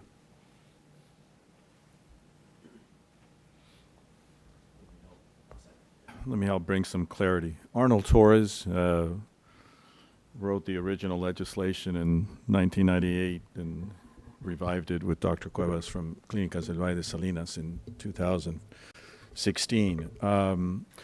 deal with with the easy ones. On 2864, just an oversight on our part, not including that the license renewal fees would be paid.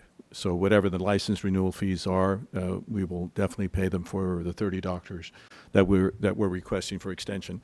We're only requesting the extension on a one-time basis, but we're only requesting the extension because all of the doctors got caught in the pandemic.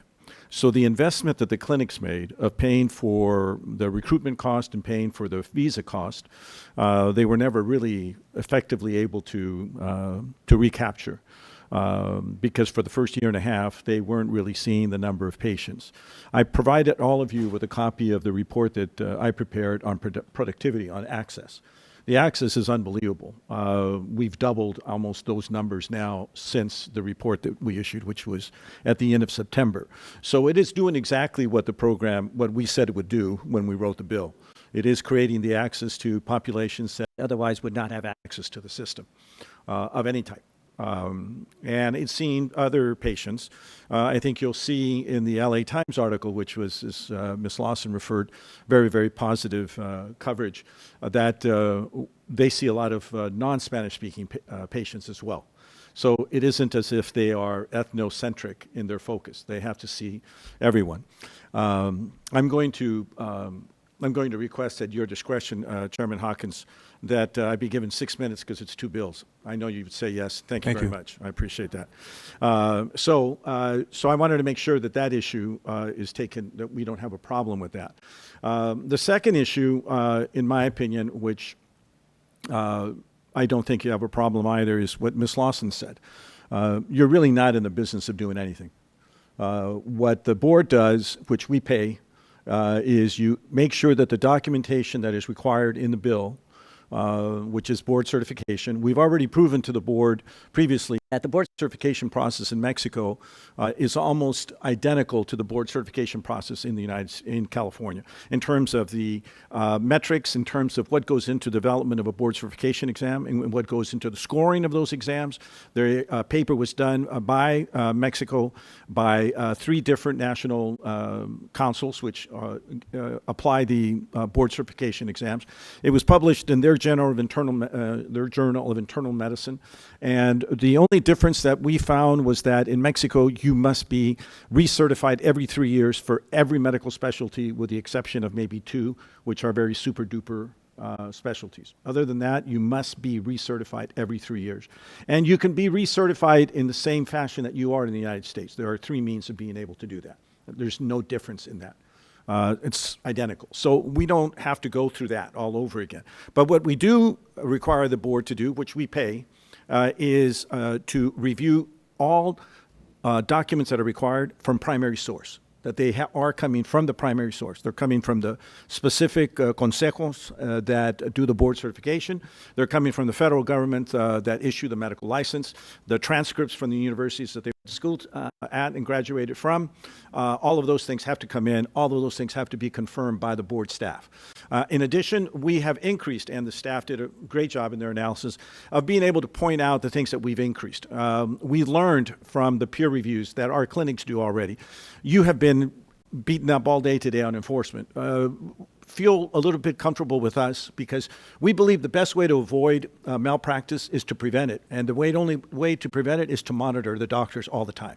As federally qualified health centers, we have to monitor, we have to do a peer review of every doctor every month. And we usually will take 3 to 5 medical charts randomly from every doctor, and those charts are reviewed by a QA committee of doctors. Our bill goes even further. We do a secondary peer review with UCSF. We were going to do one every quarter, but they don't have enough doctors to be able to do it. So we're going to do it every 6 months now. And they're going to be doing QAs from what they find. So we found 2 things. They found 2 things. One, that our charts should be better, more detailed as to how we got from A to B. And so we're going to include that in the orientation program, which we have to come back and get your approval from. And the other one, we're going to do a better job of orienting them to the EMR systems. There's going to be about 4 systems that most of the clinics that are going to be in the program now. We're expanding right now. We're at 11 clinics, including the 4 that we have. We'll probably go to about 15. We'll have 65 new doctors and 30 psychiatrists that'll be coming in, and then the 30 that will be staying over. So now let's get to the enforcement issue. We have no problem going back to the truncated system. The way we're paying for this bill, as you pointed out, Ms. Lawson, the way we do it is this. We looked at with the California Primary Care Association, which is a co-sponsor. What they asked to be, we said yes. We looked at what does it cost to recruit a doctor, okay? Now, the cost of recruiting a doctor will vary by clinic, because what do you factor into that recruitment process? Are you losing money because you're trying to replace a doc that was working? Are you factoring in how much you would be making because now you're trying to bring on a doctor and you're not making the business because the patients are there, but you can't meet the demand because you don't have it? Do you factor that into your cost? We came up with one number that was a lot easier to do. We came up with $35,000 for the recruitment fee. That $35,000 goes into one pot. That $35,000 pays for everything that has to be done. It pays the medical board.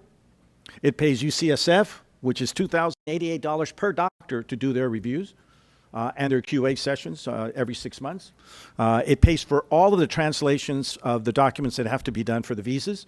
It pays for all of the vetting, which is extensive. Because why? Because UNAM vets every doctor and every candidate. So let's say we have a request for 20 OBs.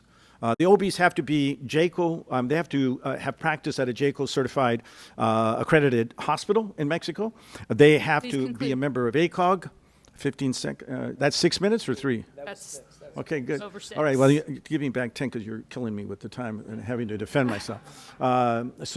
We take, they have to be ACOG members, they have to be board certified. So again, what we look at is what is the profile of that person? Have they had any problems before they practice? And we check them out thoroughly. So our hope, what we would ask for is this, and I'll conclude. I really would appreciate a support with amendments, because with the exception of the enforcement issue, which I think I told Aaron the other day that I think the truncated is much better. It allows the clinic to decide if they're going to take on and represent that doctor with their malpractice fees, or they simply say, you know what, it's not worth defending a position that's not defensible. Doctor should be removed, plain and simple. We think that's real cut and dry, and that's much simpler, and it doesn't put you in a bind. Thank you. But please reconsider that. Support with amendments would be very helpful. Thank you very much. Thank you. Okay. Other persons in the room on this subject? Looks like no. WebEx? Anyone wishing to make a public comment, please go ahead and use the hand-raising feature or the Q&A window to indicate so. If you're on a call-in-only line, you can press *3 to toggle raising your hands. First up, we have Graciela Soto Perez, or should be receiving that prompt on your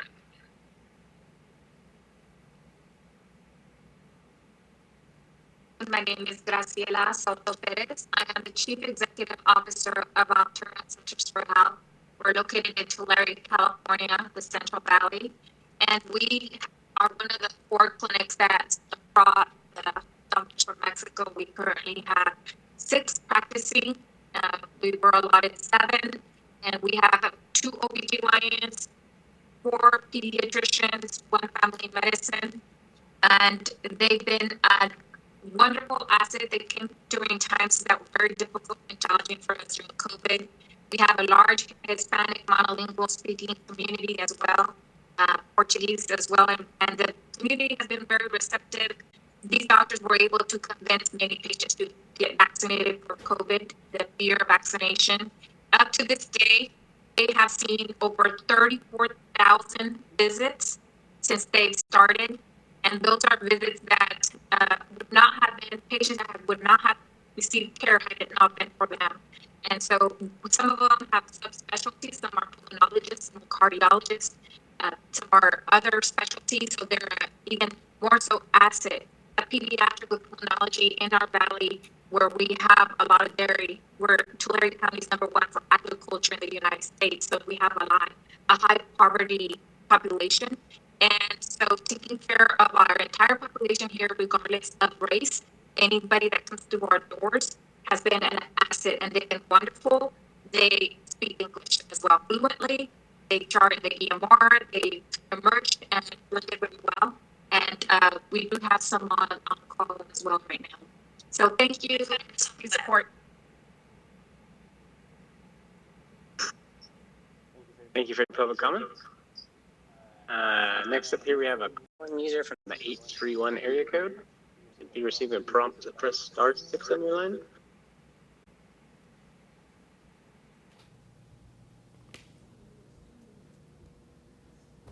Calling user from the 831 area code. If you press *6 to open your line.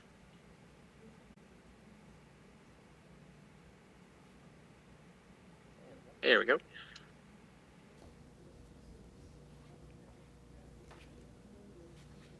Calling user, if you have your phone muted, you also would have to unmute that.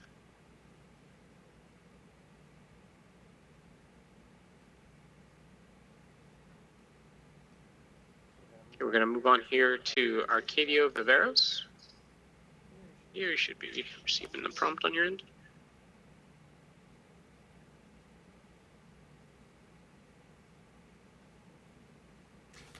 Members of the board, I'd like to tell you that I'm the chairman of the board of San Benito Health Foundation in the county of San Benito County, and located in the Central California coast area.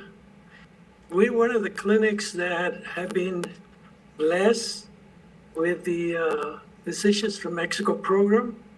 We have right now 5 physicians, and I can say that we were the original clinic that received doctor number 1 and doctor number 2 in the program.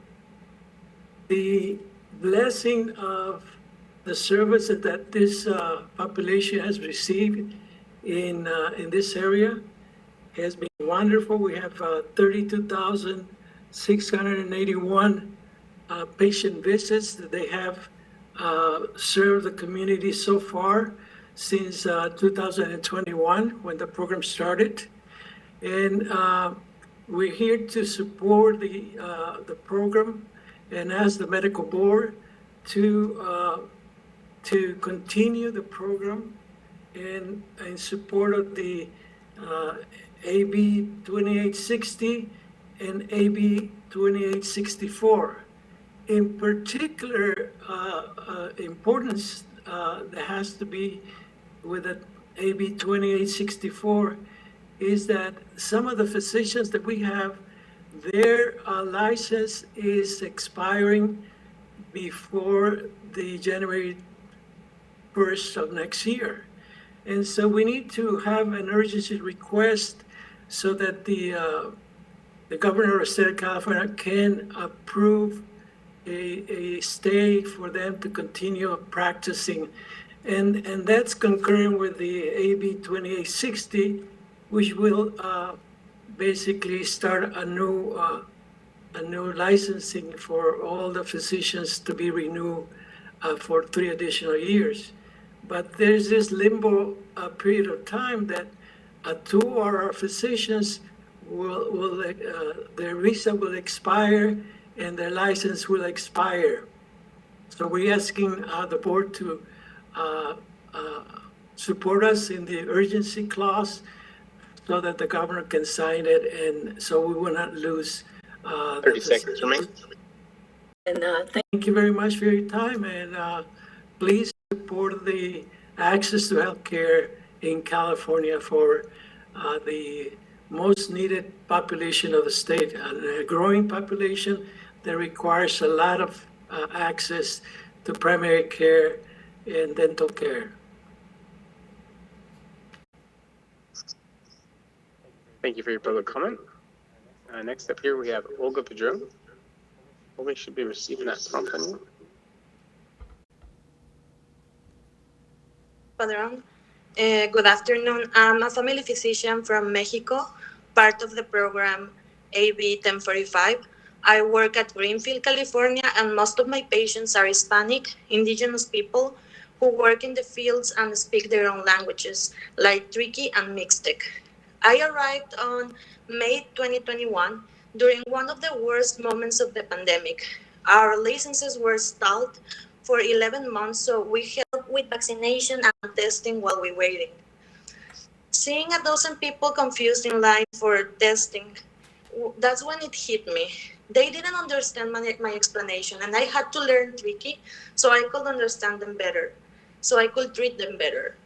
We waited 11 long months to be able to do what we came to do, practice medicine and help our patients. We are aware the clock is ticking, and we are already being delayed 11 months. They've been waiting for almost 20 years to find a provider they can trust and who shares their culture and speaks their own languages. We, the Mexican providers, became a bridge to deliver healthcare to those people. We witnessed trust and hard work changing patients' lives. Our patients are owed that time. We just need this time to close this cycle and to be able to return home with joyful hearts, knowing we made it better for everyone by being here helping these patients and get the healthcare they deserve. Thank you so much for the space. Thank you for your public comment. Next up here, we have Marco Angulo. Are you getting that prompt?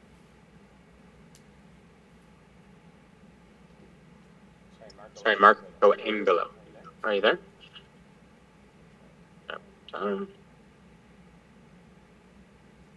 There we go. Looks like your line's over.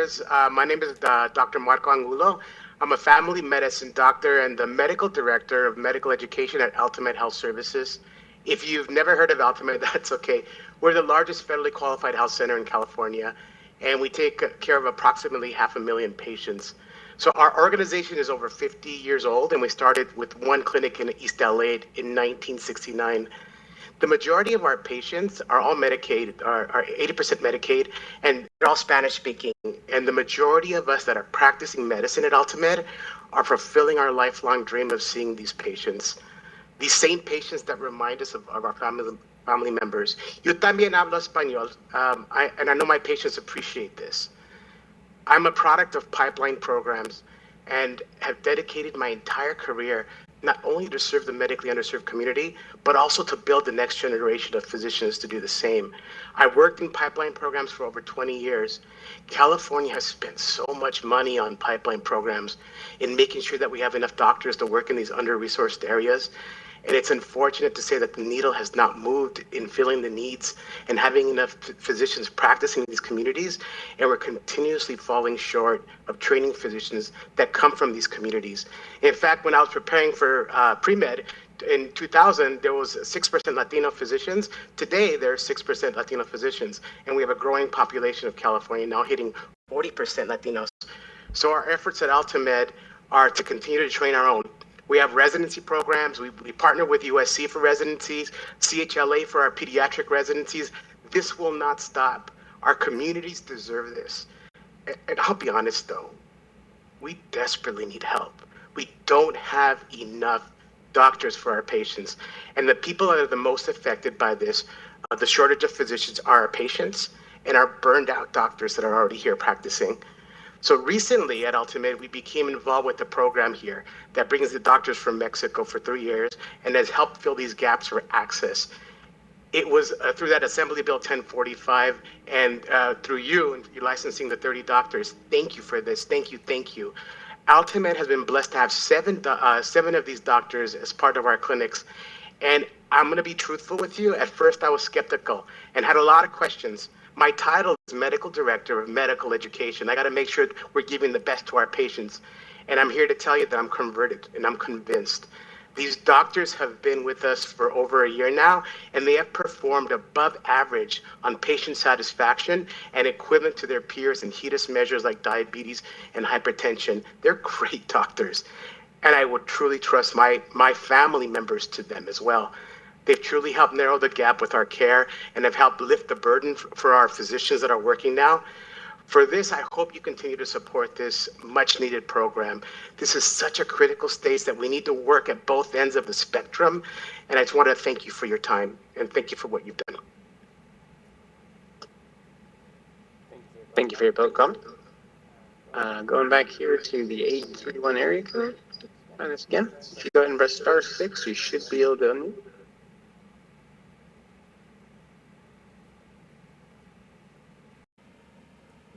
Okay, looks like your line's open.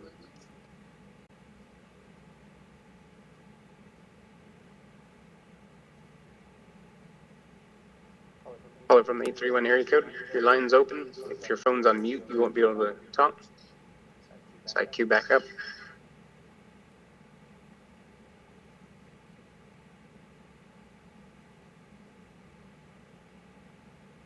*6 puts you back on mute. I'll come back around in a minute. If I goes your hand up, you can press *3 to raise your or to lower your hand again if you'd like. Next up here we have Rosa Vivian Fernandez. Go ahead and send you that request.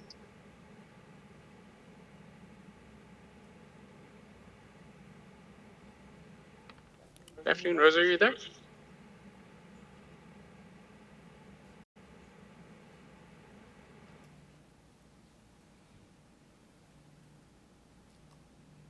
Rosa, are you there?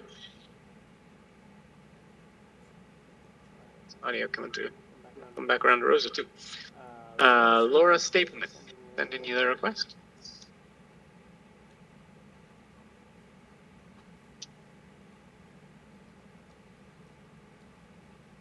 Laura, your line's Board open. of Directors. Please start over, Laura. Came on a little late. Okay. I'm Dr. Laura Stampleman. I'm an oncologist and a member of the Board of Directors of the San Benito Health Foundation, and I serve as the chair of the QI committee. I enthusiastically joined the board of this institution to further the mission of improving access to care for underserved patients. As a provider, I have too often seen patients present with delayed diagnoses and poorly or unmanaged comorbid conditions, which led to limiting effective therapy and poor outcomes.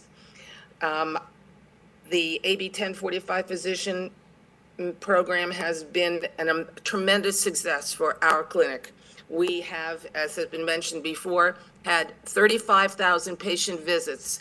And as the head of the QI committee, I have monitored on a monthly basis the improvement in quality outcomes since these physicians have arrived. Our patients trust these providers, and that has improved their compliance and increased access to care. These providers are extensively peer-reviewed through both UC San Francisco and UC Davis, and they have exceeded their CME requirements. For these reasons, I strongly support the bills to both extend and expand this program for our patients. Thank you. Thank you for your public comment. Next up here we have Hector Flores. Hector, you should be receiving a prompt on your end.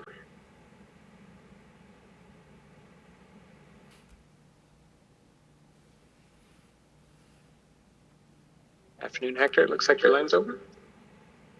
Thank you, Dr. Chair and Medical Board for giving us this opportunity to comment. Can you hear me okay? Yes, we can. Please go ahead. Thank you. So I'm chair of the Department of Family Medicine at White Memorial Medical Center in East Los Angeles, which is an underserved area. And I'm also the founding member and continue to be a faculty in the White Memorial Family Medicine Residency Program, which fortunately has enjoyed great success in recruiting a very diverse workforce. Over 65% of our graduates, there's about 255 graduates, over 65% are coming from groups underrepresented in medicine, especially Latino and Spanish-speaking physicians. And 70% of our graduates also work in underserved areas, about half in federally qualified health centers throughout California, and the other half in private practices serving large Medi-Cal populations. This visibility has prompted many health plans and medical groups, large and small, to contact us on a regular basis, desperately seeking Spanish-speaking physicians to serve the ever-growing Latino population. And this tells us how important these two bills, AB 2860 and AB 2864, are to the community of California, but particularly to those that are Spanish-speaking populations. In 2019, I had a chance to serve as a member of the California Future Health Workforce Commission, And it showed, in our final report, we reported that we estimate that there will be a shortage of 4,100 primary care clinicians in California by the year 2030. And over half of them would be required to speak Spanish in order to meet the needs of this growing population. The second, we identified the need for over 4,000 mental health professionals in the year 2030, including psychiatry. And we now also recognize the critical shortage of obstetrical services in these communities. And for these reasons and this past experience, I really urge the board to support these two bills. The other opportunity I had was back in 2008.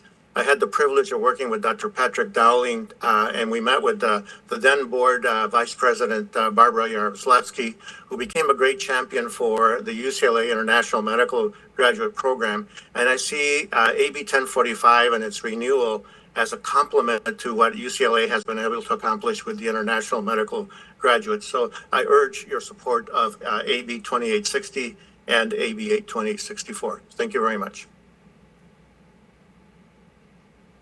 Thank you for your public comment.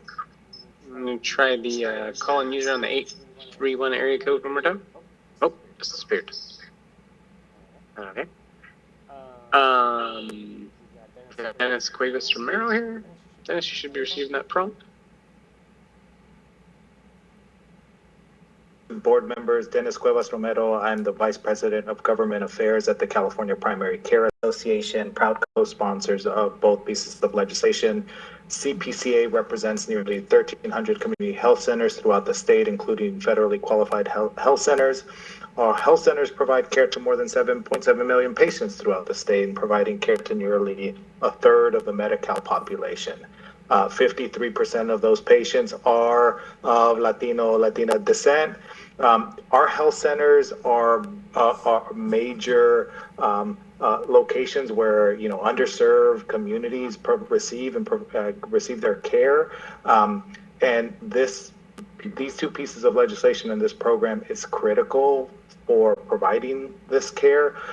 As you all know, healthcare workforce is a major issue, particularly for our health centers in recruiting culturally and linguistically competent providers that reflect the patient population. And based on a statewide survey of our health centers, it takes approximately 28 weeks to fill a vacancy for a physician at our health centers. We know we don't have to share with this board the issues related to the physician shortage, especially as it relates to Latino physicians. And these two bills seek to address the issue in one manner, in a very critical manner. Currently, many of our health centers, as the lead proponent mentioned, are very excited to participate in this expanded program because of the need of the patients in the communities and because of the quality care that the current cohort of physicians from Mexico have provided to their patients. So we urge the board to reconsider the recommendation of position and support both pieces of legislation. Thank you. Thank you for your public comment. Back to Rosa and Fernandez. Rosa, you should be getting that prompt. Let's try it one more time. Hello? Yeah, good afternoon, Rosa. Please go ahead. Yes. Okay, great. This is Rosa Fernandez. I'm the CEO of San Benito Health Foundation. We've had the privilege of hosting 5 of these clinicians, 2 of who came in 2021 and helped us with the COVID pandemic. As a result of their efforts, we've achieved 70 to 80% vaccination rate in our patient population for COVID. We basically stopped the death in our community of the Latino population was dying at 60% rate of COVID when they came. 100% of our staff, board, and volunteers are COVID vaccinated and vaccinated against other respiratory disease, which speaks to their leadership and their public health efforts. In addition, we have a pediatrician that was able to avert the formula crisis through increased breastfeeding rates in our patient population that are over 50% above the state rate. And we had children that didn't go unfed because of the formula crisis. In order to deal with the psychiatric or the mental health crisis, 2 of them in partnership with HCI and CPCA participated in psychiatric fellowship and for primary care, and have been providing services as family medicine provider to an expanded patient population in crisis. And as Dr. Stampleton mentioned, our quality measures are above board. We have immunization rates of over 30% above the national average, and we have all of our quality measures have increased. In terms of risk management, there is no fear with these providers. They actually participate in a federally qualified health center, which is covered by the Federal Tort Claims Act. So they have to on board with a number of risk management continuing education, and they have exceeded the number, tripled the number of units that were required by the program. They have, as of today, they've provided over 35,000 visits, and it would be a shame to lose them during this critical stage. So we urge you to support both bills and move the urgency clause, as we will lose 2 to 8 clinicians this year if that urgency clause does not, that urgency bill does not get passed. So we thank you for your support, and we look forward to continued work with the medical board on this very important program. Thank you very much for your public comment. This time, Dr. Hawkins, I'd like to see an additional request. Thank you very much. I think I can state without reservation that we appreciate the comments that have been given to the board and the staff at the Medical Board of California. We had a comprehensive presentation about this program at a prior medical board meeting, and Mr. Torres has given a presentation that I hope will assuage concerns about a vote today. I wonder if a member is willing to make a vote, rather make a motion rather, and if second, we could have any further discussion if necessary and vote on AB 2860 and AB 2864. Yes. Ms. Lawson. I'd like to move a support if amended position, and just on the comments from board staff, I mean, to address what the amendments would potentially look like with respect to licensing, to make sure that they pay the license renewal fee, which I heard from the sponsor was perhaps an oversight in the drafting. With respect to enforcement, I'd like staff to work with the sponsor to make sure that there's an appropriate program that everybody sort of feels comfortable with. I know there's a program today. It looks like we have concerns about having these physicians from Mexico in the pilot program, subject to the typical enforcement requirements, although it looks like we also have concerns that if they're not, there might be problems. So I think that I'd like you all to put your brain trust together and figure out what might be best. And then I really do want us to think about the ongoing role of the board. I know our role is somewhat limited, but it is more expansive than with respect to other programs. And so to the extent we can really get to a point where we're limiting it to, licensing and enforcement, again, mission critical activities, I think that would be best. So that is my motion. I want to make an editorial comment, which relates to this program, but relates to a theme that we're seeing in other respects, which is that we don't have an adequate number of physicians to provide care to Californians. And that's both, whether it's rural or farm worker communities, like really the target of this program is, or we heard earlier in the day, I believe during public comment, although I can't remember exactly when, from someone who needed a specialist for a rare disease, and we simply don't have access to that type of specialist here in California. So we're going to need to think about licensing differently, whether we like it or not, because it's just not going to work to serve our population in California to just continue to do business as usual, because that's the way we've always done it. So I'm glad we finally got this program off the ground. I think you all have heard, unless there's clarity needed on my support, if amend motion. Aaron. A second. So to clarify, I got the pay the renewal fee for those that are being Yes. extended. figure it out on the on the enforcement process. How about, I trust your collective judgment. We'll try not to disappoint. And the remainder of your motion was? Really related to the third, I guess, area that you asked for our comment on, which was the ongoing role of the board. I mean, so I'd love to see our role narrowed to, licensing and enforcement, right? And have this program, again, be administered like, another program like an NGO or nonprofit would typically administer, where we have a role, right? But we have the medical board's role in it. We don't have an overarching role. So that, I don't know what that looks like, to be honest. So. Yeah. For example, Ms. Lawson, on that, like the approval of the orientation program. Exactly. You would like to see that move to maybe UCSF or UC Davis? Well, I mean, I think the sponsor, I mean, we didn't have a comprehensive presentation, but these federally qualified health centers have all kinds of regulations and requirements and rules. And I mean, you talked about the peer review. I mean, so some of the things that we're doing, frankly, are duplicative of some of the things that, frankly, these centers or Medi-Cal or Medicare are requiring separately. And so I don't think we should be duplicating those efforts.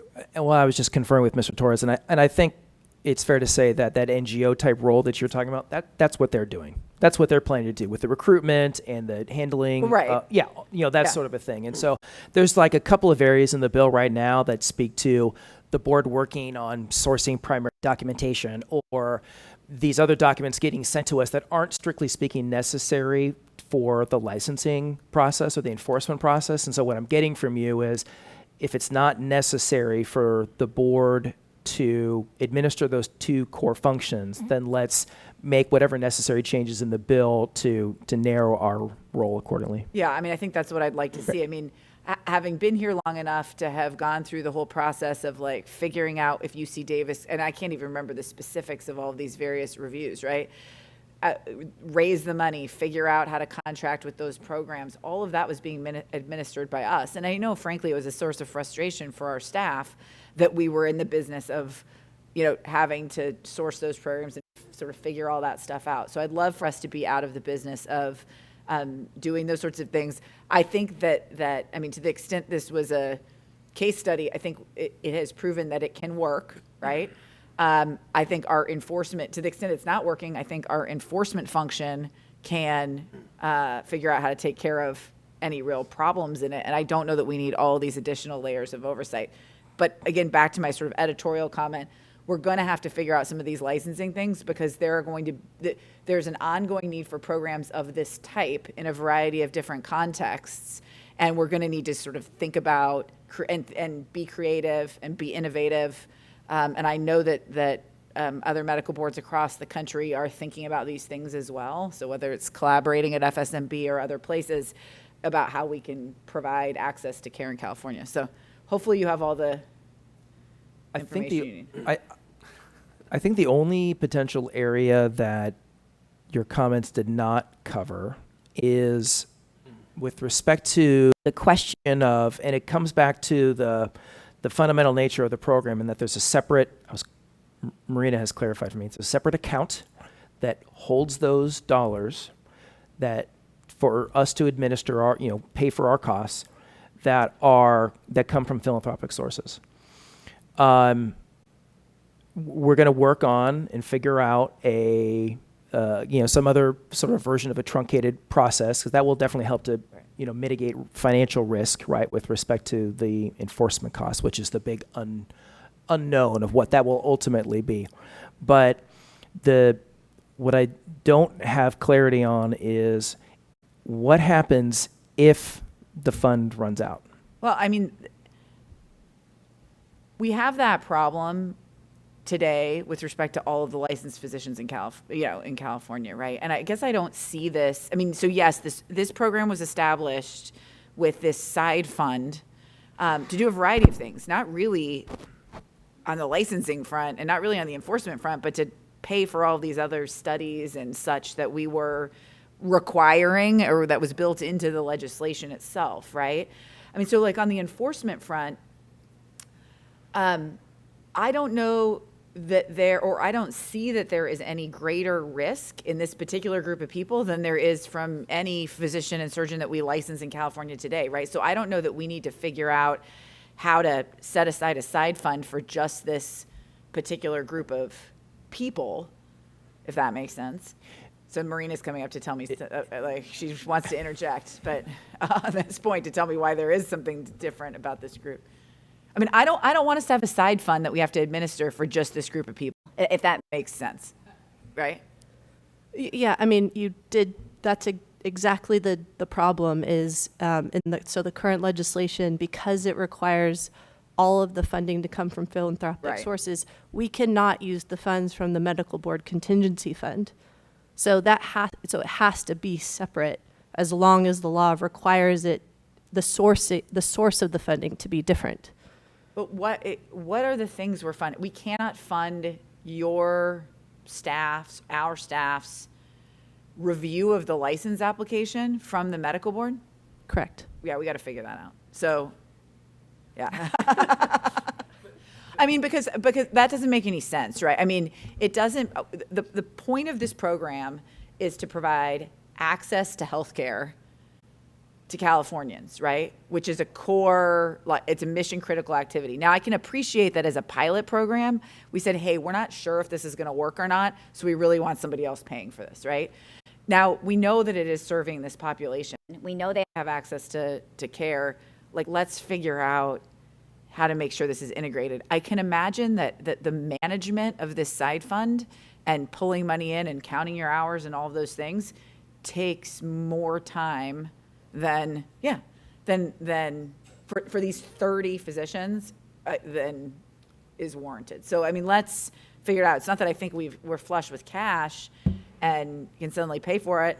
I don't know if perhaps, I mean, if this physician population truly costs the medical board more to administer than others because of the international documents, or maybe that you can't do it electronically or what have you, I would think, and this is a bad idea for me to be coming up with legislative ideas from the dais here, but I mean, maybe there's a premium fee that is charged to, like, on these particular types of things. Maybe we could use that, frankly, in the same context to provide licenses for, these specialty physicians where people need access to those that live out of state. I don't know. There's lots of ideas we could come up with, but that management of the side fund takes a lot of energy, I imagine. And now I guess I can appreciate why you're saying what happens to that fund if you truly can't draw from medical board resources.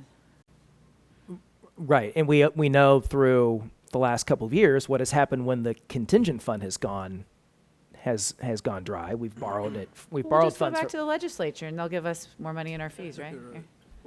I'm sorry. Too soon?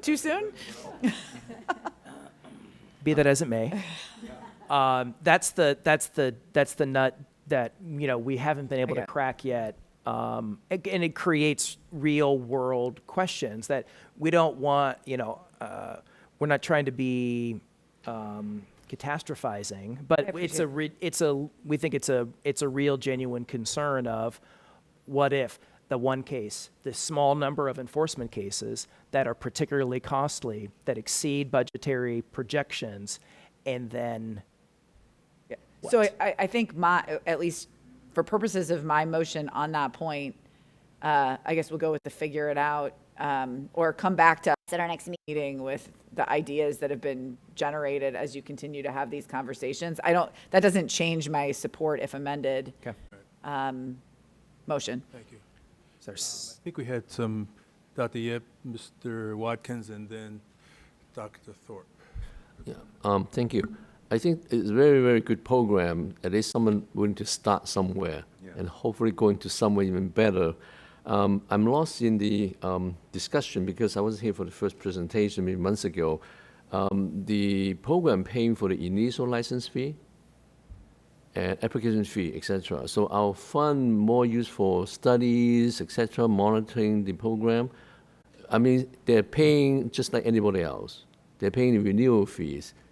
They're paying the applicant fees, is that right? So the current program, the one that's in existence, there's no renewal. It's just a one-time 3-year Right. license. When that program was implemented, there was a fee, there was an application fee, but there was also required in statute an evaluation that had to take place of the program, which is what UC Davis is doing. That was the bulk of the costs of the program. Right. But there were other costs. There were licensing staff costs, right, to get the program up and running, applications. A lot of that has been already done. We already have a framework. But when you talk about extensions, there are licensing requirements. They have CME requirements. If a complaint comes in, it must be processed. There's reporting, lots of reporting to do. So there are other costs other than the evaluation. So even though this extension doesn't require an evaluation, there's still staff costs, costs to not only review the license applications and issue the license, but to maintain the license. But they're paying renewal fee like anybody else, right? So they currently know. I thought I heard they're willing to pay. So renewal. that is one of the Right. that is one of the things Right. that we will be working on, is if we take the current group and extend them another 3 years, possibly a renewal fee. That's not in the current language of the bill. Because the initial cost is there. Once start going the program, you just need a little bit more funding. Maybe they're willing to chip in to get things going to a program which I think is very important to serve this population. Not just the Bernardino County or Shasta County, but actually even metropolitan at Los Angeles. We need those physicians. I practice in those areas, and I know how short we are. For some reason, our local American graduate, none of them want to be primary care anymore. They want to be hospitalists, 7 to 7, go home. And we have a big population of Hispanic patients that really need to be served. I wish they even import radiology, GI and urologists. Maybe we have a program like that for Canadian doctor coming in too. Yeah. Thank you. Mr. Watkins. There's, when I listened to all of the discussions, Dr. Torres and Dr. Wavers and all of it, I became very encouraged by it, because I see this pilot program as almost having been like, if you're into startups, that this was that viability phase. And now we see, okay, it's viable, how do we scale? So now the type of questions we ask when we scale is different, because it's, the original partners have to fall away and find a new role. So I'm seeing it more as we have these doctors that are proving themselves to be, at least at the minimum standard, if not above that. And I see that initially this program would probably move back to a recruitment place in Mexico that says, hey, there's opportunities in California, and this is the route, and then they'll just enter into the medical board's normal licensing, paying fees, and then getting our oversight. I think this initial stuff was necessary to all of the sponsor for laying out the money to bring about the viability. But I'm really confident that other problems will assume, because they say new level, new devil, that will come. But for now, we just got to take it step by step and scale this. Because when I hear and I saw the statistics, the lack from a previous presentation, last board meeting, the number was like 5% Spanish-speaking doctors for 40 or 50% population. It was just ridiculous. And now you're looking at this and you say, oh, here's a gateway to doctors that we desperately need. So I'm willing, we work with this. Dr. Thorpe? Dr. Thorpe. Thank you, Mr. Chair. My point was similar to Dr. Yip. If we're charging them fees, basically the way these doctors have been vetted with the requirements that they have to meet, all of the board certification, all of the requirements that they have to meet in order to be qualified for the program, I think they're generally likely to be in a lower risk of creating disciplinary problems. But that being said, I guess my question is, if we're charging them a fee, isn't the fee going to, just like for anybody, any other clinician, any other physician in California, we expect the fee that you charge me for my license to take care of my costs of licensing and discipline and whatever. So it would seem like that would be the appropriate amount. That was all my. I speak in support of the. And I think that's what I was getting to with my comments too. And then I guess the clarification from our staff was, yeah, but it's in this separate fund. And so for enforcement, if there was an enforcement action against one of these physicians, that fund has to be drawn down. And then it might be the case that those licensing fees are sort of insufficient. Because frankly, there's not, to TJ's point, there's not enough scale here yet, right? There's 30 people in this. Yeah. So it's not, there's just not enough there because of this separate fund issue. We should really figure that out. So we have Dr. Mahmood, Ms. Lubiana, and then could I have a restatement of the motion with after they speak, and then we can get a second and a vote. You can just listen to it. Rewind the tape. Transcripts. Away. It's not going to be in the minutes. He didn't take notes. I didn't hear a second for Ms. Lawson's motion. 2 people seconded, but that's what I want to say that again. So, there's a lot of excitement. I get it. All right. I'll restate them. I'll do my best, Ms. Lawson, to restate the motion. So support if amended to address a renewal fee to be paid by the licensees, the current licensees who are being extended. We're going to find agreement and figure things out with respect to the truncated enforcement process with respect to the concerns that were raised by Ms. Webb. We're going to narrow our role down to make sure that the language is limiting the board's involvement to the licensing and enforcement core responsibilities. And then we need to also figure out the philanthropic moat around the account for them. Do we have a second? I have a second. Okay, so we have, and Dr. Mahmood, you want to make a statement? Yeah, I have a second also statement is, I just want to emphasize, this is really one of the pioneer programs, one of the really program which you can be proud of doing it. The community, the segment of society we are serving is in really, really bad need of that. And even if we have to go backwards, do whatever, we should continue doing this. And even if we have to do ask more resources somewhere else, we should do every effort to continue to do this thing. Not that put medical board in any situation, but I think every effort should be done on this. And I assume the pilot project was the one which was more difficult.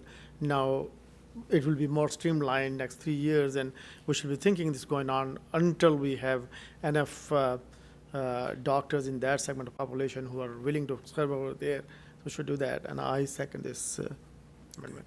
Yes, I would just say with the caveat of what Mr. Watkins indicated, that when the program scales, you have different issues, different challenges that you need to face, and I think those are the ones that we're all grappling with, and the board has said, I'm taking away from this discussion, we like the program, we support the program, please go figure these things out, and then report back. After Ms. Lubiana, I'd like for us to call the question. Thank you. Question, I read that, at least with the pilot program, the initial 3-year term, part of that was to alleviate the concerns of, I guess, the Mexican government that California wouldn't be taking, their doctors. And so I was wondering, with this new legislation, is there still that concern? I know it's also 3 years, but it's still a 3-year license, if that's your question, but I would have to maybe, if you wanted to direct that question to Mr. Torres, he could probably speak more eloquently than I can about why 3 years and concerns about other matters. Yes, that would be great. Okay. Thank you.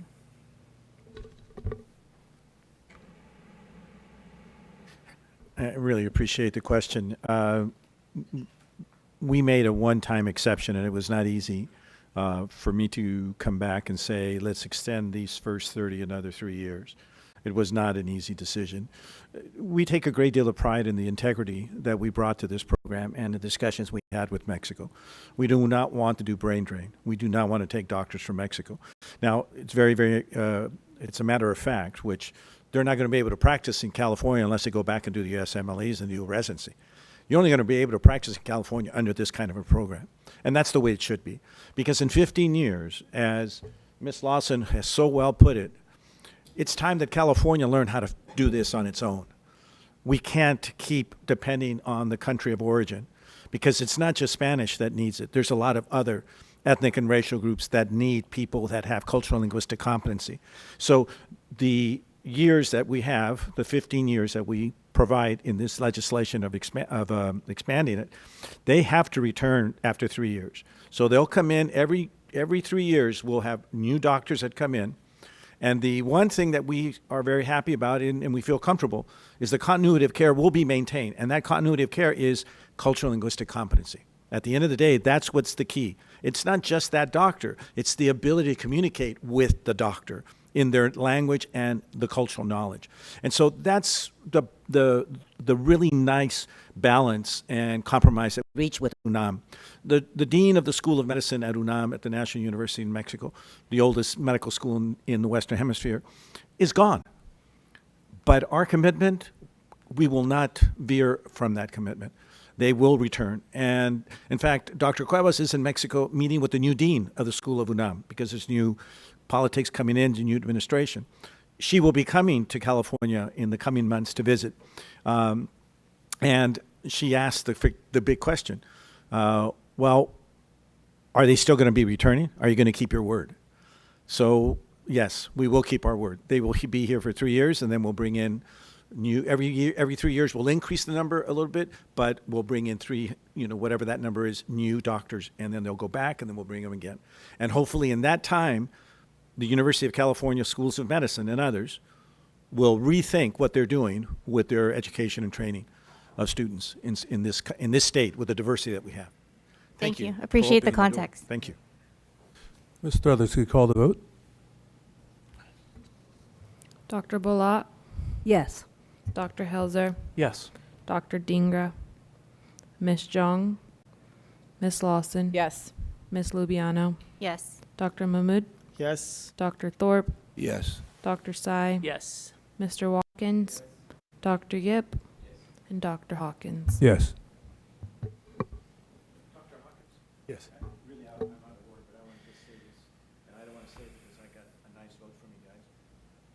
It has really been a great relationship working with your board staff.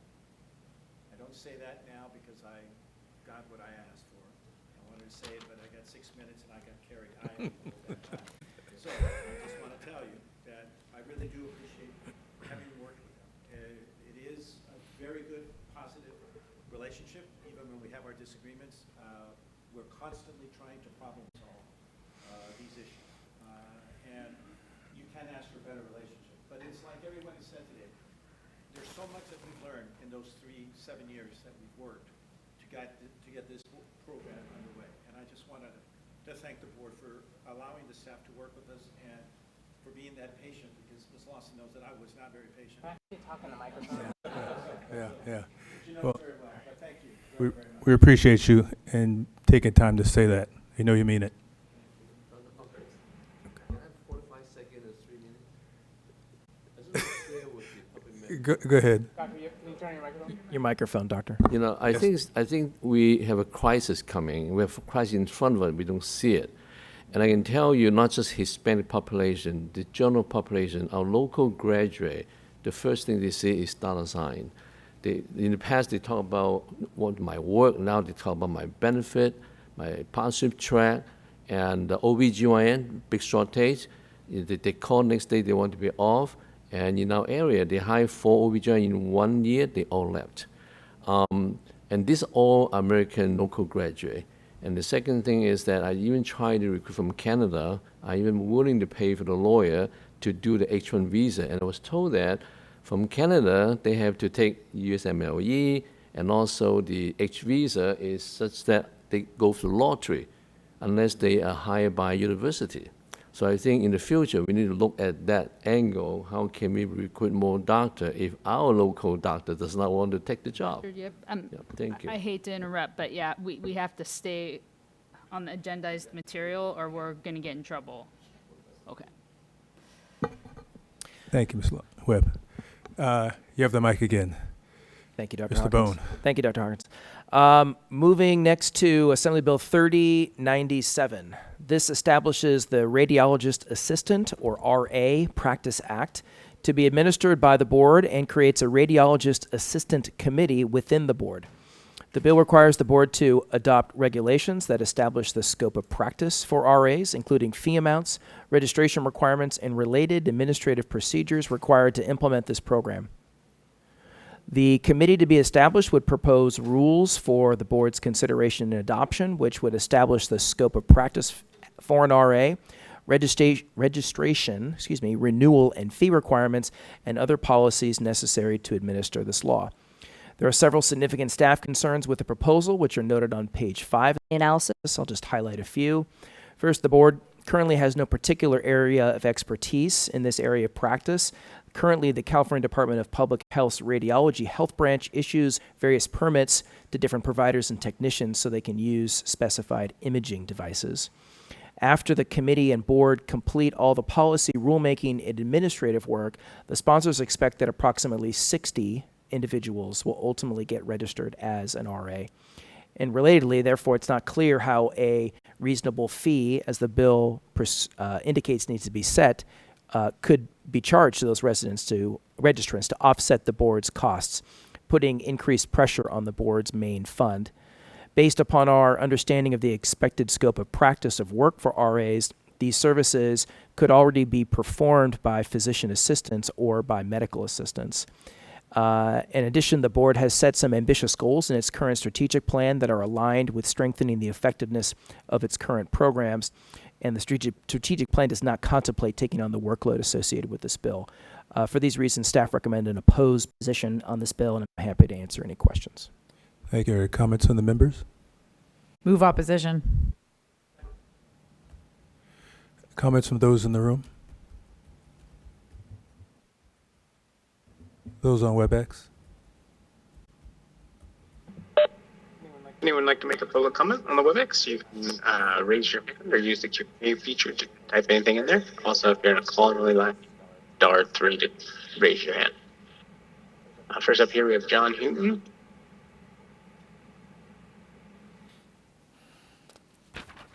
I am calling in today from the office of State Assemblyman Philip Chen, the author of the bill. First, just want to take the time to appreciate Aaron and the amazing folks over at the medical board for working with us and for producing that analysis, which we greatly appreciate. Just a couple notes from me. I just wanted to make sure I came here and took the time to speak to you all and answer some questions. But really just wanted to give an update for the team. So sort of where we're at in this exact moment, we are working still diligently with our sponsors and our boss. We're in close communication. But the big note I want to leave with this group is that we are still in conversation with quite a few stakeholders. And in about a couple of weeks, we should have amendments in print that would both lessen the time and financial resources that are required of the medical board. We greatly recognize the strain that this bill places on the board and its members. But that said, I recognize that your meetings are quarterly and you folks have to vote on what is in front of you. So I won't make any asks of this group. Just wanted to be here as a representative from the author's office, and know you folks have to take the vote today, but just know that we are working diligently to try and alleviate the concerns that Aaron brought up in the analysis, and hope that you will bear with us as we move through this process. As you all know, it is ever evolving and fast moving. And again, just really appreciate all of your time this afternoon, and happy to take any questions. Next, WebEx. Thank you for your public comment. At this time, Dr. Hawkins, I'm not seeing any additional question queues. And this are the comments. So Strother, do you call the vote? We have a motion on AB 3097 to oppose. It's been seconded. And call for the question then. Dr. Balat? Yes. Dr. Helzer? Yes. Dr. Dingra? Ms. Lawson? Yes. Ms. Jong? Ms. Lubiano? Yes. Dr. Mahmood? Yes. Dr. Thorpe? Yes. Dr. Sai? Yes. Mr. Watkins? Yes. Dr. Yip? And Dr. Hawkins? Yes. Thank you, members. The last bill for discussion today is SB 607. This expands current law to require a prescriber to discuss risks and dangers of opioids and opioid addiction to all patients, except when being treated for substance use disorders in certain facilities or receiving hospice care. Likely, this information is already being communicated to patients when they are receiving such a prescription. These types of disclosures are included in the board's recently updated guidelines for prescribing controlled substances for pain.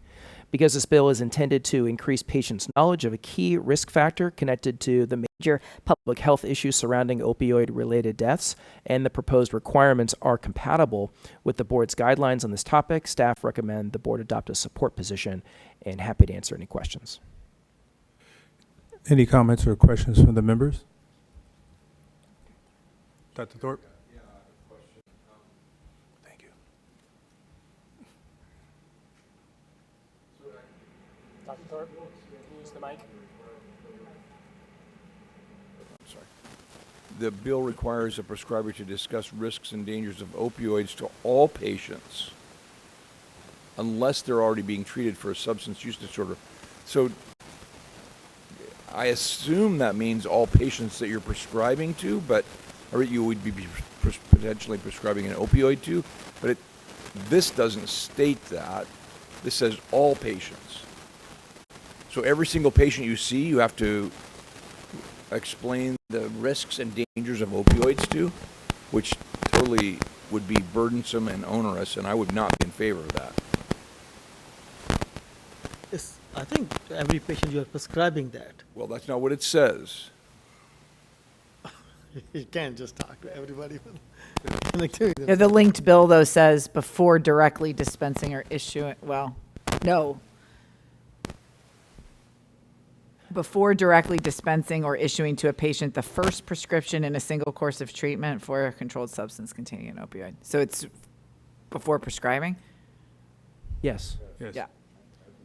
It's not for, if I go in to my dermatologist, they don't need to explain it to me. I guess, Your, unless they're prescribing me. body contour. My body contour.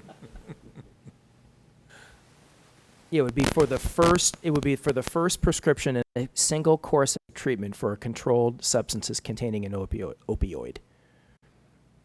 And the current law. Where are you reading from?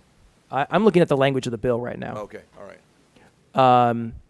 The current law generally require, the exceptions are a little bit different, but the same conversations are required under current law, but they're limited to minors. This expands that out to any patient, irrespective of their age. Additional comments from the members? I move to support. I second. Okay. Comments from those in the room? Please.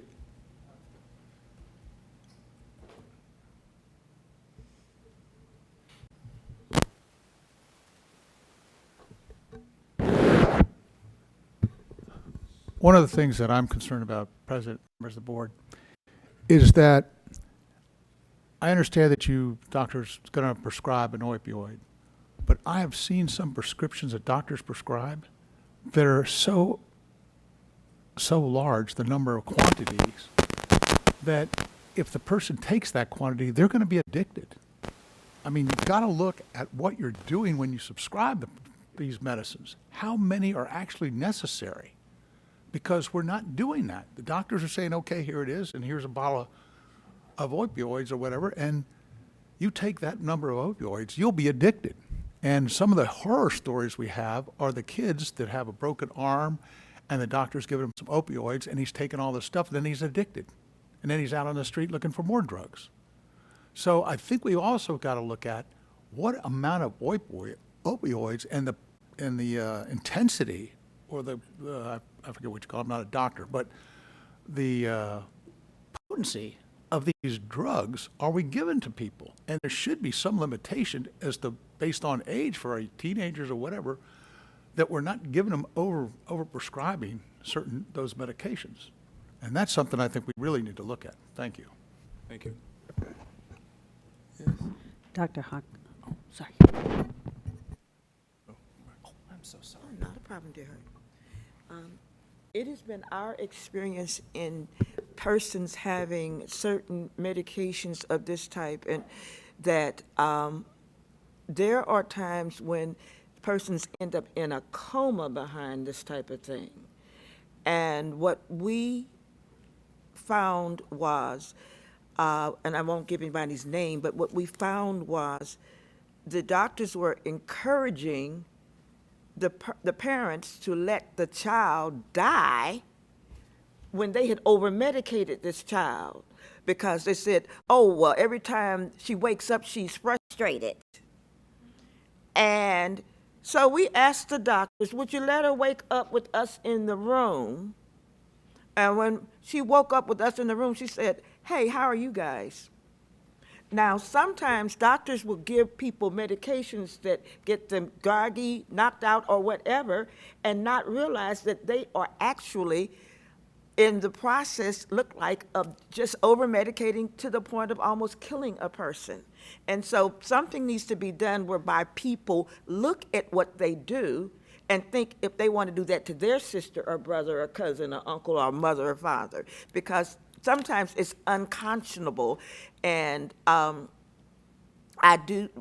I was doing music, I have to mention that one of the persons that was in the band was a pharmaceutical salesperson, and he pointed out how doctors are receiving so much money for prescribing certain drugs. So if you've got something going on where it's going to get a person to the point where they're like loopy, well, then we shouldn't have people prescribing this to anybody, and it should be stated, as the person that I'm speaking of was somebody that was above 18 years of age. But that person, if they had just said, oh, well, we're going to just let her go, she would have been gone, and she's lived about 12 years since then.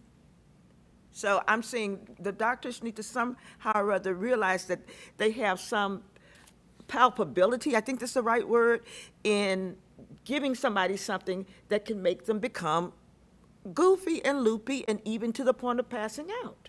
That's all I'm saying, you know. I hope I've said it correctly. Thank you. WebEx? Anyone on the WebEx wishing to make a public comment, you can use the hand-raising feature or the Q&A window. If you're on a call-in only line, you can press $3. First up here, we have Rosie Arthur's daughter. Rosie, you should be receiving that prompt. Hello. Okay. We've gone round and around and around with this because what happens is we have multiple issues regarding controlled substances, and there's no one single cookie cutter answer to it. Part of this bill is addressing or references the fentanyl deaths.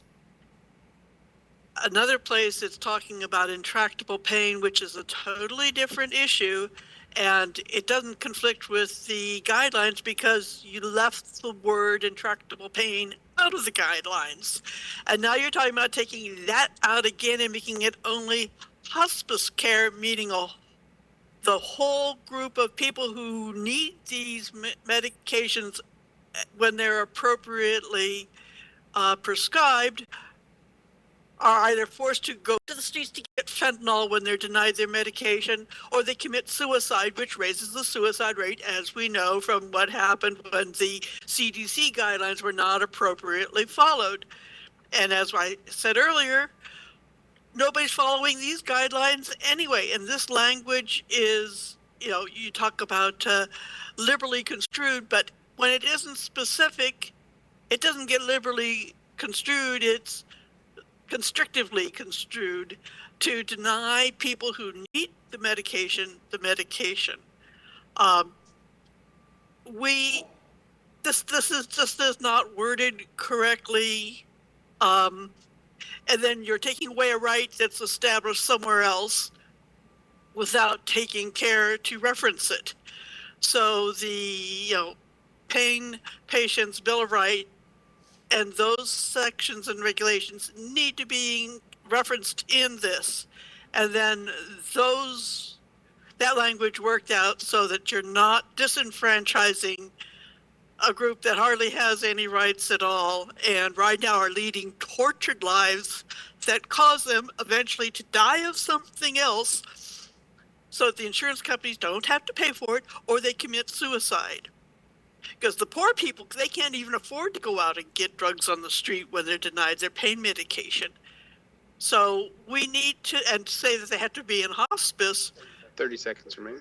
Yeah, this is just poorly written, and it ignores the existing legislation, the existing laws, the existing guidelines, and there's no compassion there. We're not talking about people being addicted because they're not getting this information, but we shouldn't be excluding people who are entitled to appropriate medication.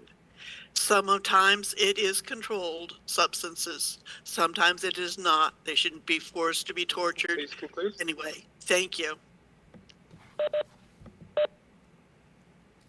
Thank you for your public comment. This time, Dr. Hawkins, I don't see additional requests. Okay, there's a motion that's been second to, yes.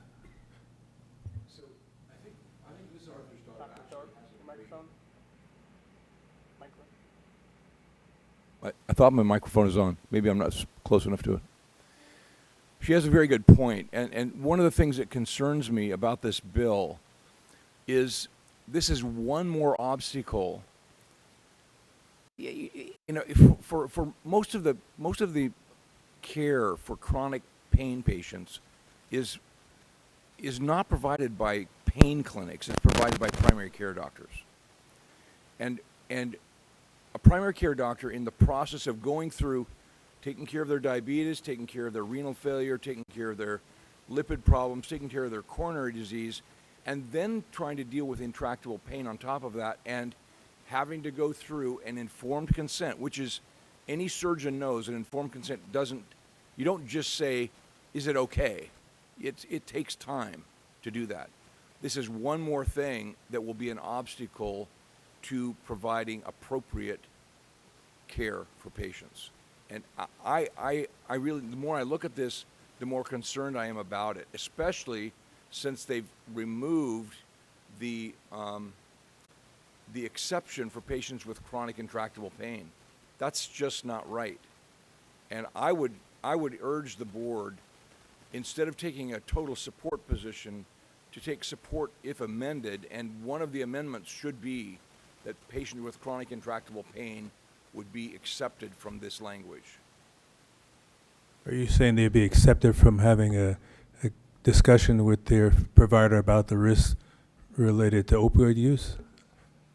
Are you saying that? To be clarified, I don't know how it's written in the bill. I haven't read the bill, but what's concerning to me is that every time the patient comes in to get a prescription for an opioid, they have to go through and make sure that there's an informed consent. That doesn't make any sense. So. Because people are getting medicines on a regular basis. Right. They should not, whatever the bill, the question I have is, why did they delete the exception for patients diagnosed with chronic intractable pain? That's just not right. And I think from the board's perspective, especially in light of the fact that we've just redone our guidelines, which are much more,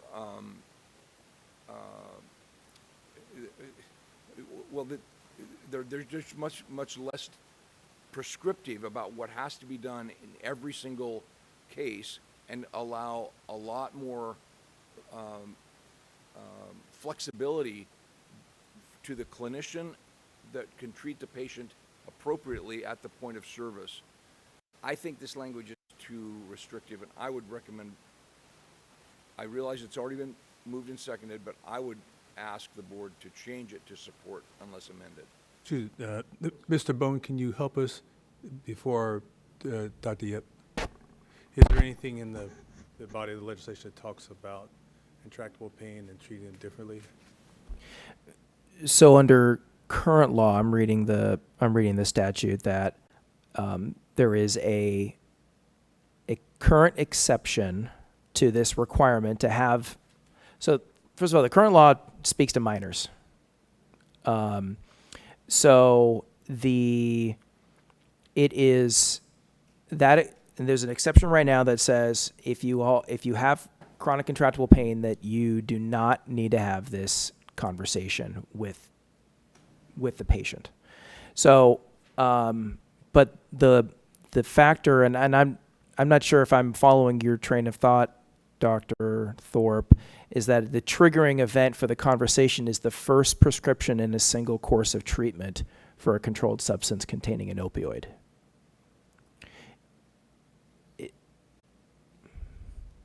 Does that help? It does not help me because I Okay. still think I do think it's important to have that conversation about consent, to have informed consent when you're being prescribed. As long as the problem is it's going to be chilling to the whole conversation around prescribing opioids. Most doctors aren't going to do it. Dr. Yip? So let me ask a question, and maybe it's an ignorant question. Why would doctors not be discussing all of these things as a matter of the standard of care? They would be. They're addictive. I mean, opioids are addictive. There is an increased risk of addiction, and they're dangerous. Why would you not? I mean, it seems to me these things should be done without us having to legislate them being done. True. That's my question. Did you say informed consent? Did the bill say informed consent or just say counseling discussion? Could you repeat the question, Doctor? Does the bill says informed consent needed or counseling and education? It doesn't use the words informed consent, but in a way, I think this is kind of dictating what informed consent looks like, or at least what a portion of what informed consent, because it's going to require these items to be discussed, the risks of addiction and overdose, Right. increased risks of addiction, dangers, The need to discuss is totally different from informed consent to be signed. We educate all the time, not even opioid, insulin and all that. The reason why I have seen lawsuit lost because the doctor was not giving the insulin instruction. So I think we need to be clear. Yes, if informed consent need to be signed, that's a totally different story. But require education, counseling, to discuss. inform the patient. That's totally different. We need to do it anyway. So It also seems that, toward Dr. Tsai, is that it's talking about the first time you administer medication to an individual who may not understand what they're actually taking. Yeah, the first severity. prescription in a single course of treatment. That makes sense. Dr. Tsai? I think ultimately we as physicians, anytime we give any medicine, even I give Claritin, I go, okay, you can get dry mouth, you can have. So we as physicians do this on a regular basis. However, with this legislation, it codifies there's liability involved. So not only did you practice medicine, but did you give counseling? So therefore, it creates a specific liability if I were not to give the whole entire spiel about, because obviously we're using legalese now, informed consent, risks, benefits, and alternatives. When we have a discussion, we just talk to the patient about, okay, you could have these side effects, and if you take too much, it can cause sleepiness, constipation, all these opiate issues. When we're tasked with a specific requirement, now there's something else to hang your hat on if we don't do it. I think that's what happens. Dr. Mahmood? The concern is it's not. There are significant number of physicians who are not talking to patients about the risks and benefits. It's not. I mean, I'm glad you talk. There's a huge number of physicians who are not talking to the patients when they are giving the medication. That's the only reason this is coming up here. they're either too busy or either they think the patient would know that they can read it. So this is making them, compelling them, okay, you need to talk to them. And when a patient will listen from a physician, he will follow and listen better and comply better than when you just tell him go read, open Google or something like that. So I think this is a really good thing. And even some physicians don't like it, they have to do it. This is important for the safety of the patient and important safety for their license too. Final comments, final comments before we take the vote. Anyone? Let's let's call the vote. Dr. Bolat, No. Dr. Dingra, Dr. Helzer, Yes. Ms. Jong, Ms. Lawson, Yes. Ms. Lubiano, Yes. Dr. Mahmood, Yes. Dr. Thorpe, No. Dr. Sai, Yes. Mr. Watkins, Dr. Yip, Dr. Hawkins. Yes. Thank you all very much. We're adjourning to tomorrow morning, 9 a.m. Appreciate you very much. Dr. Hawkins, we are in recess, not adjourning. Oh, Sorry. okay. Recess. Thank you. I'll learn eventually.